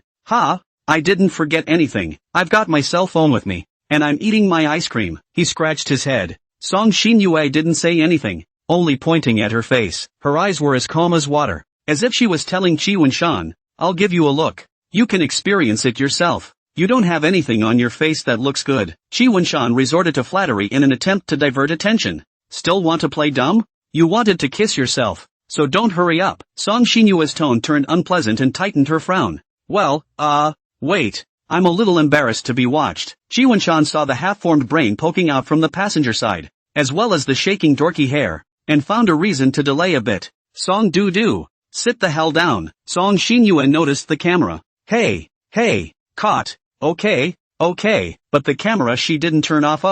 Now, what's your excuse? I could give birth to, Chi Wenshan didn't let her finish the word angry, since he couldn't drag it out. Let's do it. He stretched out his neck for a kiss and quickly retreated back, afterward, embarrassingly leaving his head away. I'm not Song Xinyue in the end. I can't do what she did to freely declare my love for the other party. Satisfied. He. Song Xinyue touched her face, the corners of her mouth rising up. Looking at Chi Wenshan's embarrassed look again, her smile grew even wider. Afterward, letting go of an arm that was holding Chi Wenshan, it wasn't like she wanted to not bind Chi Wenshan anymore. Song Xinyue took out her cell phone and opened WeChat. Dodo, send the video you just shot to my cell phone and delete it. What? I've worked so hard on this. I haven't even had a chance to look at it myself yet. QAQ. Delete. There is no room. The intimate interactions between your brother-in-law and I can only be viewed by me. No one else can keep them. Duo, do you understand? Okay, sis is really something. Video, album photos. I've deleted it. Smile, that's right. I'll ask about that junior high school senior for you when I get back. Thank you, sister. Chi Wenshan also recovered on his side and felt a bit of relief on his arm. so he turned his head to look at Song Xinyue. It seems like I accidentally spied on someone else's privacy. Song Xinyue felt the gaze from beside her. Looking at Qi Wunshan, she smiled awkwardly. Oops, you caught me then. And she videotaped it? Yeah, oh, but I've asked Duo to delete it and I'm saving it for myself. Those are some good memories we have. He. Ha? No, you this. Qi Wunshan didn't know what to say. Why don't you take a look with me? Song Xinyue sent an invitation. No, it was a notice. No, I'm not looking. I'll die of embarrassment if I look at this. Qi Wunshan waved his hand in rejection. That's all the more reason to show you. He. Song Xinyue made a strong move. Don't audacious. It was useless for Qi Wunshan to refuse. Miss, we're here. Go away sister. Don't pester brother-in-law Weed. Brother Weed won't be able to handle it. Alright, then Wunshan. Let's go. Song Xinyue put away her cell phone. Ooh, phew, it's finally over. Qi Wunshan stopped picking his toes. This journey was forced by Song Xinyue to watch those videos in a loop, and she also watched them while giggling over and over again, completely disregarding the fact that the people beside her were getting knots in their eyebrows. Alright, let's check out Nanshan Park. Nanshan Park, as the name suggests, is a park located in Nanshan Mountain. But right, it is not the mountain that is famous here, but the lake at the foot of the mountain. This pool of lake water, like a turquoise jewel, set at the foot of this southern mountain, and like a crystal teardrop, falling on this vast and boundless earth. Although it was still some time before noon, the sunlight sprinkled on the lake surface, like countless diamonds glittering and sparkling, making it impossible to open one's eyes. Halfway up the mountainside there is a tower, called the Thousand Birds Tower. There was a poet inscription, a fishing song flying birds, half of the lake smoke and water a round of autumn. Anyway, it is a place of interest. Sailing a boat and enjoying the breeze on the lake with your lover is a popular choice for many couples. Come on, here. As soon as Song Duo got off the bus, she skipped around and finally came to a place where boats were rented. It was during the National Day holiday, and there were still quite a few people who came here to play. Song Duo was a little worried that they wouldn't be able to line up. So many people. I thought there wouldn't be a lot of people on the first day. Don't worry, miss, I've already made a reservation. Wow. Uncle Wang, you are too sweet. Sister, go. Butler Wang has the money ability to pay just 5 times the original price. His lordship has instructed that it is most important for miss to have fun. Money is nothing. Well, it's a stark contrast to the other male who gets his allowance deducted all day. 2 ships? Yeah, me and Uncle Wang one. You and my sister one. Oh, so, I thought we were going to sit together. Don't worry brother-in-law of Weedfish. I won't disturb your 2-person world. Oh hey. Go enjoy yourself. Song Duo smiled badly. Wish you all a happy lantern festival. A carat, 0 carat. Begging for a wave here. Not asking for gifts. Just a book push. If you like the book it would be nice to think of me when recommending books. QAQ. Don't you keep saying things so ambiguously. Kid. Nah, can't you stand it already at this level weedy brother? Ha. Mongrel. Ugh. Not arguing with you. After distributing life jackets and explaining the precautions a few times, Qi Wunshan and Song Xinyue staggered onto the boat. Ouch. It's so wobbly. Wunshan, you hold me up a bit. Oh, Qi Wunshan was busy assisting her, but Song Xinyue unexpectedly fell into his arms. Where should I put my hands? Damn Song Xinyue, playing me. Hey. Thanks Fumiyama. She smiled wryly. You're welcome. It's so true that anything that comes out of your mouth gets weird. How boring. I'm leaving. I won't bother you two with your good time. Song Duo got on another boat. So shaky. Uncle Wang. Save me. Alright miss. Don't worry. It won't flip over. With a slight hand, Butler Wang stabilized Song Duo and sailed the boat away. Okay Wunsan. I know you like to hug me a lot, but let's just depart first and find another time if you want to. On the other side, Qi Wunshan was still frozen in place and didn't know what to do. Not because he was a little shy about holding Song Xinyue, but he was just getting on the boat and was very unaccustomed to it, and his body was very unsteady. It's like walking on thin ice, especially now that you have to watch your hands for misplaced ones. I just can't stand still either. It's a good thing the person in charge was right next to them, came to help them both, and gave another lecture on the do's and don'ts. Phew, finally we can depart. Qi Wunshan traveled up warily. Where have they run off to already? My sister? Song Xinyue looked out over the lake. Not quite sure. It should be that ship. Qi Wunshan pointed. Brother Weedfish and the others have finally taken off. Song Duo used the binoculars. Miss, be careful. Don't accidentally fall inside the river. Well, actually, Song Duo's group was at the back of Chi Wunshan and the others. This way, it was possible to clearly see what was going on inside the cabin. Uncle Wang, I know. I'll be careful, but even if I fall into the lake, Uncle Wang will definitely fish me out first, right? Yes, but falling in the water, that's not good. Okay, I'll pay attention. Song Duo was looking up. Ugh. Butler Wang shook his head and adjusted his sitting position so that he could be the first to strike in case of an accident. Can't see the cabin. Never mind. Just ignore them and rendezvous when we get to shore. Where are we driving to? Well, just drive towards the center of the lake first. Good. The boat traveled slowly. Chi Wunshan looked outside. Nothing more than some mountains and water. I really don't know what's so interesting here. What's that? A fisherman? As expected. There's no shortage of fishermen anywhere, but won't all these boats scare the fish away? Even if we fish all day, we'll still be in the air. Then I guess it's not a fisherman. It's a coax tourist who comes here to fish for a fling. A gust of breeze blew across Song Xinyue's cheeks, and her dark hair, too, was blown like the willow leaves on the shore, and time seemed to slow down. Swimming with your lover between the green mountains and the blue water, letting the earth and the sky witness our mutual heart. Cozy ah. She glanced again to a spot where a ripple was rising. White hair floats on green water. Red palm plucks clear waves. She said it unconsciously. Hey, this scene is quite poetic, but I can only come up with this verse that all elementary school students know. Alas, the loss of not reading much. Chi Wunshan, who heard the voice, retracted his gaze and looked over at Song Xinyue. The hair that ruffles with the wind, the graceful and slender back, and the smile that looks back. Well, Song Xinyue was very sensitive to where Chi Wunshan's gaze was,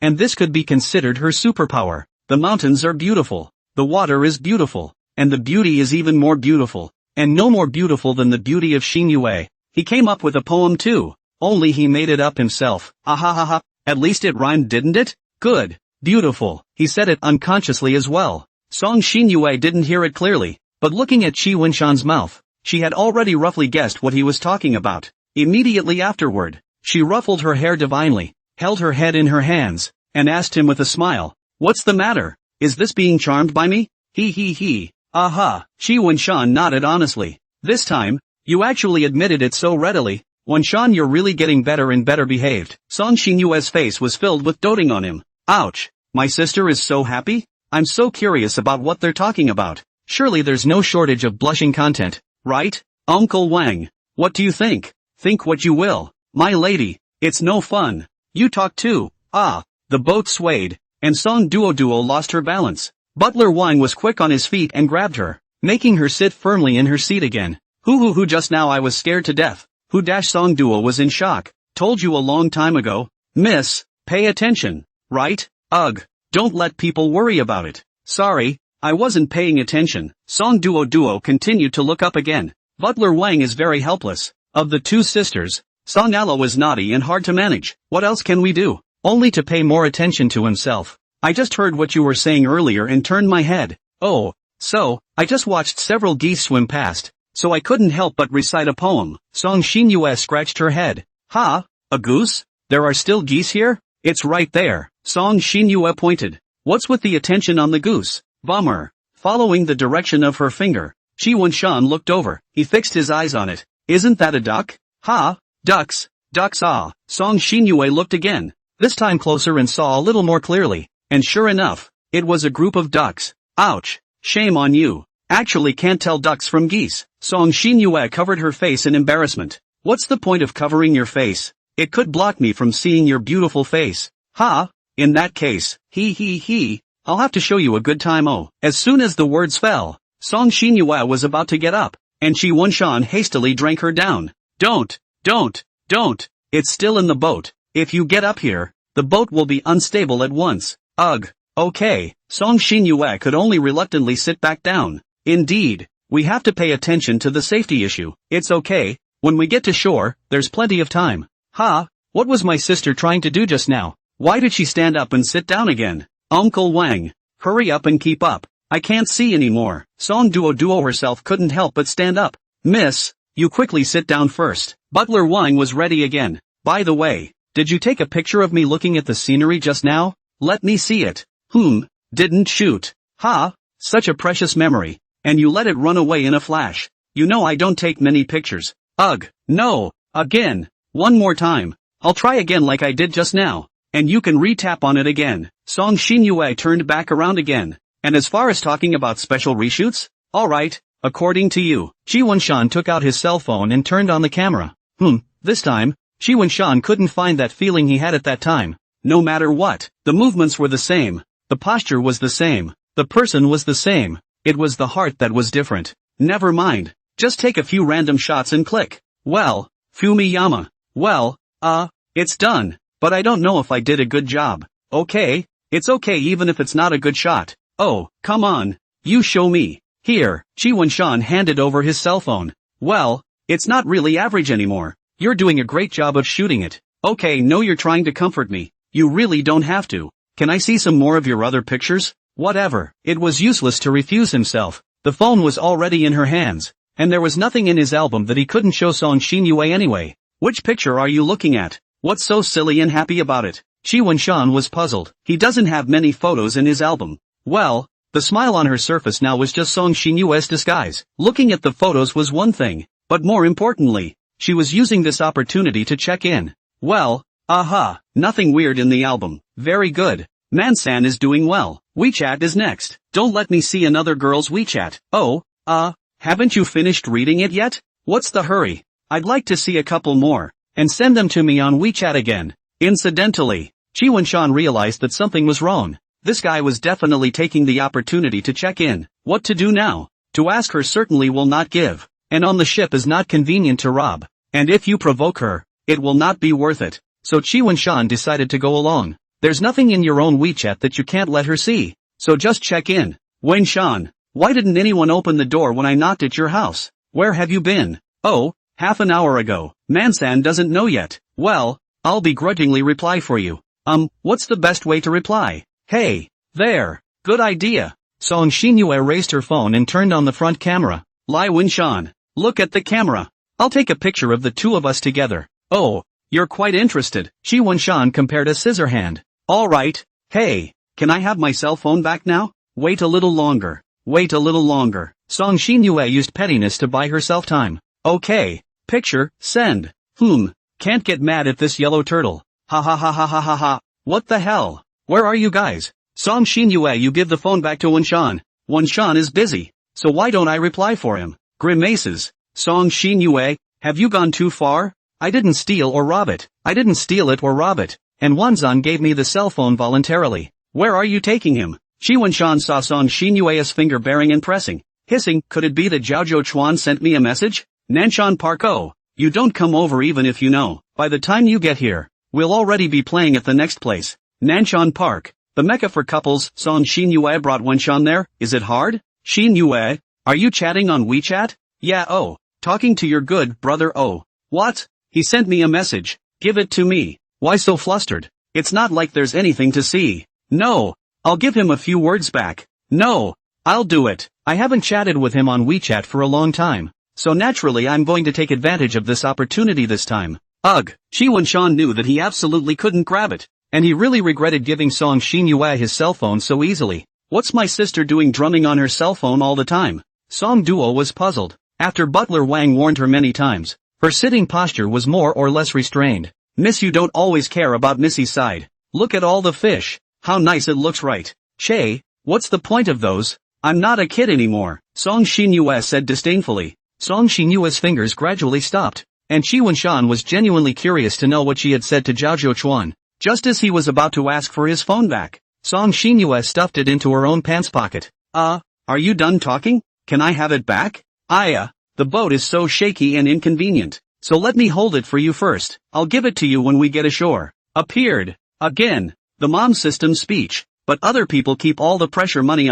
Is it true that when I get to shore, I still have to pull it out of your pants pocket myself? Oops. You read my mind then. He. Ugh. I just can't get a handle on you. Wenshan, do you think I'm bossy? Well, indeed. Don't be angry with me, okay? I can give you a little bit of other rewards as compensation. Oh, her ambiguous expression could not help but make people think. No, I told you I'm not mad at you. Then I'll have to give it too. After all, Wenshan did so well today. Of course I have to reward the mouth and teeth hard. *TT, sure enough. Sickly love is giving you a notice that there is no choice at all. Well, the hiccups are over. Wenshan, I'd like to go over there. Okay. The four of them just wandered around the lake for half a day. One row swimming ahead and one row chasing behind. Song Xinyue's smile hardly ever left her face as she excitedly chatted with Chi Wunshan about this and that. Gee whiz. What a fun boat ride. So much fun. The boat returned to the shore and a few people got off. Sister, where have you been? We haven't even looked for you. We've been wandering around the lake as well. And to say the least we haven't seen your boat. Well, ladies, it's also dinner time. So think about where you're going to eat. Roasted fish. Let's go eat grilled fish. I've heard people say this store is super delicious before. Song Duo waved her finger and pointed at a store not far away. Yeah, let's give it a try then. Song Xinyue seemed quite interested as well. The phone, can I have it? Chi Wunshan came to her side and whispered. After all, Song Duo was still next to her. Aha, didn't I tell you to come get it yourself? Okay. Chi Wunshan glanced over at Song Duo's side. Chatting with Butler Wang. Attention is not on this side. Take advantage of it now. Remembering that it should be inside this pants pocket on the right. Chi Wunshan was ready to reach in and quickly take it out. Hey, no? He tried to draw it out again, but Song Xinyue pressed his arm and spoke languidly. Yikes, does Wunshan want to touch my thighs that much? I hate it, there's so many people here. Can you do this again with fewer people? It's not like I won't give it to you. Ha, bad. He had been tricked by Song Xinyue again. Could the situation get any worse? Click. Wow. Weedfish brother-in-law is not a weedfish anymore. What guts? Song Duo had silently raised his cell phone. No, don't misunderstand. Ouch. Chi Wunshan felt that he couldn't wash himself away even if he jumped into the East Sea. Goo. Why is brother Weedfish so flustered? It's fine. It's normal to be in heat. After all, my sister is so good looking. It's okay to not be able to help it. Ah, no. I was just getting a cell phone. So why are you still keeping your hand in there? Does it take this long to get your cell phone? Still talking tough and not admitting it. TSK. Sister, you have to discipline this mongrel brother-in-law properly before you do that. Ugh. Chi Wunshan sighed helplessly. There was no use explaining to her about this lord who was watching the fun. Look at that. Can't say a word. It's really getting to me. QAQ cried and didn't say anything. 360 degrees against me. Alright, Duo. Just don't tease your brother Wunshan. He's thin-skinned and can't take it. Well, also, miscellaneous fish. Oh yeah, Duo. Remember to send the picture to your sister and delete it. Here, cell phone. Give it back to you. It wasn't until they entered the restaurant that Song Xinyue returned the cell phone to Chi Wunshan. Goo. Can be considered back. Chi Wunshan took his cell phone and opened WeChat to see. The chat records of himself and Zhao Zhouchuan had been cleared. No need to think. It must be Song Xinyue's doing. Sure enough, you're looking at WeChat, aren't you? Song Xinyue had an expression that saw through everything. Why did you delete my chat? Ugh, so much useless crap.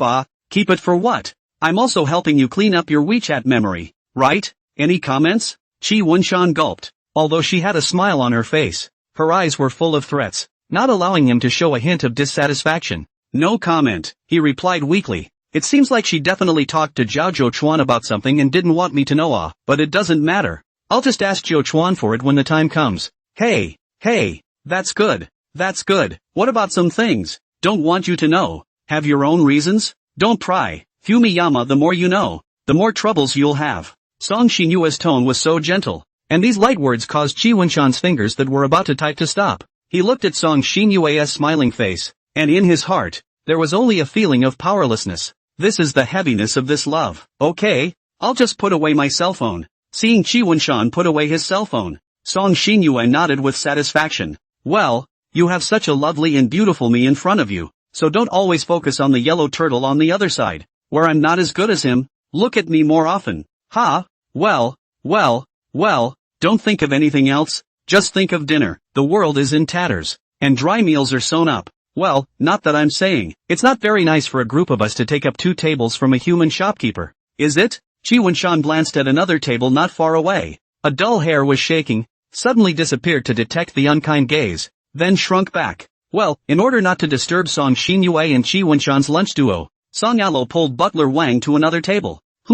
What's the point of this? It's not like we're just ordering one dish. Do you want someone else to come between us so badly? Fumiyama? No, nothing like that. He quickly waved his hand in denial. Well, hey, I knew you wouldn't want to. I don't dare to be unwilling, Chi Wunshan said silently in his heart. After a while, the fragrant grilled fish was served. The waiter cuts open the tinfoil and a blast of heat comes out, then drizzled with soul-pouring, piping hot chili red oil, with shredded green onions and cilantro for garnish, and the aroma that tickles the nostrils. Chi Wunshan gulped, speaking as if every time he gulped he was afraid. Not this time, it was a real craving. Looking pretty good, huh? He was already impatient. It really smells good. Move the chopsticks. Move the chopsticks. Song Xinyue couldn't wait either. Chi Wunshan picked up a piece of fish. He gently dipped his chopsticks into the sauce on the plate, then carefully blew a few more breaths, and then brought the fish into his mouth, carefully savoring the taste. A rich and spicy flavor hit his mouth first, the spiciness of chili peppers and the aroma of spices blended with each other, as well as a fresh flavor. Over the top. Hoo. He had spiced up his tongue. He wasn't very good with spice. It all spiced you up like this? Ha ha ha. Song Xinyue couldn't help but laugh. Oops, I forgot that you can't eat much spice. Or, no. Phew dash. It's not like I don't like spicy food much, it's just pain and pleasure. Look at how spicy you are. Have a little drink. Just some rice or something. Should I go order some yogurt or something? It seems to do wonders for the spice. No. I just like cold Coke. He took a sip of his Coke, the bubbles containing carbon dioxide releasing in his mouth, numbing the sensation. But don't dare to drink too much at once, otherwise, it's easy to get a bellyache. The spiciness eased for a few moments, and soon he was spicy and raw again. As a last resort, he took some rice. Hey, Bunsen is so cute. Why are you just looking at me? Eat. The appearance of himself being spiced up was looked at by Song Xinyue. Chi Wunshan was still a little embarrassed. Ha ha ha. Why are you still embarrassed? Wunshan, just looking at you is enough for me to eat 100 bowls of rice. And 100 bowls? What kind of fat would that be? Hey, a girl's biggest fear is hearing people say she's fat. I've obviously kept my body in good shape. Where have I gotten fat? Okay, I surrender. Xinyue, you can't get fat no matter how you eat. That's more like it. Ha. Song Xinyue also silently ate a mouthful of rice. Chatting so happy Sister smiled and still so happy TSK, it's only the miscellaneous fish brother who can make her like this. Miss, you don't keep caring about the eldest lady's side. Eat properly. Butler Wang ate with gusto. Geez, you can eat any time, but the fun can be gone in a flash. Yikes. Feeding. Good job. Sister. Give the sight back to Song Xinyue's sight again.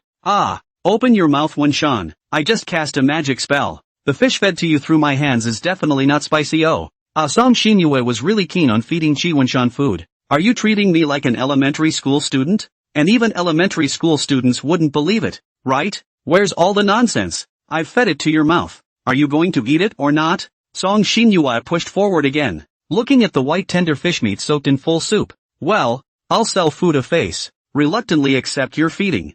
Chi Wunshan then ate into his mouth. Oh, it is that hot and spicy feeling again. Delicious. The taste buds that were originally relieved were once again ignited, and his lips began to tremble slightly. He couldn't help but gasp for air. His whole body seemed to turn hot with the spice of the fish. Ha. How cute it is. Song Xinyue raised her cell phone and snapped a picture, silently collecting it. Everything about him is so fascinating to me. That's why I don't want to give you up to anyone. Chi Wunshan took a spoon and scooped up a spoonful of that reddish soup and poured it on top of the rice. The soup alone was enough for him to eat the bowl of rice. With the soup and the fish, a bowl of rice was no longer enough to satisfy him. His went back and forth, going for several more bowls. Soon, Chi Wunshan was sweating profusely from eating. As he ate, he muttered indistinctly, spicy. Although his mouth said that the spiciness was numbing, he couldn't stop moving his hands and still kept bringing food into his mouth. Here's your toilet paper. Quickly wipe your sweat. It's about to run down. Song Xinyue looked at Chi Wunshan's foolishness and heatedly giggled. Wait. I'll finish this bite. Chi Wunshan didn't even dare to stop. Ha. As far as using so much energy? Alright, little glutton. Since you're too lazy to want to wipe, let me help you. Song Xinyue picked up a paper towel as she spoke and gently wiped away the oil from the corners of Chi Wunshan's mouth, as well as the sweat on his face. Her movements were gentle and delicate, as if she was wiping a precious heart. Hey, Chi Wunshan scratched his head in some embarrassment, a blush rising on his face. This guy, he really does what he says. Hey, why are you still shy? Seeing Chi Wunshan so embarrassed, Song Xinyue was even more pampered. I really don't need you to do this for me. I'm really not a kid. Evidence that Song Xinyue is mom's girlfriend plus one. But that's what I want to do. Interacting. Just as excited as the two of them was this one. Miss, you've been looking over at Missy's side. You haven't eaten much, but you'll be hungry in the afternoon. Gee, if you're hungry in the afternoon, just have a snack. Ugh, it's hard to get. Butler Wang shook his head and prepared to activate his backhand. If you don't eat properly again, miss, I'll have to reflect this to the master. Ah, don't. Song Duo immediately twisted her head around, chucked a piece of fish, and ruthlessly ate a few mouthfuls of rice. Careful, watch out for thorns. Alas, the second young miss is so unsettling. Ooh, I'll keep an eye out, Sonder said. After eating for a while, Song Duo revealed a pair of pitiful eyes looking at Butler Wang. Uncle, I've been obedient. Don't talk to my dad, okay? Song Duo attacked, shaking Butler Wang's arm constantly. The effect was out of the group, and Butler Wang couldn't top it at all. Alright, don't shake me. As long as you eat properly next, I won't say anything. Okay, boing. No more melon to eat. Alas, it's okay. Shedding this momentary melon is for the sake of a better melon later. She encouraged herself. Man-san, do you know why I can eat spicy food? Why? It's a workout. When I used to get aggravated and stressed without you, I'd come for a spicy meal first. What is this method? This way, when my tears come down, I can explain that it's not me who wants to cry when I say it's spicy crying. Isn't that smart? Song Xinyue asked with a smile. Chi Wen-shan didn't know how to reply, whether he should comfort, or what. As you know, I am a very sensitive person. My family expects a lot from me, and I can confide in my family members, but I can't shed a tear. There's always trouble to keep inside and smile. Alright, no thinking about those things. Eat the food. It'll spice you up and you won't be thinking about all the things that bother you. Hey, is Wen-san comforting me? I received it law, now I've got a better way. And that's you me? Oh, it would be a credit to me to help you apply pressure. That's pretty good haha. No, what I'm trying to tell you is, that's why you're so important to me I don't ever want to be hot and cry again. Well, eat fish. Aha, good. She smiled softly. A breeze rolled in and a few people were full. Chi Wen-shan drank the remaining bit of coke. His mouth felt like it was on fire, but it was refreshing. Phew, so full. Song Xinyue was also satisfied with the meal, both spiritually and materially. Phew, this restaurant's grilled fish is really delicious. Chi Wen-shan also revealed a satisfied expression. You like to eat? Well, it was really good this time I ate it. Good, then if I have time later, I'll bring you back for more. Sis, what are you talking about when you're so happy? Why don't you tell your cute sister? No, what's the point of coming over and disturbing my two-person world with your brother Wen-shan? Song Xinyue glared at her. Woohoo! Nein. Uncle Wang went to finish paying the bill. Let me come over to call you too. Well, let's go Wen-shan. Where are we going to hang out next? Just finished dinner and you're going to play again? Don't you want to come? But yeah, there's not much of a place to go in the middle of the day. Fumiyama, do you have any good ideas? Me? I just want to go home now. After all that hanging out and playing all morning. But I don't want to let you go yet Song Xinyue raised an eyebrow. Well, why don't we get together again this afternoon? I really don't want to go out at noon. I just finished eating, and it's not suitable for strenuous exercise, so it's suitable for me to be paralyzed at home and not move at all. Then, something else occurred to Song Xinyue. Alright then, let's go and send you back. Hey, so nice to talk? Chi Wen-shan felt a little surprised. Then hurry up and go. Don't keep Uncle Wang waiting, Song Duo urged. Okay Dodger. That's it. It was still the same seating assignments as before. Song Duo going to the front. Chi Wen-shan and Song Xinyue going to the back. But with that wiggly hair poking out of the passenger side, it's clear that the attention of the passenger one is actually in the back. Chi Wen-shan was ready, and as expected, as soon as he sat down, there was a touch on his shoulder, and Song Xinyue's head leaned up again. Say, is my shoulder that comfortable? Every time you get in the car, you have to lean upwards. I find the seat cushion in your car quite comfortable, because it's you. I've already said how important you are to me,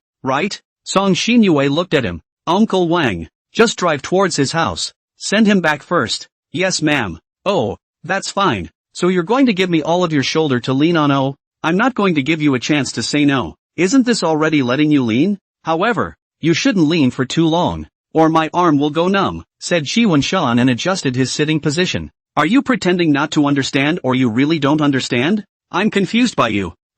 Forget it, whether you hear me or not. In any case, my plan will keep moving forward, and you can't stop me. After saying that, She even hugged Chi Wenshan's arm. Oh, I wasn't going to try to stop you. He. It's best if you listen. Song Xinyue smiled. The car slowed to a stop and, well, it was not as blush-inducing a ride as it had been before. It just means that Song Xinyue keeps squeezing her eyebrows as if she's making eyes for Song Duo. Whatever. I couldn't see it myself anyway. Can you let go of my arm now? How am I going to get out of the car with you like this? Aha. Oh good. Song Xinyue was quick to let go. I'll give you another ride. No. I'm already here. Why send it? He quickly waved his hand and refused, but Song Xinyue had already followed and gotten out of the car. Geez, it's polite. What's the point of being so polite? She recited. Unexpectedly when she closed the car door, Butler Wang just drove the car away. Hey, Uncle Wang, I haven't gotten on the car yet. Song Xinyue symbolically chased after him for a few steps, and then turned around with chagrin, looking pitifully at Chi Wenshan. Song Xinyue a series of looked Chi Wenshan that called a confused ah. This acting is also too good. This year's Vomit His Click Award ceremony did not you I do not look at it. You just cherish it. Now Song Xinyue at least still act a little. After that directly pretend not even pretend. Looking at Chi Wenshan's speechless eyes, Song Xinyue slowly opened her mouth. Alas, this Uncle Wang is really something. He doesn't even care if I get on the car or not. He directly drove away. When I go back, I'll have to properly complain to my dad about it. She also wiped the non-existent tears, with an aggrieved look. See how he looks like he doesn't believe it? Well, it's true that the acting was a bit poor when I was rushed into it. However, I don't care if he believes it or not.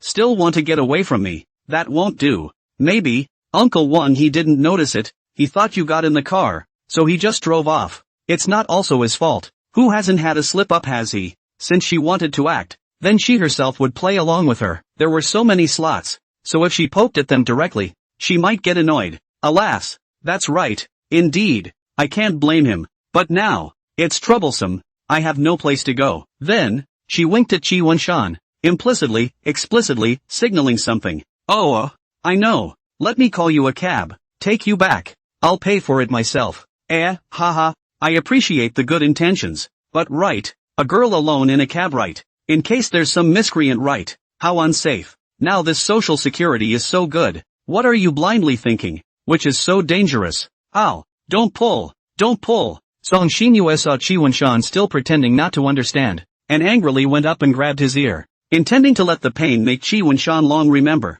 Shouldn't you have let me stay at your house, Fumiyama? You obviously know everything, don't you? Don't pretend to be confused when you're trying to understand. Having lectured enough, Song Xinyue let go of her hand. I really don't understand. Chi Wenshan was still talking tough. Alright, do what you think. Alright, well, then hurry up and put it into practice. There's one more question. It's that, my mom and dad, they might be home. I'm afraid he'll get the wrong idea or something. What are you worried about? Wouldn't a misunderstanding be better? Not ashamed to be Song Xinyue's idea. This misunderstanding, I'll be in a bad position to explain it to mom and dad. Right, they will definitely ask about this and that. Right, how troublesome. You see? It really is annoyed. Chi Wenshan rubbed his ears and thought to himself that he would have to learn evasive skills in the future, or else this ear of his would sooner or later let her tear it. I'll help you explain. Your parents are smiling when they see me. Once I step in, I'm sure it'll be solved immediately. Do you have any more questions? Song Xinyue's eyes were already very unhappy. She decided to cure Chi Wenshan's bad habit of talking too much nonsense in the future. No more. If you're really worried about your parents getting the wrong idea, why don't you just go up and get an ID and we'll go to the hotel and get a room. It's not impossible to stay at the hotel for a while. Why are you obsessed with getting a room too? Chi Wenshan pinched his eyebrows in a difficult strain. Then show me the way. Oh that's going. Your mom and dad, they're not home? It looks like it. It's fine. I have the key. Chi Wenshan opened the door. The two crossed the door rags and walked into the living room. Chi Wenshan shouted twice. No one responded. It seemed that mom and dad really hadn't come back yet. What's going on? It's already 1:30 and these two living treasures aren't back yet. Chi Wenshan looked at his cell phone and was about to send a message to his parents. Isn't that better? No one will come to disturb the two of us. Song Xinyue hugged Chi Wenshan's back tightly from behind. You this. Chi Wenshan's body froze at the suddenness. If he went to her house was a sheep in a tiger's mouth. Song Xinyue coming to his house and there was no one else. It was a wolf in a sheep's pen. Anyway, it's the fate of being eaten. That kind of thing. Don't Achu Song Duo in the car on the other side sneezed. Her physique was a bit special. It wasn't being scolded by others that would make her sneeze. It was not being able to eat her sister's melons that would make her sneeze. Fake. Is the air conditioner too cold? Butler Wang asked. And with a smooth hand, he turned up the air conditioner temperature a bit. It's just that my nose is suddenly uncomfortable. Song Duo sniffled. Alas, just like this my sister is released. I don't know if that fish brother can take good care of my sister. Humph. Otherwise I'll find him to settle the score. Humph. Well miss, don't worry about it. If you're going to go it's going to be me. Trying to stick it to you. Can't you tell? Ha. Anyway, your mom and dad are away, so no one will get the wrong idea. Right? Wenshan? Song Xinyue pasted even tighter. Wenshan grabbed Song Xinyue's hand and tried to pull away, but the more he pulled, the more Song Xinyue wouldn't let go. You have nothing to do. Hug. What are you hugging me for? I don't know, but my body just involuntarily hugged me over it. He. I can't do anything if you're like this. First, let go. Okay? You can't just stand here. Moreover, my parents may come back at any time. If they see, Wenshan knew that it was absolutely hopeless to come to the hard way. I don't want to let go. You figure it out. Your parents will come if they come. I won't let go even if they come. Song Xinyue interrupted him and even put her head on his shoulder, deliberately blowing in his face. Wenshan itched and trembled, and Song Xinyue was even more pleased to see this. He. What a cute reaction. Wenshan. I can't help it at all if you're like this.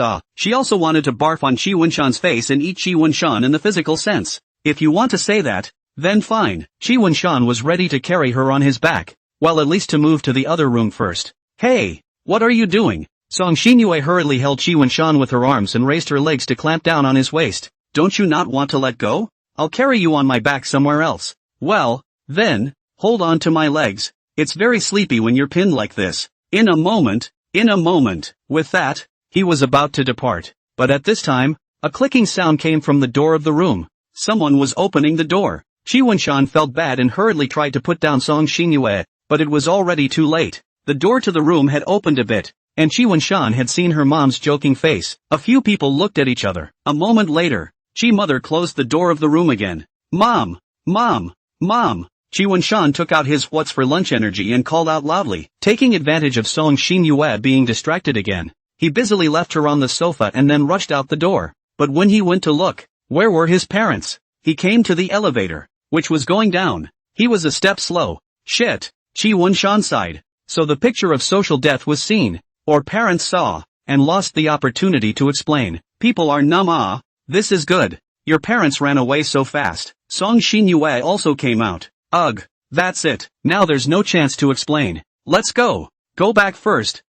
It's okay for you to use WeChat to contact them. Alas. Also, standing here won't solve the problem. This is really unlucky. Just in time to be seen, since they're gone as well. Then, with a leap, Song Xinyue wrapped her arms around Wenshan's neck. Let's continue. She clamped down on Wenshan once again. Ugh. No. Just went through something so socially deadly. How do you still have a mind for it? Nah. Bunsen doesn't want to do it again? Hey, it's obvious that you're the one who first offered to carry me somewhere else, so don't go back on your word. Alright. Wenshan knew that it was useless to argue with her anymore, and blamed himself for not talking without thinking, letting her catch the handle. Good and obedient Wenshan is the best law. Go, send me to your room before you can stop.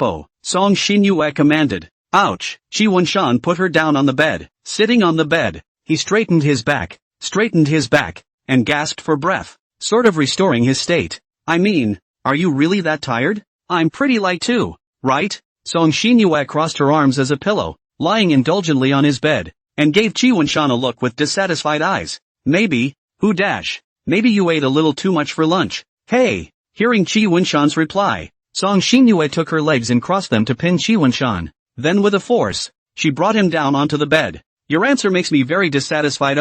At noon. Not already said to you not to say girls fat? Knowingly violating the law. Such a bunsan. Must give a little punishment to it. No. What are you doing? Two white masses appeared at the ends of his eyes, which, if he was right, would be her socks. Wenshan probably imagined out what kind of position he and Song Xinyue were in right now. It was estimated that when he raised his head now, he would see something, so, he closed his eyes tightly so that he wouldn't see something forbidden and be condemned by heaven. Your next answer will determine whether you will be punished or not. Is that clear? Saying that, Song Xinyue even stretched the shoe support in front of him, but Qi Wenshan couldn't see it even if he didn't. Fine.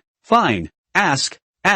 Well, then, it starts now, Song Xinyue said with a smile. I'll give you one more chance. Am I fat? Not fat. Xinyue, you have an angelic figure no matter when. Well, next item, how about my shoe supports? It's good. Really? You didn't even ask. Hurry up. Okay, don't be mad. Damn. Can't even deal with it. Data deletion. Asked. Yes. People say there's a little bit of a smell, but not a hint of an odor. Well, okay, you barely passed this question. Get up. Song Xinyue removed the fading that was holding him up. Qi Wenshan finally got up and was able to catch his breath. Fetishes are really weird, are you? He finally couldn't help but open his mouth and spit out. This Song Xinyue, all day long, she had been conducting obedience tests on herself. She was such a normal person. Sooner or later, she would be led astray by her. How intimate is that, isn't it?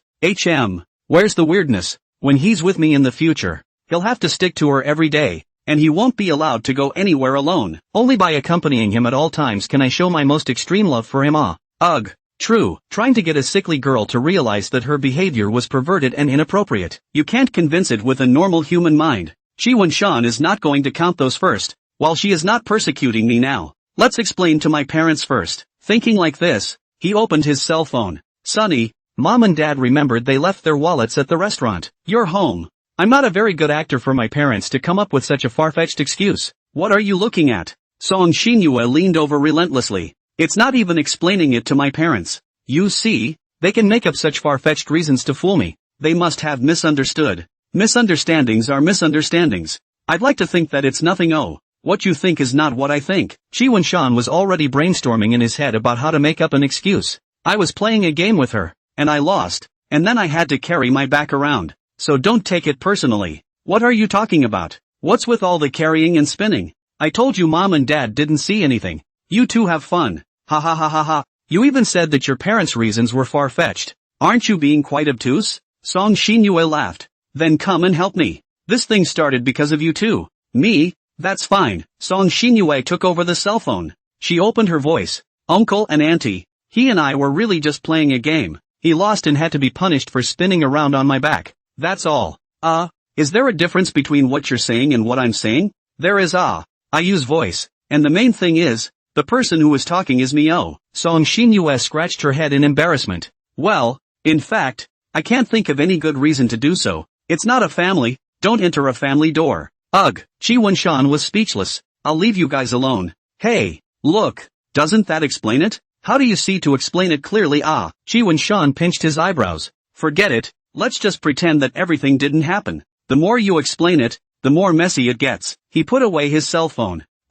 Then, what do we do next? Song Xinyue looked at him with anticipation. Why is this guy looking at me like that? I'm going to play a game. And I haven't been playing very well all morning. No way. As soon as these words came out, Song Xinyue immediately wilted. We have a good time for two, but you only want to use it to play games? I haven't played much of a game all morning. Hey, just let me play a little. Qi Wenshan's hand was already on the on button. Don't. You ignore people when you play the game. No way. The computer had already lit up the screen. Qi Wenshan did not pretend, and directly twisted his head over. Hey, not listening anymore, are you? Song Xinyue was a little angry. It seems that in the future, this game should also be regulated a little bit, otherwise Wenshan will play the game every day. It's too much of a waste of time with himself. Don't get mad. Will you? I'll play a little two-player game and bring you along. That's always okay. There, Humph. Why don't I just treat you like a wooden man? Song Xinyue moved another stool and sat behind Qi Wenshan, hugging him again. I'll let you have a quickie this time. Humph. I won't give you this chance next time. Is that how obsessed you are with hugs? Not really. It's because of holding you that I'm so mesmerized. Oh, the expected reply. But I can't move my whole upper arm when you're like this. I've given in. What more do you want? As she said that, she also tickled Qi Wenshan's waist. Qi Wenshan was this whole also no longer say anything, although there is some inconvenience, but he is a high-level player. This little bit of inconvenience, what is enough to worry about? Watch me operate. No more games. Had enough of playing? Well then, turn off the computer. Shi Wanshan was finally recognizing reality after kneeling for 4 matchups in a row. Being encircled by Song Xinyue, he was just like a sailor who had put on his cultivation armor. His strength was greatly cut down, coupled with the fact that Song Xinyue kept rubbing against his back. Every now and then she even tickled him a little bit, followed by a hefty and strange laugh. When Shi Wanshan ignored her, she became bolder and bolder, and even put her hand into his back. Why? Take it out. Shi Wanshan twisted madly as if he had gotten a caterpillar in his back. Oops. Thought you wouldn't pay attention to me while you were playing. Song Xinyue's hand wandered a bit more before she drew it out. It's impossible to concentrate on the game with this big Buddha behind him. And more crucially, the typing was not good anymore. So he couldn't win the battle of defending his parents with his teammates. This was so infuriating. He didn't want to find any more anger. Have you had enough fun to entertain your good classmate? Part neighbor, part friend? I'm lonely as hell, and with that, he buried his face inside his shirt and inhaled hard. Suck D will also be sucked because of the more. The dose is not enough, brain is not happy. Song Xinyue day and night thinking of all Shi Wanshan actually will not get tired of a little bit. Really on the eternal love chanting. Why have you given yourself so many names? It's only 3, hey. Where's the extra? Song Xinyue was indignant. Hardly? I need you to admit it again. Ha? Well, Wanshan really is. Hurry up. I'm forcing you to admit it now. Song Xinyue cocked her head and looked at Shi Wanshan with nuclear goodness in her eyes. No. This yen map is also too short. Directly on the strong ah. Fine. I admit it. That's not how it's acknowledged. I want you to say that I'm the best XXX. That's how it's acknowledged. After saying that, Song Xinyue raised her cell phone and prepared to record a video. Actually, you didn't videotape it, admit it or not. It's just a formality. She didn't give me any other options. Come on. Say it. She ordered. Yes. Song Xinyue is my best deskmate, my best neighbor, my best friend. Good. Very spirited. Ha. Song Xinyue smiled and accepted the shameful video. Satisfied, Shi Wanshan put away the spiritual energy he had just had and returned to the state where people were numb. Song Xinyue really likes to bring herself to play these humiliating little games. Song Xinyue didn't answer him, but instead was looking at the video from earlier with a demented girl-like smile. I say, what's so great about just one video, said Song Xinyue, still extemporizing. It was torture to hear your own voice coming out of an electronic product. Looking at the embarrassed Shi Wanshan, Song Xinyue had a plan in mind and took Shi Wanshan by the scruff of the neck and led him over. Fuck. What for? Face to face, hello? Pulling you along to see, look.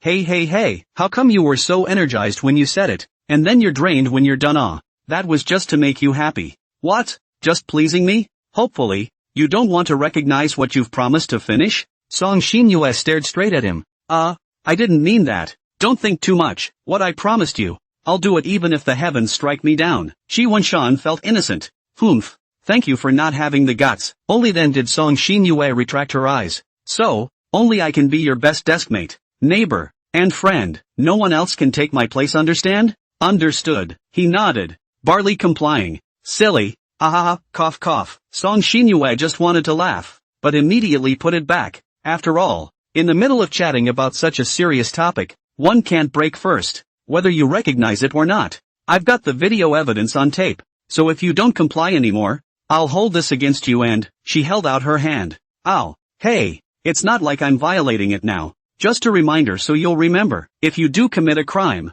I won't be able to just pinch you. That's a big job removing arms and legs. Oh, I don't have a bad memory, do I? Shi Wanshan didn't seem to have realized how terrible the consequences of going against would be. Humph. Good to know. Then if there's nothing else, I'll go do my homework.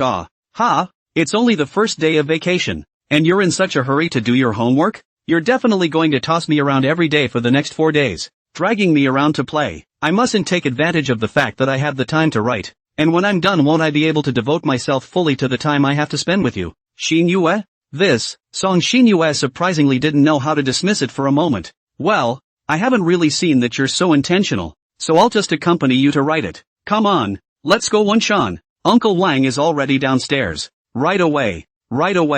I'll just use the restroom. In the twinkling of an eye, the time came to 7:30 in the evening, and by now his parents were still looking for their wallets and hadn't come home. After such a long time, it was probably found in Java. I don't know if doing homework played some inhibitory role this afternoon, but did not happen what is to meet numb thing. Song Xinyue at most is to rub his body, leaning against his shoulder. When Shi Wanshan brushes the video, stick up, face to face with him to see. It's alright, This level of intimacy is already not enough to make me blush too much. Chi Wunshan said as such. This was in stark contrast to Song Xinyue, who was not tired of Chi Wunshan's 100 stickers coming. He hurried over. With that, the two went down the stairs together to the car. Hey, where's Song Duo? Isn't she coming along? What do you miss her for? She's at home. Besides, why would we bring her on a date? Straight ball offense, straight up with words like dating. I'm just asking. Asking, nothing else. It's good that Song Duo doesn't come. Ha ha ha. Chi Wunshan tried to use a silly smile to ease Song Xinyue's suspicions. Yes? Song Xinyue sized up Chi Wunshan with a scrutinizing gaze. Now that's even more reason not to bring her along in the future. Or it's not good to be nosy, she thought darkly. Ha ha, well, don't keep thinking about those things. Better think about where to go. Don't worry about that. I've already arranged the place. Ooh-hoo. Chi Wunshan stopped talking. Just be a good cushion for me. Ha. The car slowly stopped at a snack street. Chi Wunshan was finally able to stretch his limbs. Under Song Xinyue's compulsion, he voluntarily didn't move a muscle in order to give her the most comfortable car ride experience. Isn't this a place to eat? The aroma of the fish and dragons in the snack street was surging into Chi Wunshan's nostrils, seducing his soul. Knowing that he hadn't eaten dinner yet, the attraction to him was even stronger. Yeah, we didn't have dinner anyway, so we'll just stroll around while we eat. Very nice aroma that makes my salivary glands secrete. It's a bustling time now, and all the stalls and vendors are already open for business, with especially many selling food, like some authentic Changsha stinky tofu. But this stuff, I'm afraid, is all over the country. There is also barbecue, grilled lamb kebabs, grilled gluten, grilled squid, grilled cold noodles.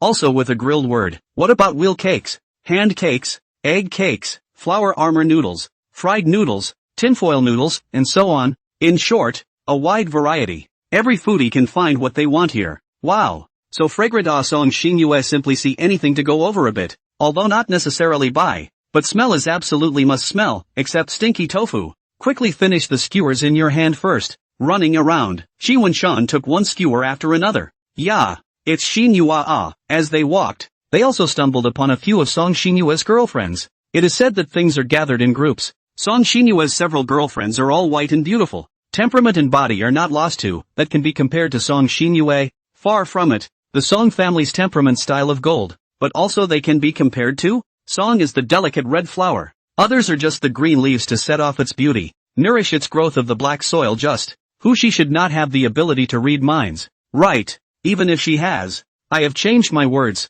Don't hold me responsible. Chi Wunshan looked at Song Xinyue uneasily. Hey, you've come out to play too. Chi, are you with Xinyue? These people, for some reason, revealed an anti-smile. So weird. What's so funny? Yeah. He nodded with some formality. Several people trailed off with a long, meaningful oh. Then there was a burst of playful laughter, much to Chi Wunshan's bewilderment. Wunshan? Why don't you go wait for me in the back first? I'll talk to them for a while and then come back to you, Song Xinyue whispered, and kept making eyes for him to leave. Okay, take your time to chat. There's no rush. Chi Wunshan then went on to say to those few, you guys chat first. I'll go over there to buy some snacks. Oh, go on then. Chi Wunshan then stepped back to watch them talk. It wasn't that Song Xinyue was afraid that others would misunderstand. In fact, she hated that the whole world would misunderstand. Chi Wunshan could also see that she didn't want him to have contact with her girlfriends, even if it was just a few glances. He is not a womanizer himself, and with Song Xinyue as an external condition, he can't be a womanizer, or I'm afraid his life will be difficult to protect. Looking at them chatting there, Chi Wunshan inexplicably had a sense of vestigial vision. How to put it? It was like the scene when you were a child and your mom went out. Then she ran into an acquaintance and kept chatting non-stop, making people very anxious. Evidence that Song Xinyue is mom's girlfriend plus one. Well, just stand here for a while. Chi Wunshan felt a slightly familiar figure next to him, a robust body, a scar behind the ear. Oh, it's Butler Wang. Butler Wang's eyes were fixed on Song Xinyue's side, a lit cigarette in one hand and a half-eaten mixed grain pancake in the other. He must have noticed himself. Shouldn't he say hello? Chi Wunshan thought and spoke. Uncle Wang? Uncle Wang is good. Hello Chi. Hello? Muffled voice came through, perhaps due to smoking, and a bit of a smoky voice. The atmosphere was quiet again, and despite the night market being such a noisy place, Chi Wunshan felt the awkwardness of the silence between the two of them, and he wanted to try and find something to say. Have you been watching us from the shadows? He asked carefully. Well, I parked the car and came to find you guys, at least for now. I'm not sure you can protect the lady. Oh, well, if there's a chance, I guess no need to make me any promises. Kid, time will prove to me whether you're capable or not. He took a bite of his omnivorous pancake. Oh, that's chatty and inexplicably philosophical. Inside, Uncle Wang? Shi Wenshan thought about changing to something else what to talk about. Go ahead. He swallowed and took another drag on his cigarette, his eyes never leaving that side. Can I ask Song Xinyue's father what he thinks of me? After all, that look at the dinner table. He'd forgotten it all for life. Want to know about that? Well, you don't have to answer if it's inconvenient. I'm just, simply, a little curious. Mrs. Father, for his 2 daughters, is very favorite, 100 obedience, 100 care. Want the stars in the sky will also be given to pick. Do you understand? Translation is daughter slave. Understood. So this is pretty much hating me? You're kind of Mrs. Favorite, friend, and Master can't say he treats you well or hates you much, and if I had to think of it myself, he might even be a little jealous of you. So, this somewhat relieved Shi Wenshan. It seems that at least his dad won't flay me alive, as long as it's what Miss likes. Even though Master may not like him, Master will accept it as long as Miss is willing and persistent. Shi Wenshan then didn't understand the meaning of the sentence. That word he thought was it. Then her dad really loves her. So disobeying Miss is disobeying Master. Remember that. Shi Wenshan still wanted to ask more about Butler Wang, but Butler Wang spoke first. Alright kid, that's all I'm going to answer for you tonight. If there's anything else you'd like to ask, we'll talk about it later when we have the chance. Ooh, good. Shi Wenshan shut up. After a few more moments, Butler Wang said, you should quickly go over. At this time, the lady's side should be almost done talking. Well, then, goodbye Uncle Wang. Bye. Seeing Shi Wenshan leave, Butler Wang pressed the cigarette against the wall and threw the rest of the cigarette into the trash can.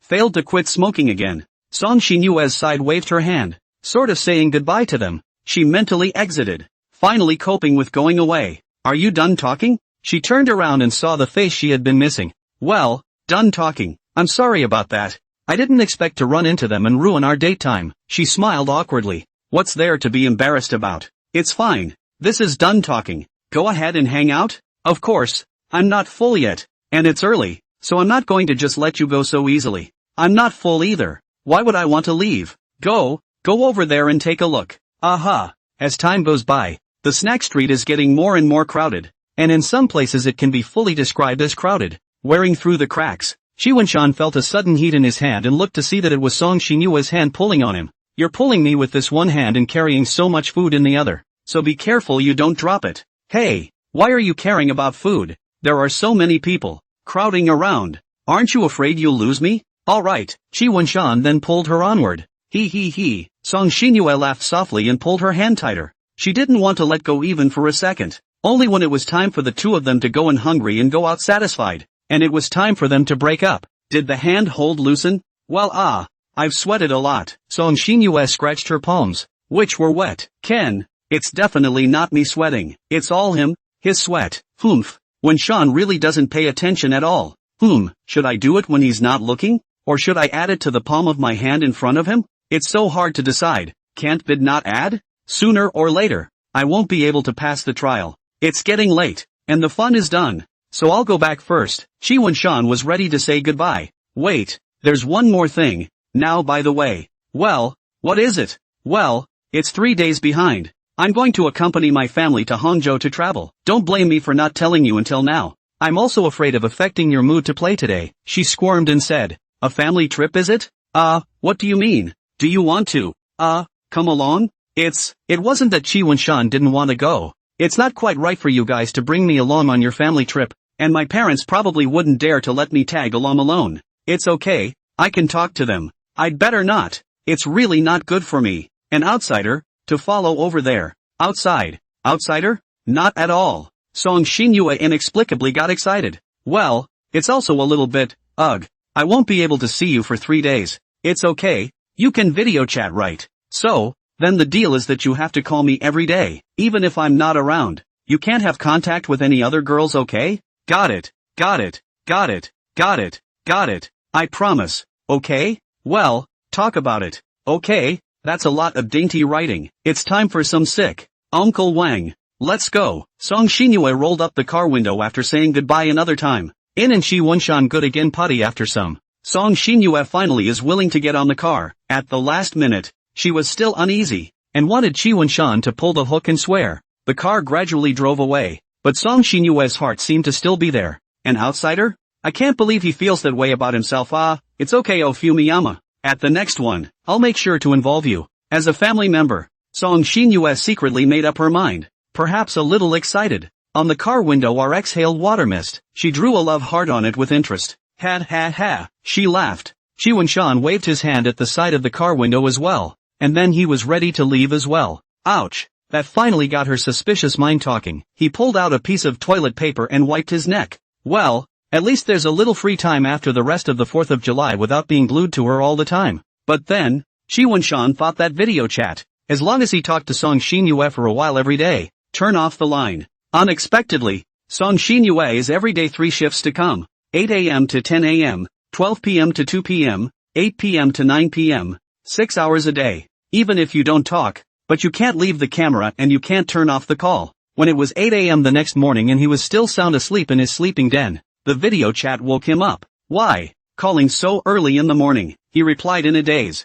I was going to say the same thing about you, not even calling me on video after 8 o'clock. Ha? Then Chi Wunshan answered and fell asleep again. Song Xinyue just kept watching, muttering words like cute fool and so on. By the time Chi Wunshan woke up at 9 o'clock or so, he had forgotten that he had an open video next to him, and dressed in front of Song Xinyue. While Song Xinyue was momentarily mesmerized by what she was watching, she actually forgot to record the screen. When she came back to her senses, naturally she was very chagrined. This is a major loss. After Chi Wunshan was fully dressed, he picked up his cell phone and saw Song Xinyue, who had a nosebleed. Her face was still red like an apple, and her eyes were frozen on the screen, as if she was broken.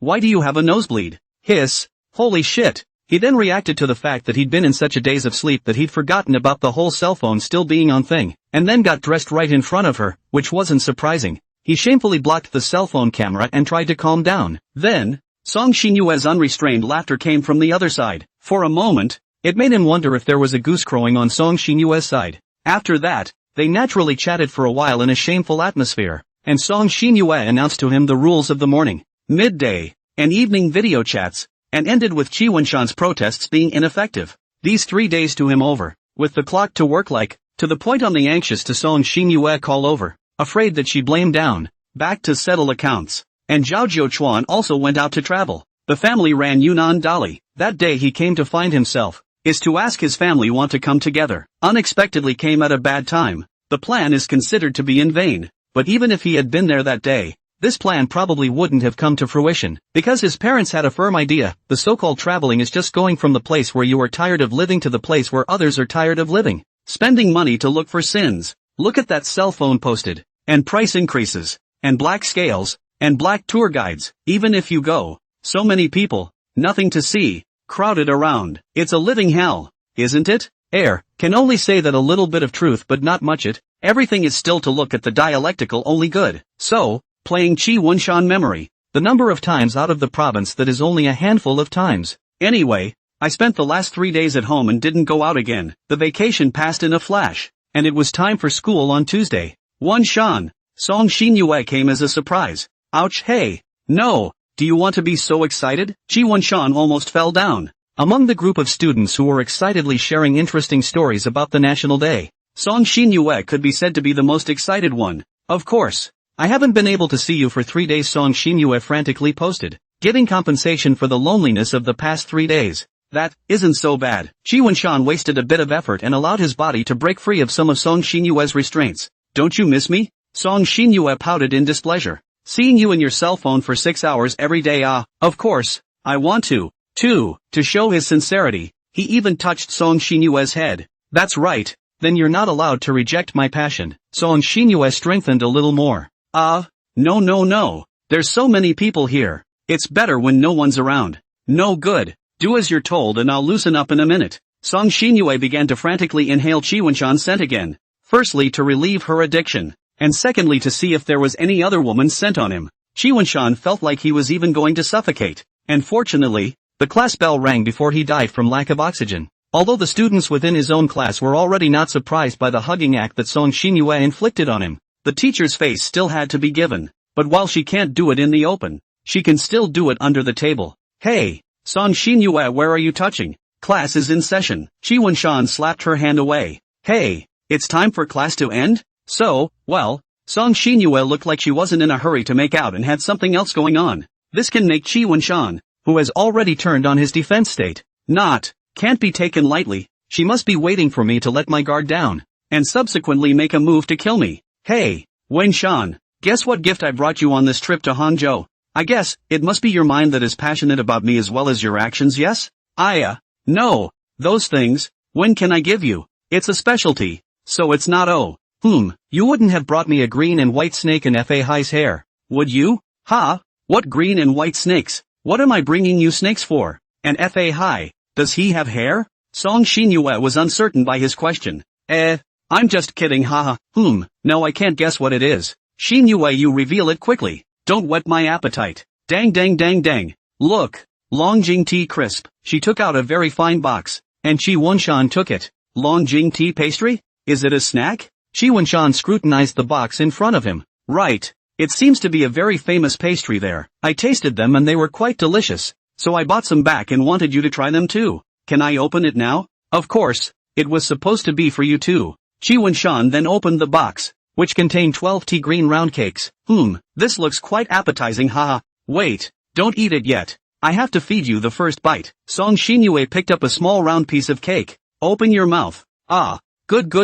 Chi Wenshan opened his mouth, ready to be fed. Eat into the mouth of the first. Is a tea flavor, a light bitter, tea aroma. Chewing on the filling inside, there is a sense of sweetness. Well, the filling tastes like green bean paste. The fragrance of green beans and the aroma of Longjing tea mingled with each other. The tea flavor is strong and sweet but not greasy, just as the Westlake Bistro curling tea, the memory of the flavor of Jiangnan. Okay, let's get right down to business. It tastes pretty good, with a different kind of sweet and refreshing flavor. Tea flavor and sweetness are not very prominent, but rather complement each other. I feel like if I had a pot of tea with it, the sense of ceremony would be up. Is it good? Song Xinyue asked expectantly. Pretty good. Chi Wenshan took the remaining half into his mouth as well. Hey, I'm relieved to see that you like it. So, why don't you feed me one too? Just take it. It's not like I won't give it to you. Hey, did you not hear that word feed? Wenshan, your trick of playing dumb is no longer useful to me. Come on, don't make me force you. Ugh, is it useless already? Chi Wenshan picked up a small round piece of cake. Song Xinyue bit down, and then very quickly stuck out her tongue to add to Chi Wenshan's guard limb. What are you doing? Chi Wenshan hurriedly dropped her hand, and some crumbs of the cake even fell onto her breasts. This tea crisp is really delicious, but there's something else about the flavor. Hey, Wenshan is sorry. I didn't notice it. Your trick of playing dumb won't work on me either. The boomerang flew back. It can't be helped. Who made you smell too good, Wenshan? Said Song Xinyue's pupils turned loving again. The saliva is going to overflow. Live to eat. Chi Wenshan's a look as to go to Hangzhou did not eat well. Really hungry. Hey, Wenshan, what are you eating? The green looks so delicious. A voice that made Song Xinyue unhappy came over. Yellow hairy turtle, coming to disturb my good mood again. Song Xinyue retracted her loving pupils and her eyes were filled with rage as she glared angrily at Zhao Zhouchuan. Zhao Zhouchuan felt a chill and was a bit embarrassed, deciding to choose to ignore Song Xinyue's anger. You can't keep a good thing to yourself. I'll eat one of yours. Then looking for Zhouchuan picked up one and opened his mouth to bite it. Hey, what are you eating? Song Xinyue tried to stop it, but unfortunately failed. Ouch, hey, I'm eating my good buddy's food. Want you to? Chi Wenshan was busy stopping him and whispered. This is a box of treats she just gave me. If you want to eat it, you wait until she's not around. You think of a way to fool around first, then hurry up and leave. I'll appease her. Hearing Chi Wenshan's words, Zhao Zhouchuan froze, and then looked at the tea crisp in his hand that he had taken a bite of, and for a moment he actually did not know what to do. Is it your stuff? And you touch it? Yellow-haired turtle. I remember. I said that the thing I dislike the most is for my thing to be defiled, right? Song Xinyue's eyes lost their high beams and became unusually fierce. So then, what do you want to do? Zhao Zhouchuan found some momentum. What? I'll spit it out for you? Do you still want to spit it out? Of course I don't want your vomit. Gross, but you spit it out for me too. I don't want the treats I gave Bunsan to digest in your stomach. She clenched her fists tightly, as if she was going to punch them out the next second. Who are you that I should listen to you? Bye you. Zhao Zhouchuan did not do anything. finished all the rest in his hand, turned his head and left. Song Xinyue was about to get up, but was held down by Qi Wenshan. Hey, don't. You can't catch up with him. Shit. Let you so confused past. Also did not let you so confused. This does not deteriorate the situation. To me digging a hole. He's such an asshole. I really want to. Song Xinyue was very aggravated. Her shoulders were constantly trembling, and her lips were pursed tightly together, tears in her eyes. It seemed to be really angry to the core, and one had to think of how to coax her. Well, he thought that was the food I brought, so that's why he's like that. I'm like this and you're still talking to him. Song Xinyue's state looked more and more wrong. Was this about to turn all the sadness from earlier into anger towards me? Holy shit. No, absolutely not. I don't want to be locked up yet. Need to terminate her process quickly. Phew, guess that's the only way to go. Qi Wenshan looked around uneasily. While not many people were paying attention to this place now, he had to be quick, accurate and ruthless. Fumiyama. So, you still don't put me first? Oh, what am I supposed to do? Yes. Those rituals, and our secret room. It's not like it can't be corrected with a little discipline. Song Xinyue looked like she had found a life-saving straw, and the whole person's exuberance rose. Yeah. I don't have to get an obedient you first. I can get you before I let. Hey. Qi Wenshan quickly came on her foreheads and quickly withdrew, silently praying in his heart that it would work. Song Xinyue's brain felt like it couldn't handle so many emotions at once. Should she be angry now? Or angry? Or happy? But that fondness for Qi Wenshan eventually dominated everything. What did you just do? Song Xinyue questioned the embarrassed Qi Wenshan in front of her, her tone already much more soothed. Kissed you on the forehead. Didn't I see that you were aggravated and about to cry? So I thought I'd try to see if I could get you to, you get the picture, right?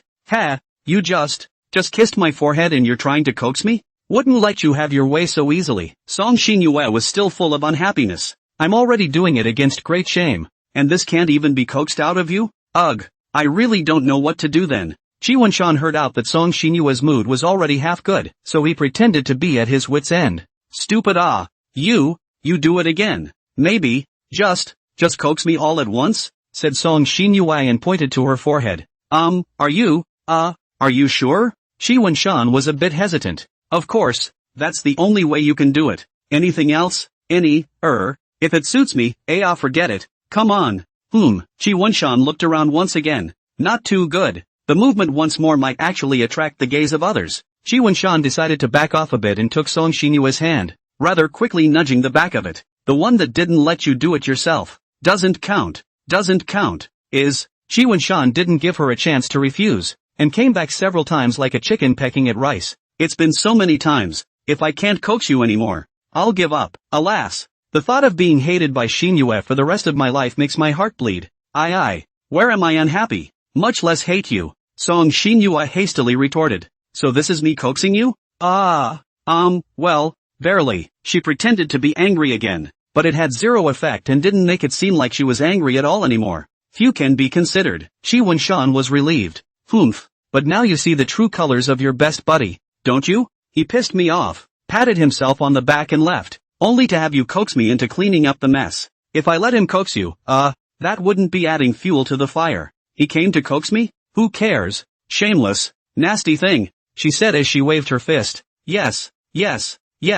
He's guilty as sin. Just a big asshole who upset you. Xinyue. Now that you can see that, why don't you stop hanging out with him from now on? Okay? There's no fun with him. Okay? Promise. No lunch ride with him at noon. With you and you and you. That's not what I want. Okay?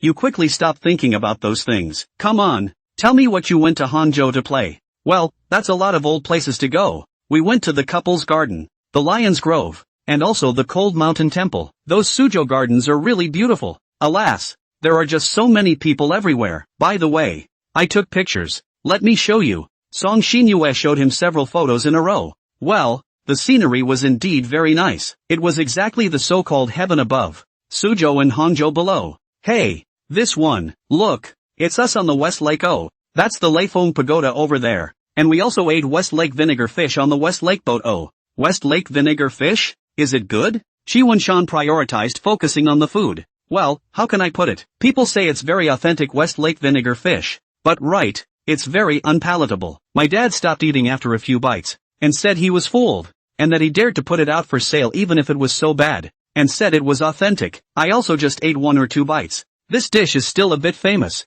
so I can't say that you guys have really met the hangers-on. P.S. Hangzhou has a title called Food Desert. The more authentic the West Lake vinegar fish, the harder it is to eat. Well, I think so. That's kind of the only bad part of the whole trip. But yeah, I'm still happy with it. Well, just have fun. Don't worry. Next time, I will definitely bring you along. It won't just be me enjoying the view. Good things are meant to be shared. He. Next time, if I stay in a hotel, I'll kick Song Duo out and let Wenshan and I share a room.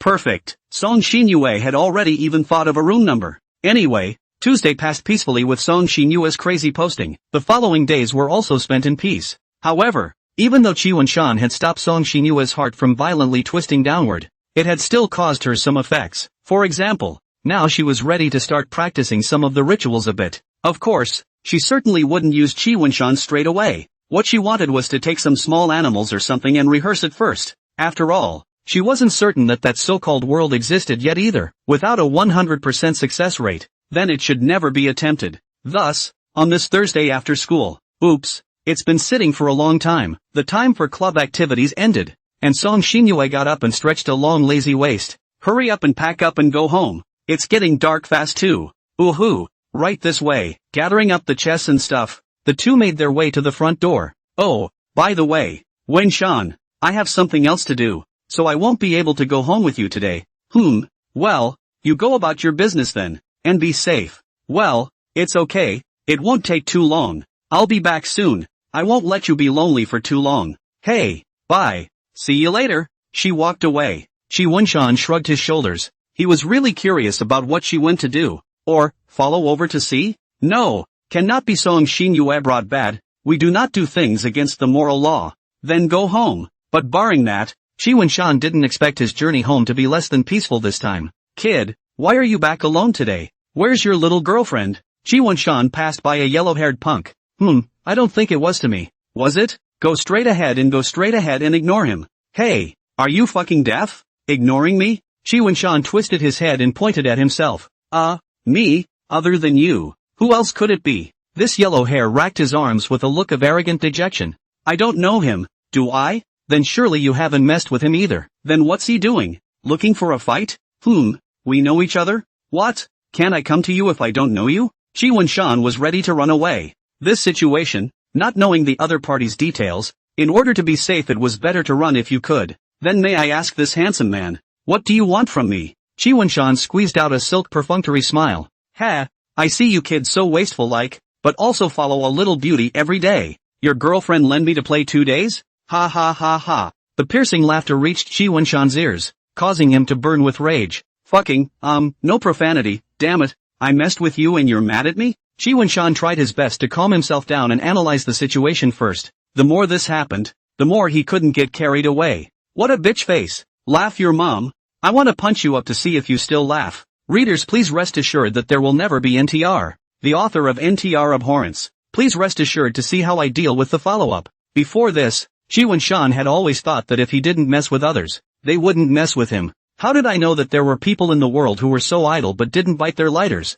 and that they were looking for me? He was still wearing the uniform of Haichang No. 1 middle school, and he really wasn't afraid of messing with someone he shouldn't have messed with inside this school? Could it be that he didn't just set his sights on me today? After all, just now he also said that Song Xinyue followed me every day. He's seen me come here and here every day, and he's still renting a house to live in. Then it was assumed that it was the kind of outsider with an average family who came from elsewhere to test for Haichang because of good grades. Song Xinyue followed him here every day. The family must be similar. Himself is also weak, so he thinks that I am easy to bully, right? Well, that's a good way to look at it. There's always a reason for everything. Then I'm sorry, you've kicked a steel plate. Not to mention the fact that his, little girlfriend, as he put it, is the daughter of the Song family. Even if we are both commoners, I, Qi Wenshan, can't let you go. He held back his anger and spoke. I'm not quite sure. Brother, what do you mean by this play?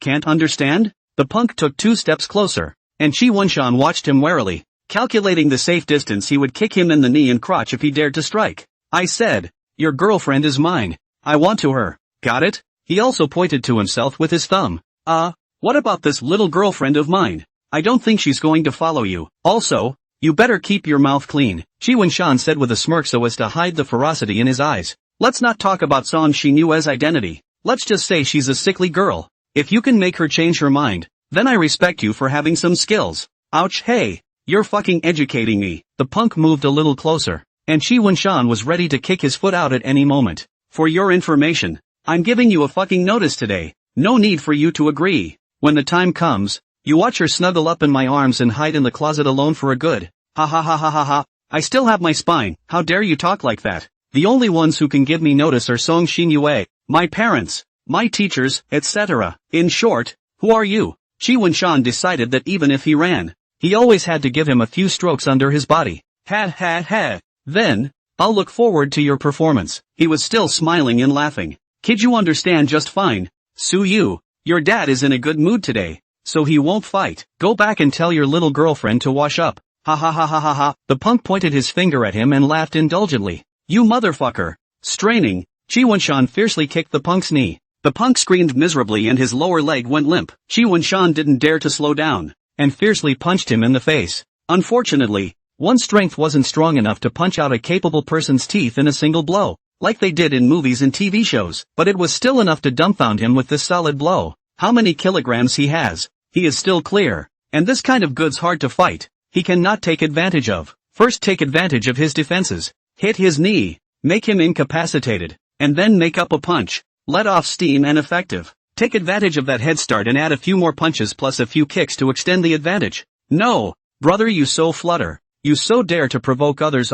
This is not a big stupid one? It's unsealed. You don't usually say a dirty word. Fuck you. Fuck. Shi Wenshan made another kick with all his might. Holy shit, that kick hurt my feet. Fuck what? Fuck you? Little flit and incest. What a dumbass. He would have liked to taunt him some more, but barring that, he wasn't exactly safe right now. And hell, he didn't know if he had any accomplices. Moreover, he felt the strange eyes of the people around him. The fight was recorded by the watchers. The impact is definitely not good. If the police came, it's not good to say, tonight we'll have to spend the night in the police station. I don't want to spend the night in the detention center. The resin hasn't been cleared yet, and I haven't even done the daily tasks for the game. If I'm convicted of assault and battery, what will my classmates think of me? What will my teachers and parents think of me? That would be a big loss. It's not worth it. Thinking of these, Shi Wenshan will cover some face. Ghosts know where someone will not be shooting themselves. Cover some face also save trouble later. Forget it, not fighting him for long. Shi Wenshan kicked again and ran away. As he ran back, he heard some barking dogs. Still just there in their impotent rage, flying things around. Dash. He ran all the way into the house without a break, slammed the door heavily with a snap, and collapsed onto the couch, panting heavily. He felt that his heart was beating incomparably fast. This was more exciting than any of Song Xinyue's teasing. It seemed that Song Xinyue was no better than that, bushy. It couldn't be helped. He thought he had a good enough temper. Since he was a child, he has never been angry with his parents, never quarreled with his classmates, in the face of others intentionally or unintentionally teasing. Is also a smile on the past. To anyone is peaceful. Swear words are rarely said. Fuck me, yeah. Never hit anyone before. But this is also really too bullying. I didn't mess with you. I didn't eat you. I don't even know you. You still insulted the people around me. Not looking for a fight? Now he felt his body shaking a bit. It was inexplicable. When you're angry, you get too much adrenaline and your body shakes uncontrollably. He kept pacifying himself, doing his best to minimize the trembling of his body. Motherfucker, playing the game stump 1v3 himself had never shivered this much. But it's not over yet. What do we do now? That guy's never going to stop. Call the police? Sue the teacher? No. The most important thing now is to notify Song Xinyue, so that she does not come back first. That guy probably ate a loss in my place. Maybe waiting to intercept Song Xinyue. Yes.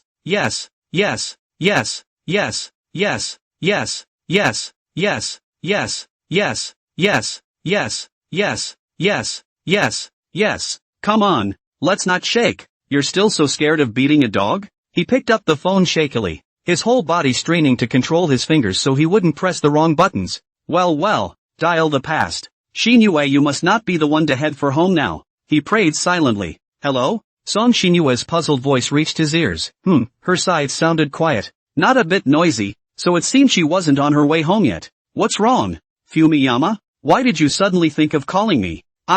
Really? I've said I'll be back soon. What's the hurry? No. Shinue, you shouldn't rush back yet. No. You're not on your way home yet, are you? Song Shinue felt Chiwon-chan was strange. What's wrong? Is something wrong? She asked with concern. Here's the thing. We're being targeted by a punk. I just dealt with him, and he'll probably be waiting for you on the road. So don't rush back just yet. Huh? Punk? Are you alright? Song Shinue inquired worriedly. It's okay. I'm fine. Don't worry. Really? You're okay, right? Who's that guy who's been bothering you? Damn, guy. I'll go clean him up. Song Shinue's tone grew more and more agitated. Don't be in a hurry to come back. He might intercept you on the way. It's not safe. Chiwon-chan hurriedly relieved. Song Shinue on the other end of the phone gritted her teeth. What kind of person dares to find trouble with my man? Wait for it, you. She gathered herself together and said in a suppressed and calm tone. It's okay. I have my solutions. Oh, by the way, you didn't call the police, did you? No. Why? Do I report it now? No. You don't call the police. Huh? Why? Chiwon-chan felt strange. Don't you care so much? What's the point of bothering a police uncle about a very simple thing? Right. Besides, it's not good to make a big deal out of it. Trouble. Okay. I'll listen to you. Then you must pay more attention. Don't worry, Wen-chan. I'll definitely go back to accompany you tonight. Chiwon-chan wanted to say something else, but Song Shinue hung up the phone. It was good that the police hadn't been called. It would save a lot of trouble. Song Shinue tapped another cell phone number and dialed it. Today seems to be unavailable. I would like to see what kind of goods are delaying me. Her eyes were filled with rage. Alright, since she said so, she shouldn't worry too much herself. With his mood almost recovered, Chiwon-chan was ready to play some games to divert his attention. But I can't concentrate when I'm playing the game. All I can think about is what just happened. Only then, the mood had changed a bit, and he was now quite chagrined. Chagrined about what? It felt like I should have just cursed the bastard a few more times and kicked him a few more times to be right. Running too fast is still a bit of a relative loss. It's like after a fight. You think to yourself that if only you had said it that way, you would have been able to refute the other person, and then you regret it in your heart. After getting the quest done, he couldn't play anymore. It's not a good state today. Can't bring up interest. Let's not play first. Let's settle the dinner first. This Song Shinue said to come back. A moment and a half cannot come back. He first wholesome things to eat it. He looked at the fridge. It was full of ingredients. All bought by Song Shinue and stuffed in his fridge. Chiwon-chan had wanted to cook some instant noodles to eat, but then remembered that those had all been confiscated away by Song Shinue in the name of being unhealthy. Alas, he didn't know how they were doing. Well then, there you have it. Why don't I just cook for myself? The question arises again. What to make? The dishes that he knew were really a bit low. After thinking about it some more, Chiwon-chan decided to just cook some hanging noodles and mix it with some green onion sauce to eat. The beautiful name is noodles with scallion oil. You see, there are noodles in scallion oil. There's nothing wrong with calling it noodles with scallion oil. As for why do this? Because it's easy. It's basically not that different from making instant noodles. Just as he was cooking the pasta, a knock came at the door. Chiwon-chan rushed over. Safety considerations. He looked through the cat's eye. It was Song Shinue. Well, that's good. So, he opened the door. How could he say, ouch, holy shit? After entering the door, Song Shinue directly gave Chiwon-chan a bounding hug. Just about the same as the hug given when they met again after the National Day. Both of which were quick to hug the existence of broken ribs. How come I just separated from you once today? And you're being looked for trouble. Song Shinue's voice was actually shaking a bit. Loosen up a bit. I'm not in the least bit of trouble here. Am I? Quickly, Chiwon-chan tried to struggle so that he could have more space to inhale. Don't. As soon as you separated from me, you met this kind of scum to find you trouble. From now on, for your safety, I will never let go again. Song Shinue was very emotional. Okay. Come on. Loose. Phew. I still have noodles cooking in the kitchen. I'll make them for you later. Don't you want to try my handiwork? Think. He. Song Shinue said loudly, tilting her head back and laughing he. How her eyes still had some tears in them. It's not like I'm dead or hurt. Song Shinue's brain is very easy to associate. The good is easy to associate with the better. The bad is also easier to associate with the worse. As soon as she thought about it, she felt that Chiwon-chan must have suffered a very serious injury, and was afraid that she was worried. So she didn't tell herself the truth. Will he be found by them during my absence? And then he will be severely beaten up. Will he get a wound infection, fever, depression, and end up hanging himself and jumping off a building as a result? I can't. The more I think about her, the more I worry. The more I think about her, the more I get cold. The more I think about her, the more I get scared. Then get loose. Will you? Okay. Song Xinyue was finally willing to let go, but she was still tightly holding onto Qi Wenshan's coat. Qi Wenshan looked at it for a moment. Looking at Song Xinyue's firm eyes, it has been shown that she will never let go. Qi Wenshan, although helpless, but think, today she is so concerned about me, are anxious to cry. Allow her to come. He pushed the door down and closed it for him. Then, like a small train, dragged Song Xinyue to the kitchen. Wow, that smells good. What's so fragrant about cooking hanging noodles? You don't have to praise me like that. This reason for praising me is a bit too unorthodox, haha. Hey, it's a good lie-o. Aren't you happy to be complimented by me? Happy. After a while, Qi Wenshan brought the chopsticks. The noodles should be almost cooked, ready to be fished out and eaten. I forgot to make a poached egg. Nutritional value -1. I forgot to make a poached egg. Nutritional value -1. Hey, what's up with Wenshan today? Why are you suddenly so virtuous? Song Xinyue couldn't help herself again and wrapped her arms around Qi Wenshan's waist from behind. That every touch conveyed from my own skin is telling me that you're right next to me. That nothing will happen. That you'll always be there for me. Oh, you came back late. Of course I have to cook for myself. Can't starve, right? Strain the water, add some salt, and add the scallion sauce in and mix it up. And it's done. Really not much harder than cooking instant noodles. Wow. It's so appetizing. Fumiyama is really good with his hands. I can't afford to have you give me such a compliment. I'm not as good a cook as you are. That's not a flattering statement. Oh, Wen-san, I really think you're doing a great job. So tell me, what's so great about this noodle? There's one good point, and that's that this was made for me by you. With that alone, I think it's the best noodles in the world. Whether it's good or not doesn't make it any better just because I made it for you. Well, try it. Don't flatter me. I know how much I weigh. Okay. After that, it was a pleasant mealtime. Qi Wenshan felt that his own cooking was quite ordinary. Not as good as Song Xinyue's cooking for herself, but Song Xinyue appreciated it, making him feel embarrassed. Aha, thanks for the hospitality, Bunsen. Now, what kind of reward would you like?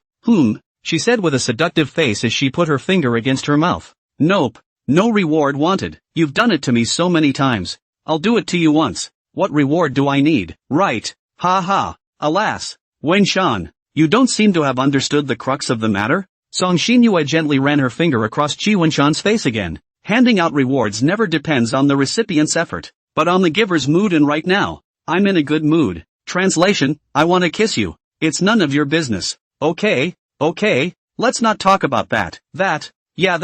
You said you were going to deal with that guy. Did you take care of it? Don't worry. He'll never come out to trouble you again. Good. That's a real pain in the ass. Making you worry about me so much. Knowing that I'm so worried. You'll never let me do that again. Oh, it won't be. But I didn't think I'd have people like that looking for things from me when I've been honest. Alas. Since there's no way for the idiot Fumiyama to prevent this sort of thing from happening again, I'll just have to protect you all the time then. So I can protect you too? Hey. Bunsen is getting better at making me laugh. You're already protecting me. Oh. Your existence is great protection to me. Song Xinyue looked genuinely happy. Well, it's getting late, so hurry back. Okay, see you tomorrow. But Song Xinyue's eyes rolled as if she didn't intend to leave so easily. So, she quickly stepped up and barked on Qi Wenshan's face. That's the reward. Oh, no disliking it. She hemmed and hawed with a wicked grin. What are you doing? Suddenly attacking me. Qi Wenshan rubbed his face. I told you I'm in a good mood and I'm going to give you a reward. Bunsan is shy again. She tilted her head and spoke with interest. After saying that, she brought the door with her and ran next door in a huff. Ouch. Qi Wenshan didn't know what to say, standing frozen in place. Well, it looked like this outburst was about to be turned over and things were already being handled properly. And so it was. The next day, Qi Wenshan didn't meet that little punk again. It seemed that Song Xinyue had indeed taught him a good lesson. Wenshan, the day after tomorrow will be the Mid-Autumn Festival. Have you thought about how to spend it with me? After school, the two walked home. Is it already going to be the Mid-Autumn Festival? Bad. I don't think I've prepared a gift for her or something yet. Figured it out. Do you really want it? Song Xinyue was skeptical. That's natural. Qi Qi Wenshan nodded. Humph. Then if you prepare a gift that doesn't fit my heart and perfume me, then I'll punish you properly. Oh. Her gaze was so cold that it made Qi Wenshan's heart flutter. Don't worry. I'll make sure you're satisfied. Well, I believe you. Song Xinyue held out another hand. Then, Wenshan, would you like to enjoy the moon with me then? Into the late fall? As she was worried that Qi Wenshan would play dumb, Song Xinyue even shook her hand, signaling for him to put his up. As to make it so ritualistic? Qi Wenshan hitched up his hand. Of course, because it's you. Well, congratulations. The two of you are about to welcome the joy of the Mid-Autumn Festival again. Let us, then, come straight to. Wait a minute. Don't you think that the end of the story was a bit, well, inexplicable? There should have been a lot of description, but the ending was so hasty. How could it reflect Song Xinyue's illness? Poor review. Because there's still less fallout from this yet. The time came to the next day, and yesterday Qi Wenshan had a box of milk and slept well, so well that he was quite refreshed with a halo on his face. In the morning, Song Xinyue came over to accompany him to eat breakfast and then left. Said she was going to accompany her parents to the mall to go home shopping together, and by the way, she would also pick out a gift for him. Hearing that Song Xinyue was going to buy herself a gift, Qi Wenshan was a little embarrassed. After all, he hadn't prepared anything yet. He had not prepared anything. He thought that he would go and buy her a gift. However, he was a little lazy, ready to go secretly behind Song Xinyue's back in the afternoon. As for right now, he was lying down comfortably playing with his cell phone, enjoying a leisurely gaming session. An untimely knock sounded on the door. Song Xinyue? Back so soon? It's too soon. He opened the door and instead of Song Xinyue, there was a courier boy holding up a package for him to sign for. Qi Wenshan was puzzled. He remembered that he hadn't bought anything recently, but looking at the list on the parcel, the writing was indeed his own name. Could it be my parents who bought it for me? Or Song Xinyue? Forget it. I don't care about it first. Just ask my parents later. And don't delay the courier. So he signed for it and took the package. This thing looked big, tight, but it is not heavy at all which makes Qi Wenshan even more curious about what is contained inside. What he didn't know, however, was this. After he closed the door, the courier didn't rush to the next one. Instead, he was outside the door, leaning against the wall, as if he was waiting for something. He put the package on the coffee table and looked around it again. Nope, couldn't guess what it was. Qi Wenshan made another call to his parents, who both said that they hadn't bought him anything, which made Qi Wenshan wonder. Then who sent this package to me? Forget about opening it. Qi Wenshan made a decision he would definitely regret. He got a pair of scissors and cut along the tape. As soon as he opened it, the smell of blood hit him. Upon further inspection, on top of that lower layer of ice, there was a lifelike break a hand. In an abandoned warehouse of the Song family in Haicheng City, a few dim bulbs were doing their best to emit light, but the light that these technologies from the last century could emit was really not very sufficient. But then, this was something Song Xinyue did on purpose. According to her, it was to increase the sense of atmosphere. In this way, wouldn't it add to the sense of trickery? The following is purely made up by the author. While in our world goats are protected animals, please do not hunt them. It is everyone's responsibility to protect animals. Right now, she was fiddling with the various trinkets that Butler Wang had sent over, like what goat blood, goat skulls, goat horns, fish eyes, candles and so on. There was also a small rabbit in a cage, alive and kicking, which was the offering for this time. She realized how creepy these things were when she saw them in real life. She hadn't felt a thing when she read about them in the book, but now she flinched a little. How about, forget it, such a disgusting thing, let's talk about it later. Just go home and make love to Wenshan first today. Isn't that pretty good? Song Xinyue looked at those things in disgust, and she had to pinch her nose to minimize the influx of fishy smells. No. Song Xinyue, things are ready and you're about to back out here? Don't you want to be with Wenshan for the rest of your life? If you can't take the first step now, how can you take the next step in the future? Even though it's just a backup plan, it's something to treat and prepare for. Song Xinyue had a therapy session with herself inside her head and now she felt full of determination. Yes, I love him, for the sake of that eternal love with him. How trivial it is to overcome one's fears and feelings of nausea. So, I have to complete this ritual. Even if I fail, I'm still a step closer to him. Song Xinyue let go, letting the gas that made her retch go round and round in her lungs. Perhaps it was a psychological effect. Now she felt that the odors weren't as unpleasant. Sick girl is easily touched by herself. No one asks her to do so, but she is willing to sacrifice herself for the love in her heart, and to expect the other person to be touched by her. And if they don't feel anything, then, there's no telling what will happen. Song Xinyue pursed her lips and put on her mask and gloves. After consulting the steps some more, she decided to officially begin.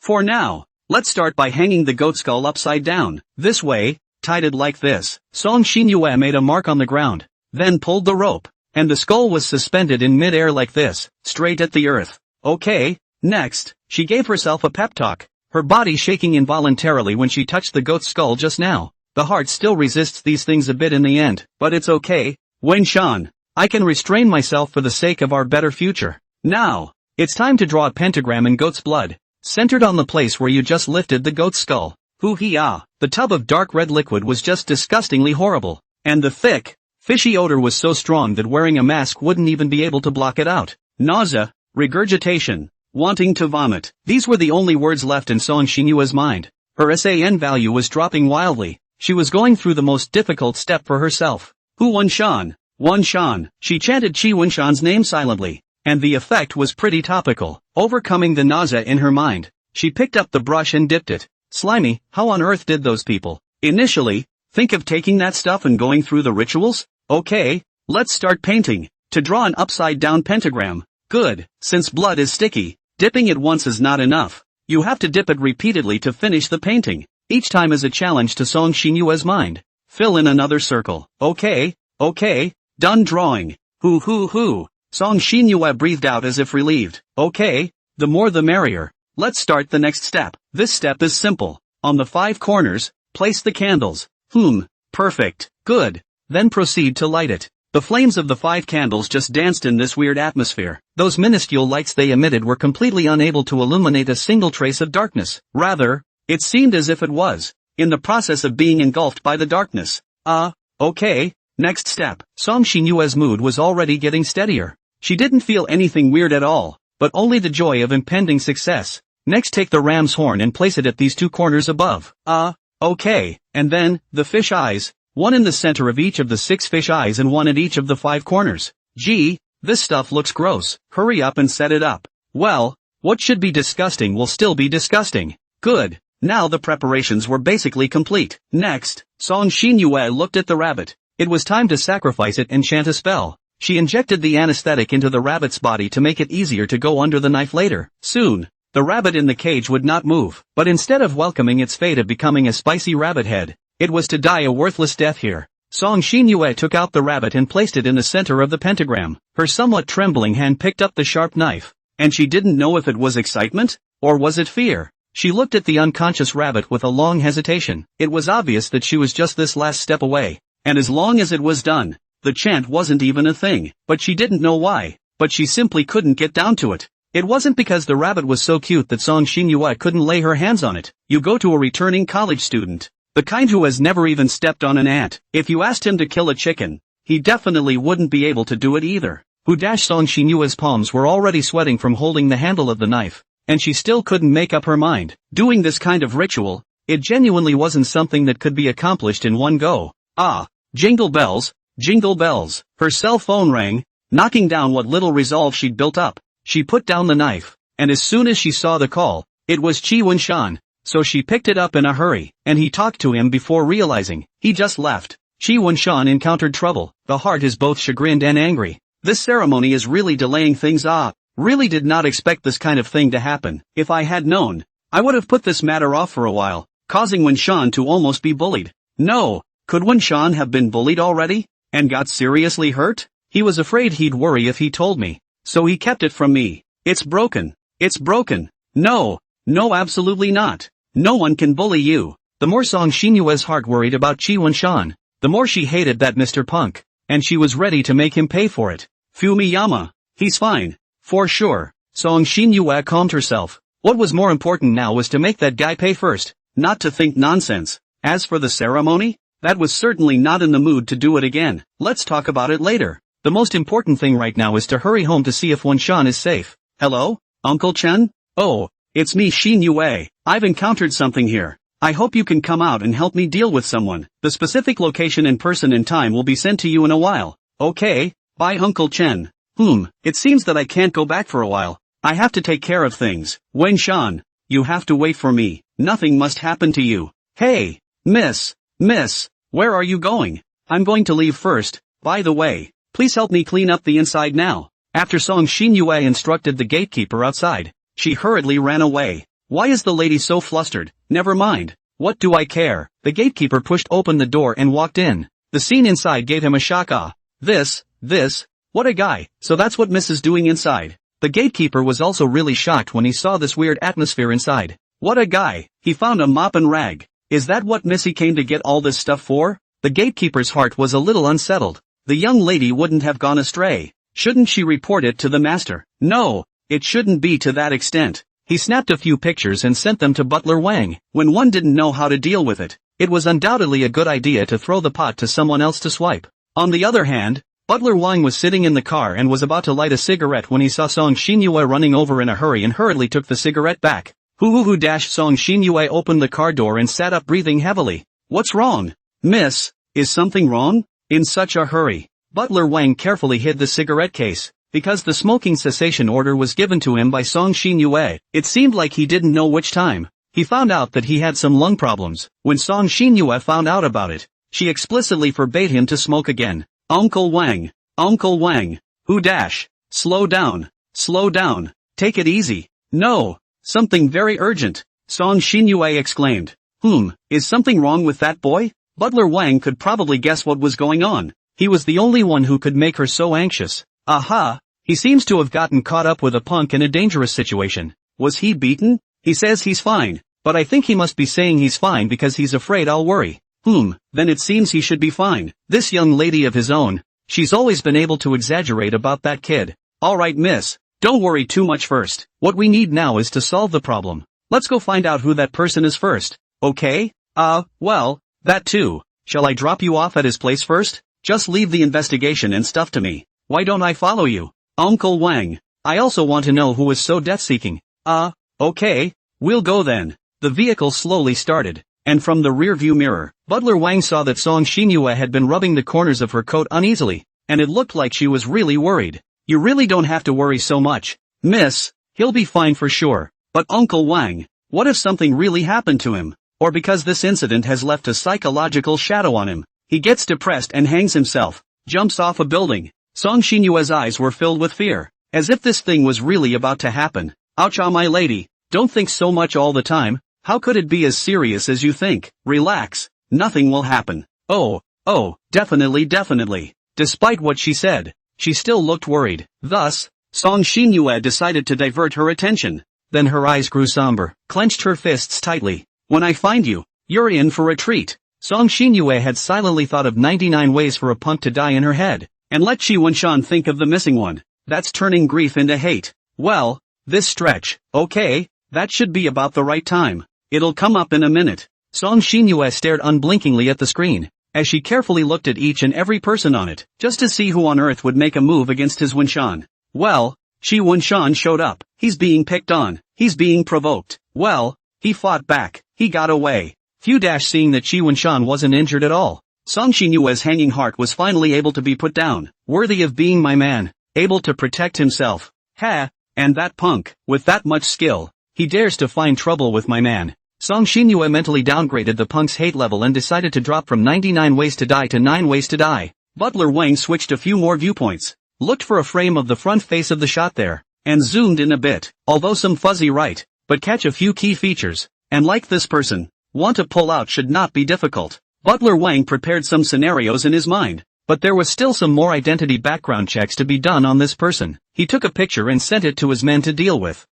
Miss, to live or die? Alive. Aha. In a simple dialogue. It's endless killing intent.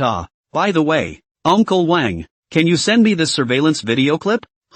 Good. Butler Wang operated. What do you need these for? I want to see more. Oh, well, it's all taken care of. Just wait, miss, and finish the order before dark tomorrow at the latest. Well, trouble Uncle Wang. Little things, talk about trouble. Then, Uncle Wang. Now, you will send me to him. Aha. Butler Wang went to say hello and the two left. In the car, Song Xinyue never said a word. Qi Wenshan still had the bug she had planted on her, so she listened to the preserved sounds. Slurs.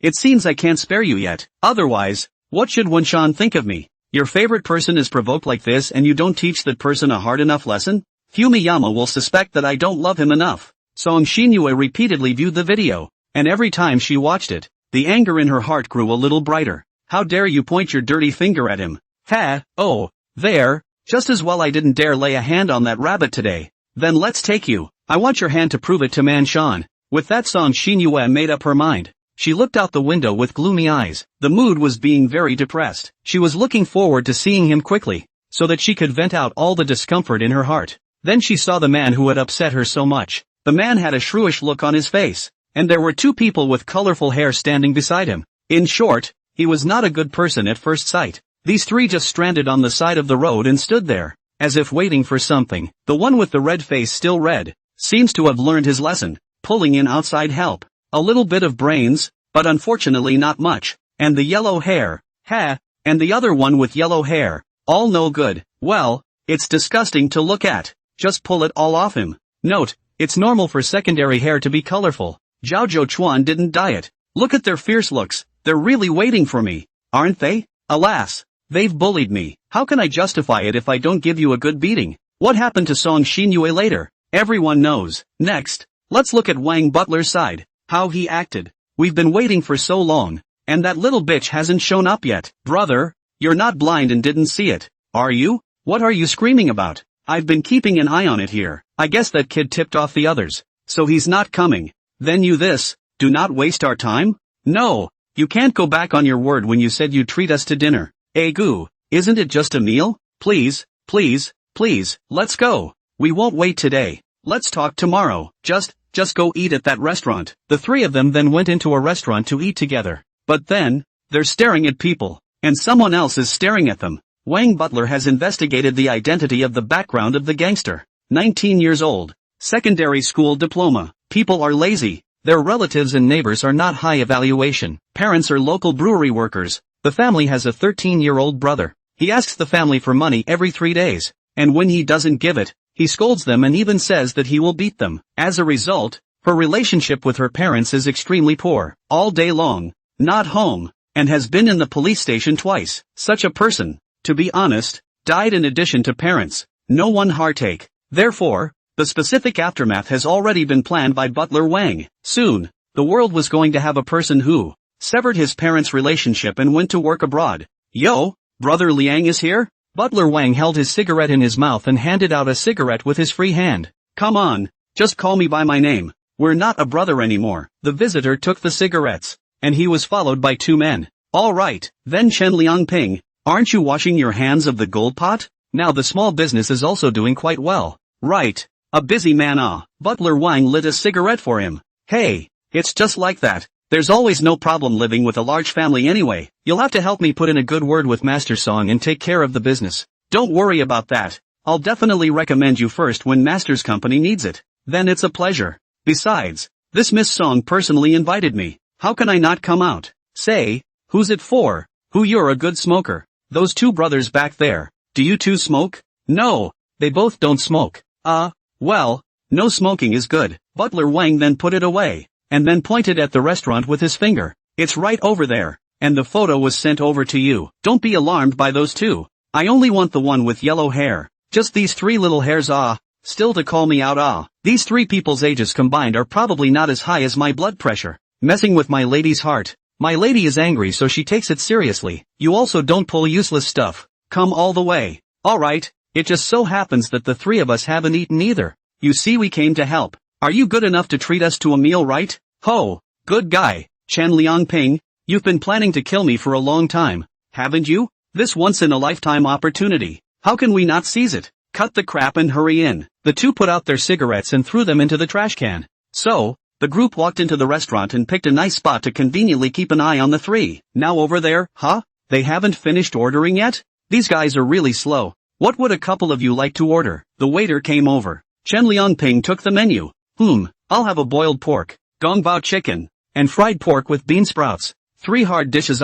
Eat it all you. Pack it up if you can't finish it. Another pulled eggplant. Another gazpacho. Okay, that's it. He returned the menu again. Oh yeah, and a bottle of white. Don't. I'm not drinking with you. I'm still driving. And drinking is not driving. TCH, that's pretty boring for you. So let's bring up the beer. Ask for Tsingdao. Did you skip lunch and wait for this evening meal? I can eat for lunch. My wife's rice. It's much better than that. Me, Mickey, what's it called? Anyway, very famous store. Your wife isn't here to listen. As far as that goes? Hey, that's not right. I call it internalizing the heart and externalizing the form. What do you know? Ha, our brother Liang is afraid of old age. No. In your words, loving his wife is also known far and wide. The other two didn't hold back a few laughs. What are you talking about? It's my turn to teach me how to deal with couples? Yes.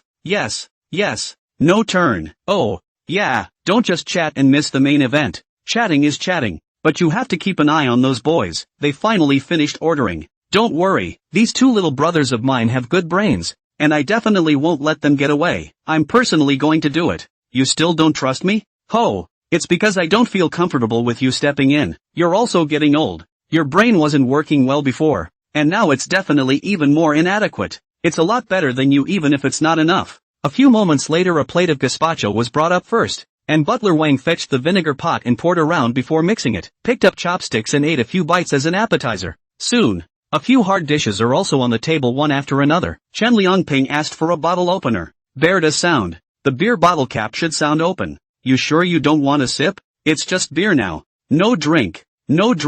Have said I still have to drive. The fine of $1,000. Deduct my driver's license for 6 months. You give me to make up Hey, it's no fun. Well, I'm not drinking with you then. So let's all three have a drink. Don't you drink too much and delay me. Butler Wang's eyes darted there from time to time. After all, if he couldn't do such a simple task well, he really wouldn't have the face to go back. Look at you. Put 100 hearts into it. Eat your food and fill your stomach. If you don't want to eat back, I'll eat it all. Oh, right. Your eldest daughter, Chen Jingming, isn't she also in her second year of high school? How's her studies? Alas, it's just like that. I can't say it's much better. I can't say it's much worse. I can't compare it to Xin Yue. It's okay, that grades and all that are one side of the coin. It's good that the kid is having a good time. I know, and I've figured it out. I'm just a big old man, and I've been a poor student since I was a kid. My daughter already did better than me on the exam. It's my genes that dragged her down. Alas,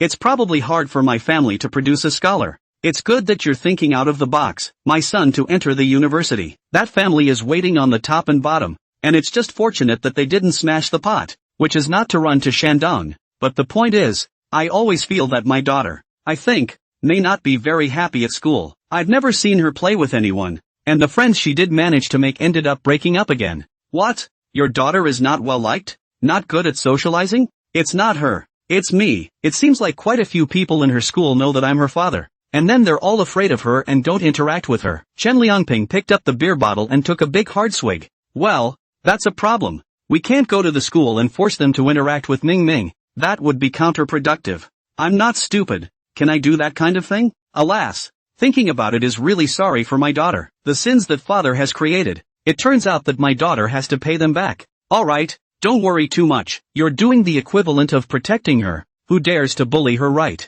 That cigarette. Give me another one. Here, take it. Chen Liangping took it and was about to light it. The waiter on the side saw this and came to discourage it. Sorry sir, this is a public place. No smoking. Ooh, forgot. Sorry, he then had to put it away. Okay, enough chit-chat. Let's eat well first. A few people had a blast, and there was soon very little food left on their plates. A few people just sat like this for now, while staring at the movement over there. Soon, there was movement over there as well. Like they were going to pay the bill. Chen Liangping got up and said, I'll leave that yellow-headed kid to me. You two are responsible for going to take those two elsewhere, and you'll be responsible for the bill. If you're going to do it, don't do it where there are people, and watch the repercussions. Don't worry, I have ways of not doing it. He got up and went to the counter. The gangster rummaged through his pockets and looked at the money in his cell phone. It doesn't even add up to enough. Hey, you give me a little advance and I'll pay you back later. Brother, didn't you say it was on you?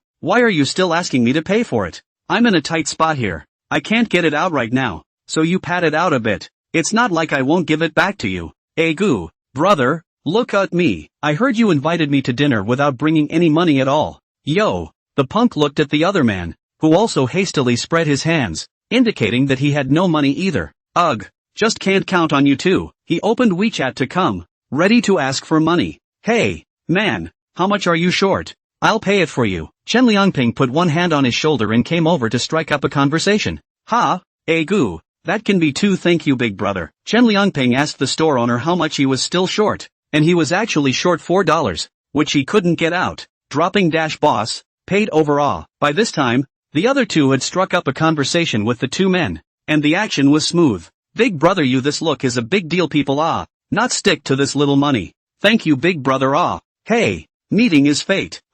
Indeed, do business, that is, do some small business, earn a 3 mil in 2 dates. Gu, big brother, don't be modest, just the one you just did. It was too domineering. No, I'll recognize you as big brother from now on. Ha ha ha, well, but, little brother, why are you so short of money here? Can't even get $3 out? Well, the baiting begins.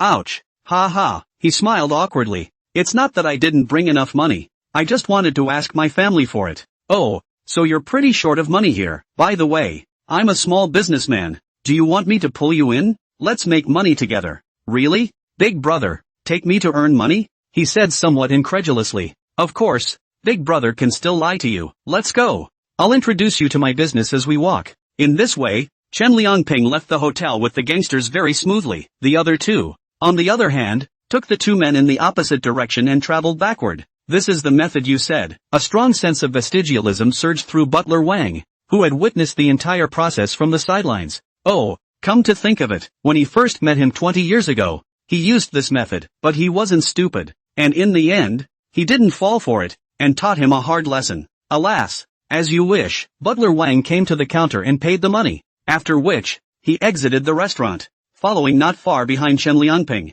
Brother, what exactly is this business you speak of? I'm really curious. Chen Liangping pretended to look around. Wait, I'll talk to you when there are fewer people. Then he brought him towards a place with fewer people. Ahem, truth be told, I, for one, am in the betting business. Isn't that gambling? Keep your voice down. That's not right. It's just business. Oh, he nodded frostily. Aren't you short of money? This is not to take you to have fun. Pack your pots and pans to go out? Now don't you have money? Brother, I'm afraid. And I don't have any money. Brace the bold and starve the timid. How can you get ahead if you're so timid? How can you get a wife? You say, isn't that the truth? On Wang Butler's side, he had already met the other two, and they had already sent those two away to be dealt with. Now one person quietly followed. One person went to drive the car. Well, that's true, but I don't even have the principal. Hey, right, brother, wait until I ask them for it. No need. You are also the first time to play. I will sell you a favor. You don't have to pay out the capital, so you're sure to make a good profit. Really, brother? His eyes seemed to be glowing, as if he had seen the life of an impending overnight fortune now. Warm reminder, 10 gamblers lose, 10 gamblers cheat, and 10 gamblers die. Of course it's true. When you're your big brother, could I lie to you? He patted him on the shoulder with one hand and reached behind his back with the other to signal action. Aha!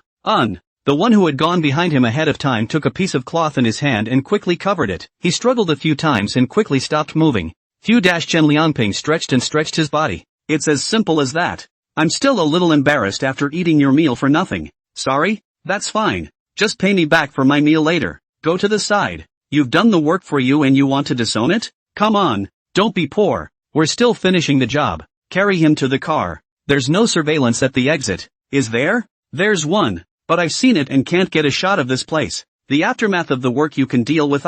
If you have negligence, causing me to be arrested, at that time I will certainly be the first to expose you, pull you a piece of eating. Don't worry, I can handle this point well. It won't interfere with your old man's face to wash his hands and live a small life to go. Chen Liangping assisted the fainted gangster, pretending as if he was helping a drunken person, and finally left him to go to the back seat of the car, and sat up himself. I'm talking about you. You just watch and don't come to help me. Didn't I just buy you dinner? 3 hard dishes down your stomach. How can you still have no strength? Butler Wang opened the navigation and prepared to depart. Okay, you're good. When you get to the place you can move this stuff yourself. I'm not going to be there. I have to be home by 10. It's only a few o'clock. You're scared shitless. With my car skills, I won't delay your couple's relationship. Stop bullshitting and hurry up. Butler Wang drove all the way back to the abandoned warehouse from before, and a few plainclothes men rushed over when they saw the car coming. You, this turns out to have already arranged good people right, from the beginning to the end of the effort.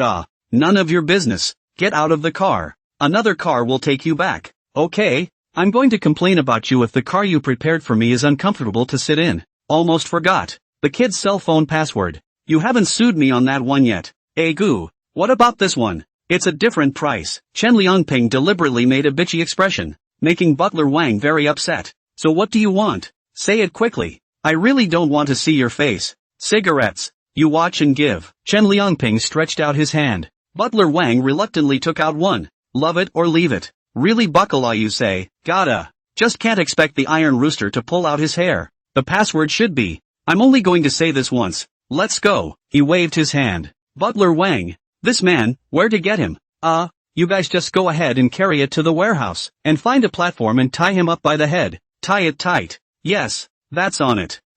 Good. Things are basically done. So I'll report back to the lady next and go take care of the aftermath. He opened his phone and also saw the picture the gatekeeper had sent her earlier. Clicked in to take a look. And now that eerie atmosphere. For a time, made Wang Butler suspect that the gatekeeper had found a net map and sent it to himself. And that was really confusing behavior. But then, according to what it said, it was Song Xinyue who took those things and made them. His hoping that Miss asked me for those things just to do this? He was still puzzled when Song Xinyue asked him for so many strange things before. Now that the truth had come out, he was even more puzzled. Maybe it's Miss she wants to make a little video or something, right? Shoot a small video. Send it to the internet for others to see. Personal pleasure. This is nothing right. Besides, the fact that the young lady had asked him to clean up meant that there was no intention of hiding it at all. So if he was doing a bad job, how could he show it to anyone? Or, she wasn't going to hide it at all, because no one was going to come out and stop her. He also thought about how Song Xinyue used to ask him to collect some occult or other book materials for her. Previously,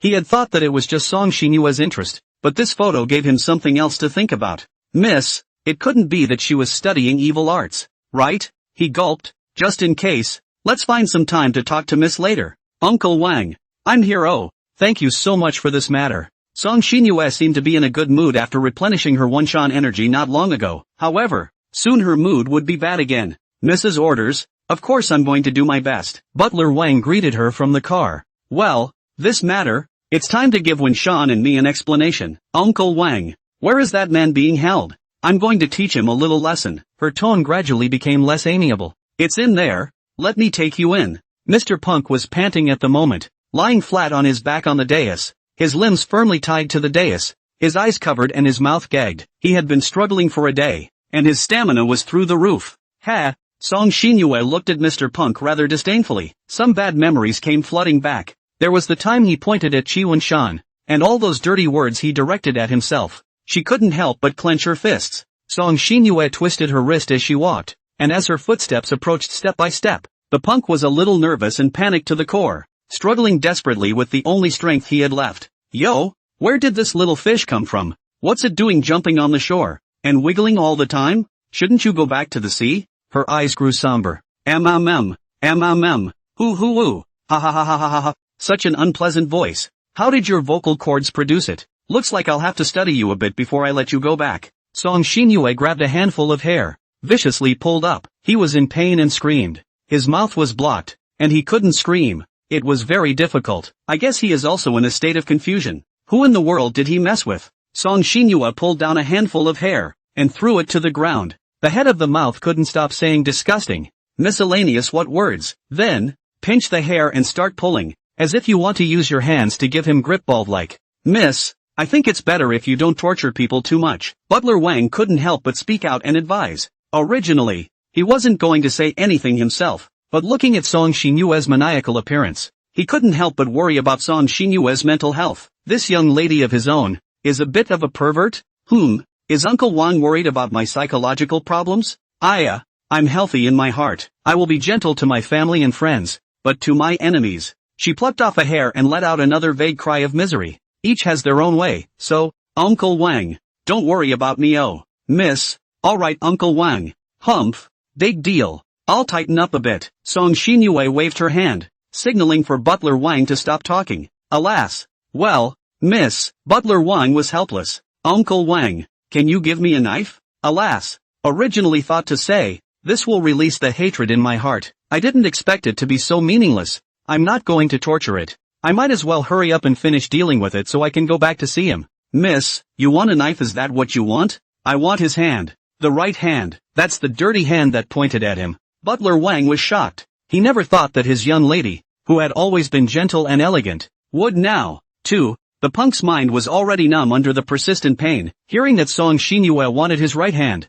the strength to struggle and scream was gone. All right, miss, I'll send you to him now. And what about the right hand you asked for? I'll keep that too. It wasn't that he didn't understand, but he just wanted to hurry and send Song Xinyue away. There were some things that she absolutely couldn't see or do, even though she was going to be in charge of the family business in the future. It was still too early for her to be ruthless. Butler Wang now somewhat regretted telling Song Xinyue when she was a teenager about the cruelty of the world, the deception in the shopping malls, the collusion in the political world, and how difficult it was for the Song family's family business to continue to thrive. And as she was the future helmsman of the Song family, these were all things she would have to deal with, so she herself couldn't always be capricious and ask her parents for this and that. It was important to realize that her parents couldn't protect her all the time. She also needs to realize that the only way to get what she wants is to take it herself and fight for it, and then it will always be her own. It's a phrase she'll remember for the rest of her life. At first, he had spoken bitterly because he was afraid that Song Xinyue would become unruly and willful because of her parents' coddling, but now it seemed that his own words had caused her to develop another personality.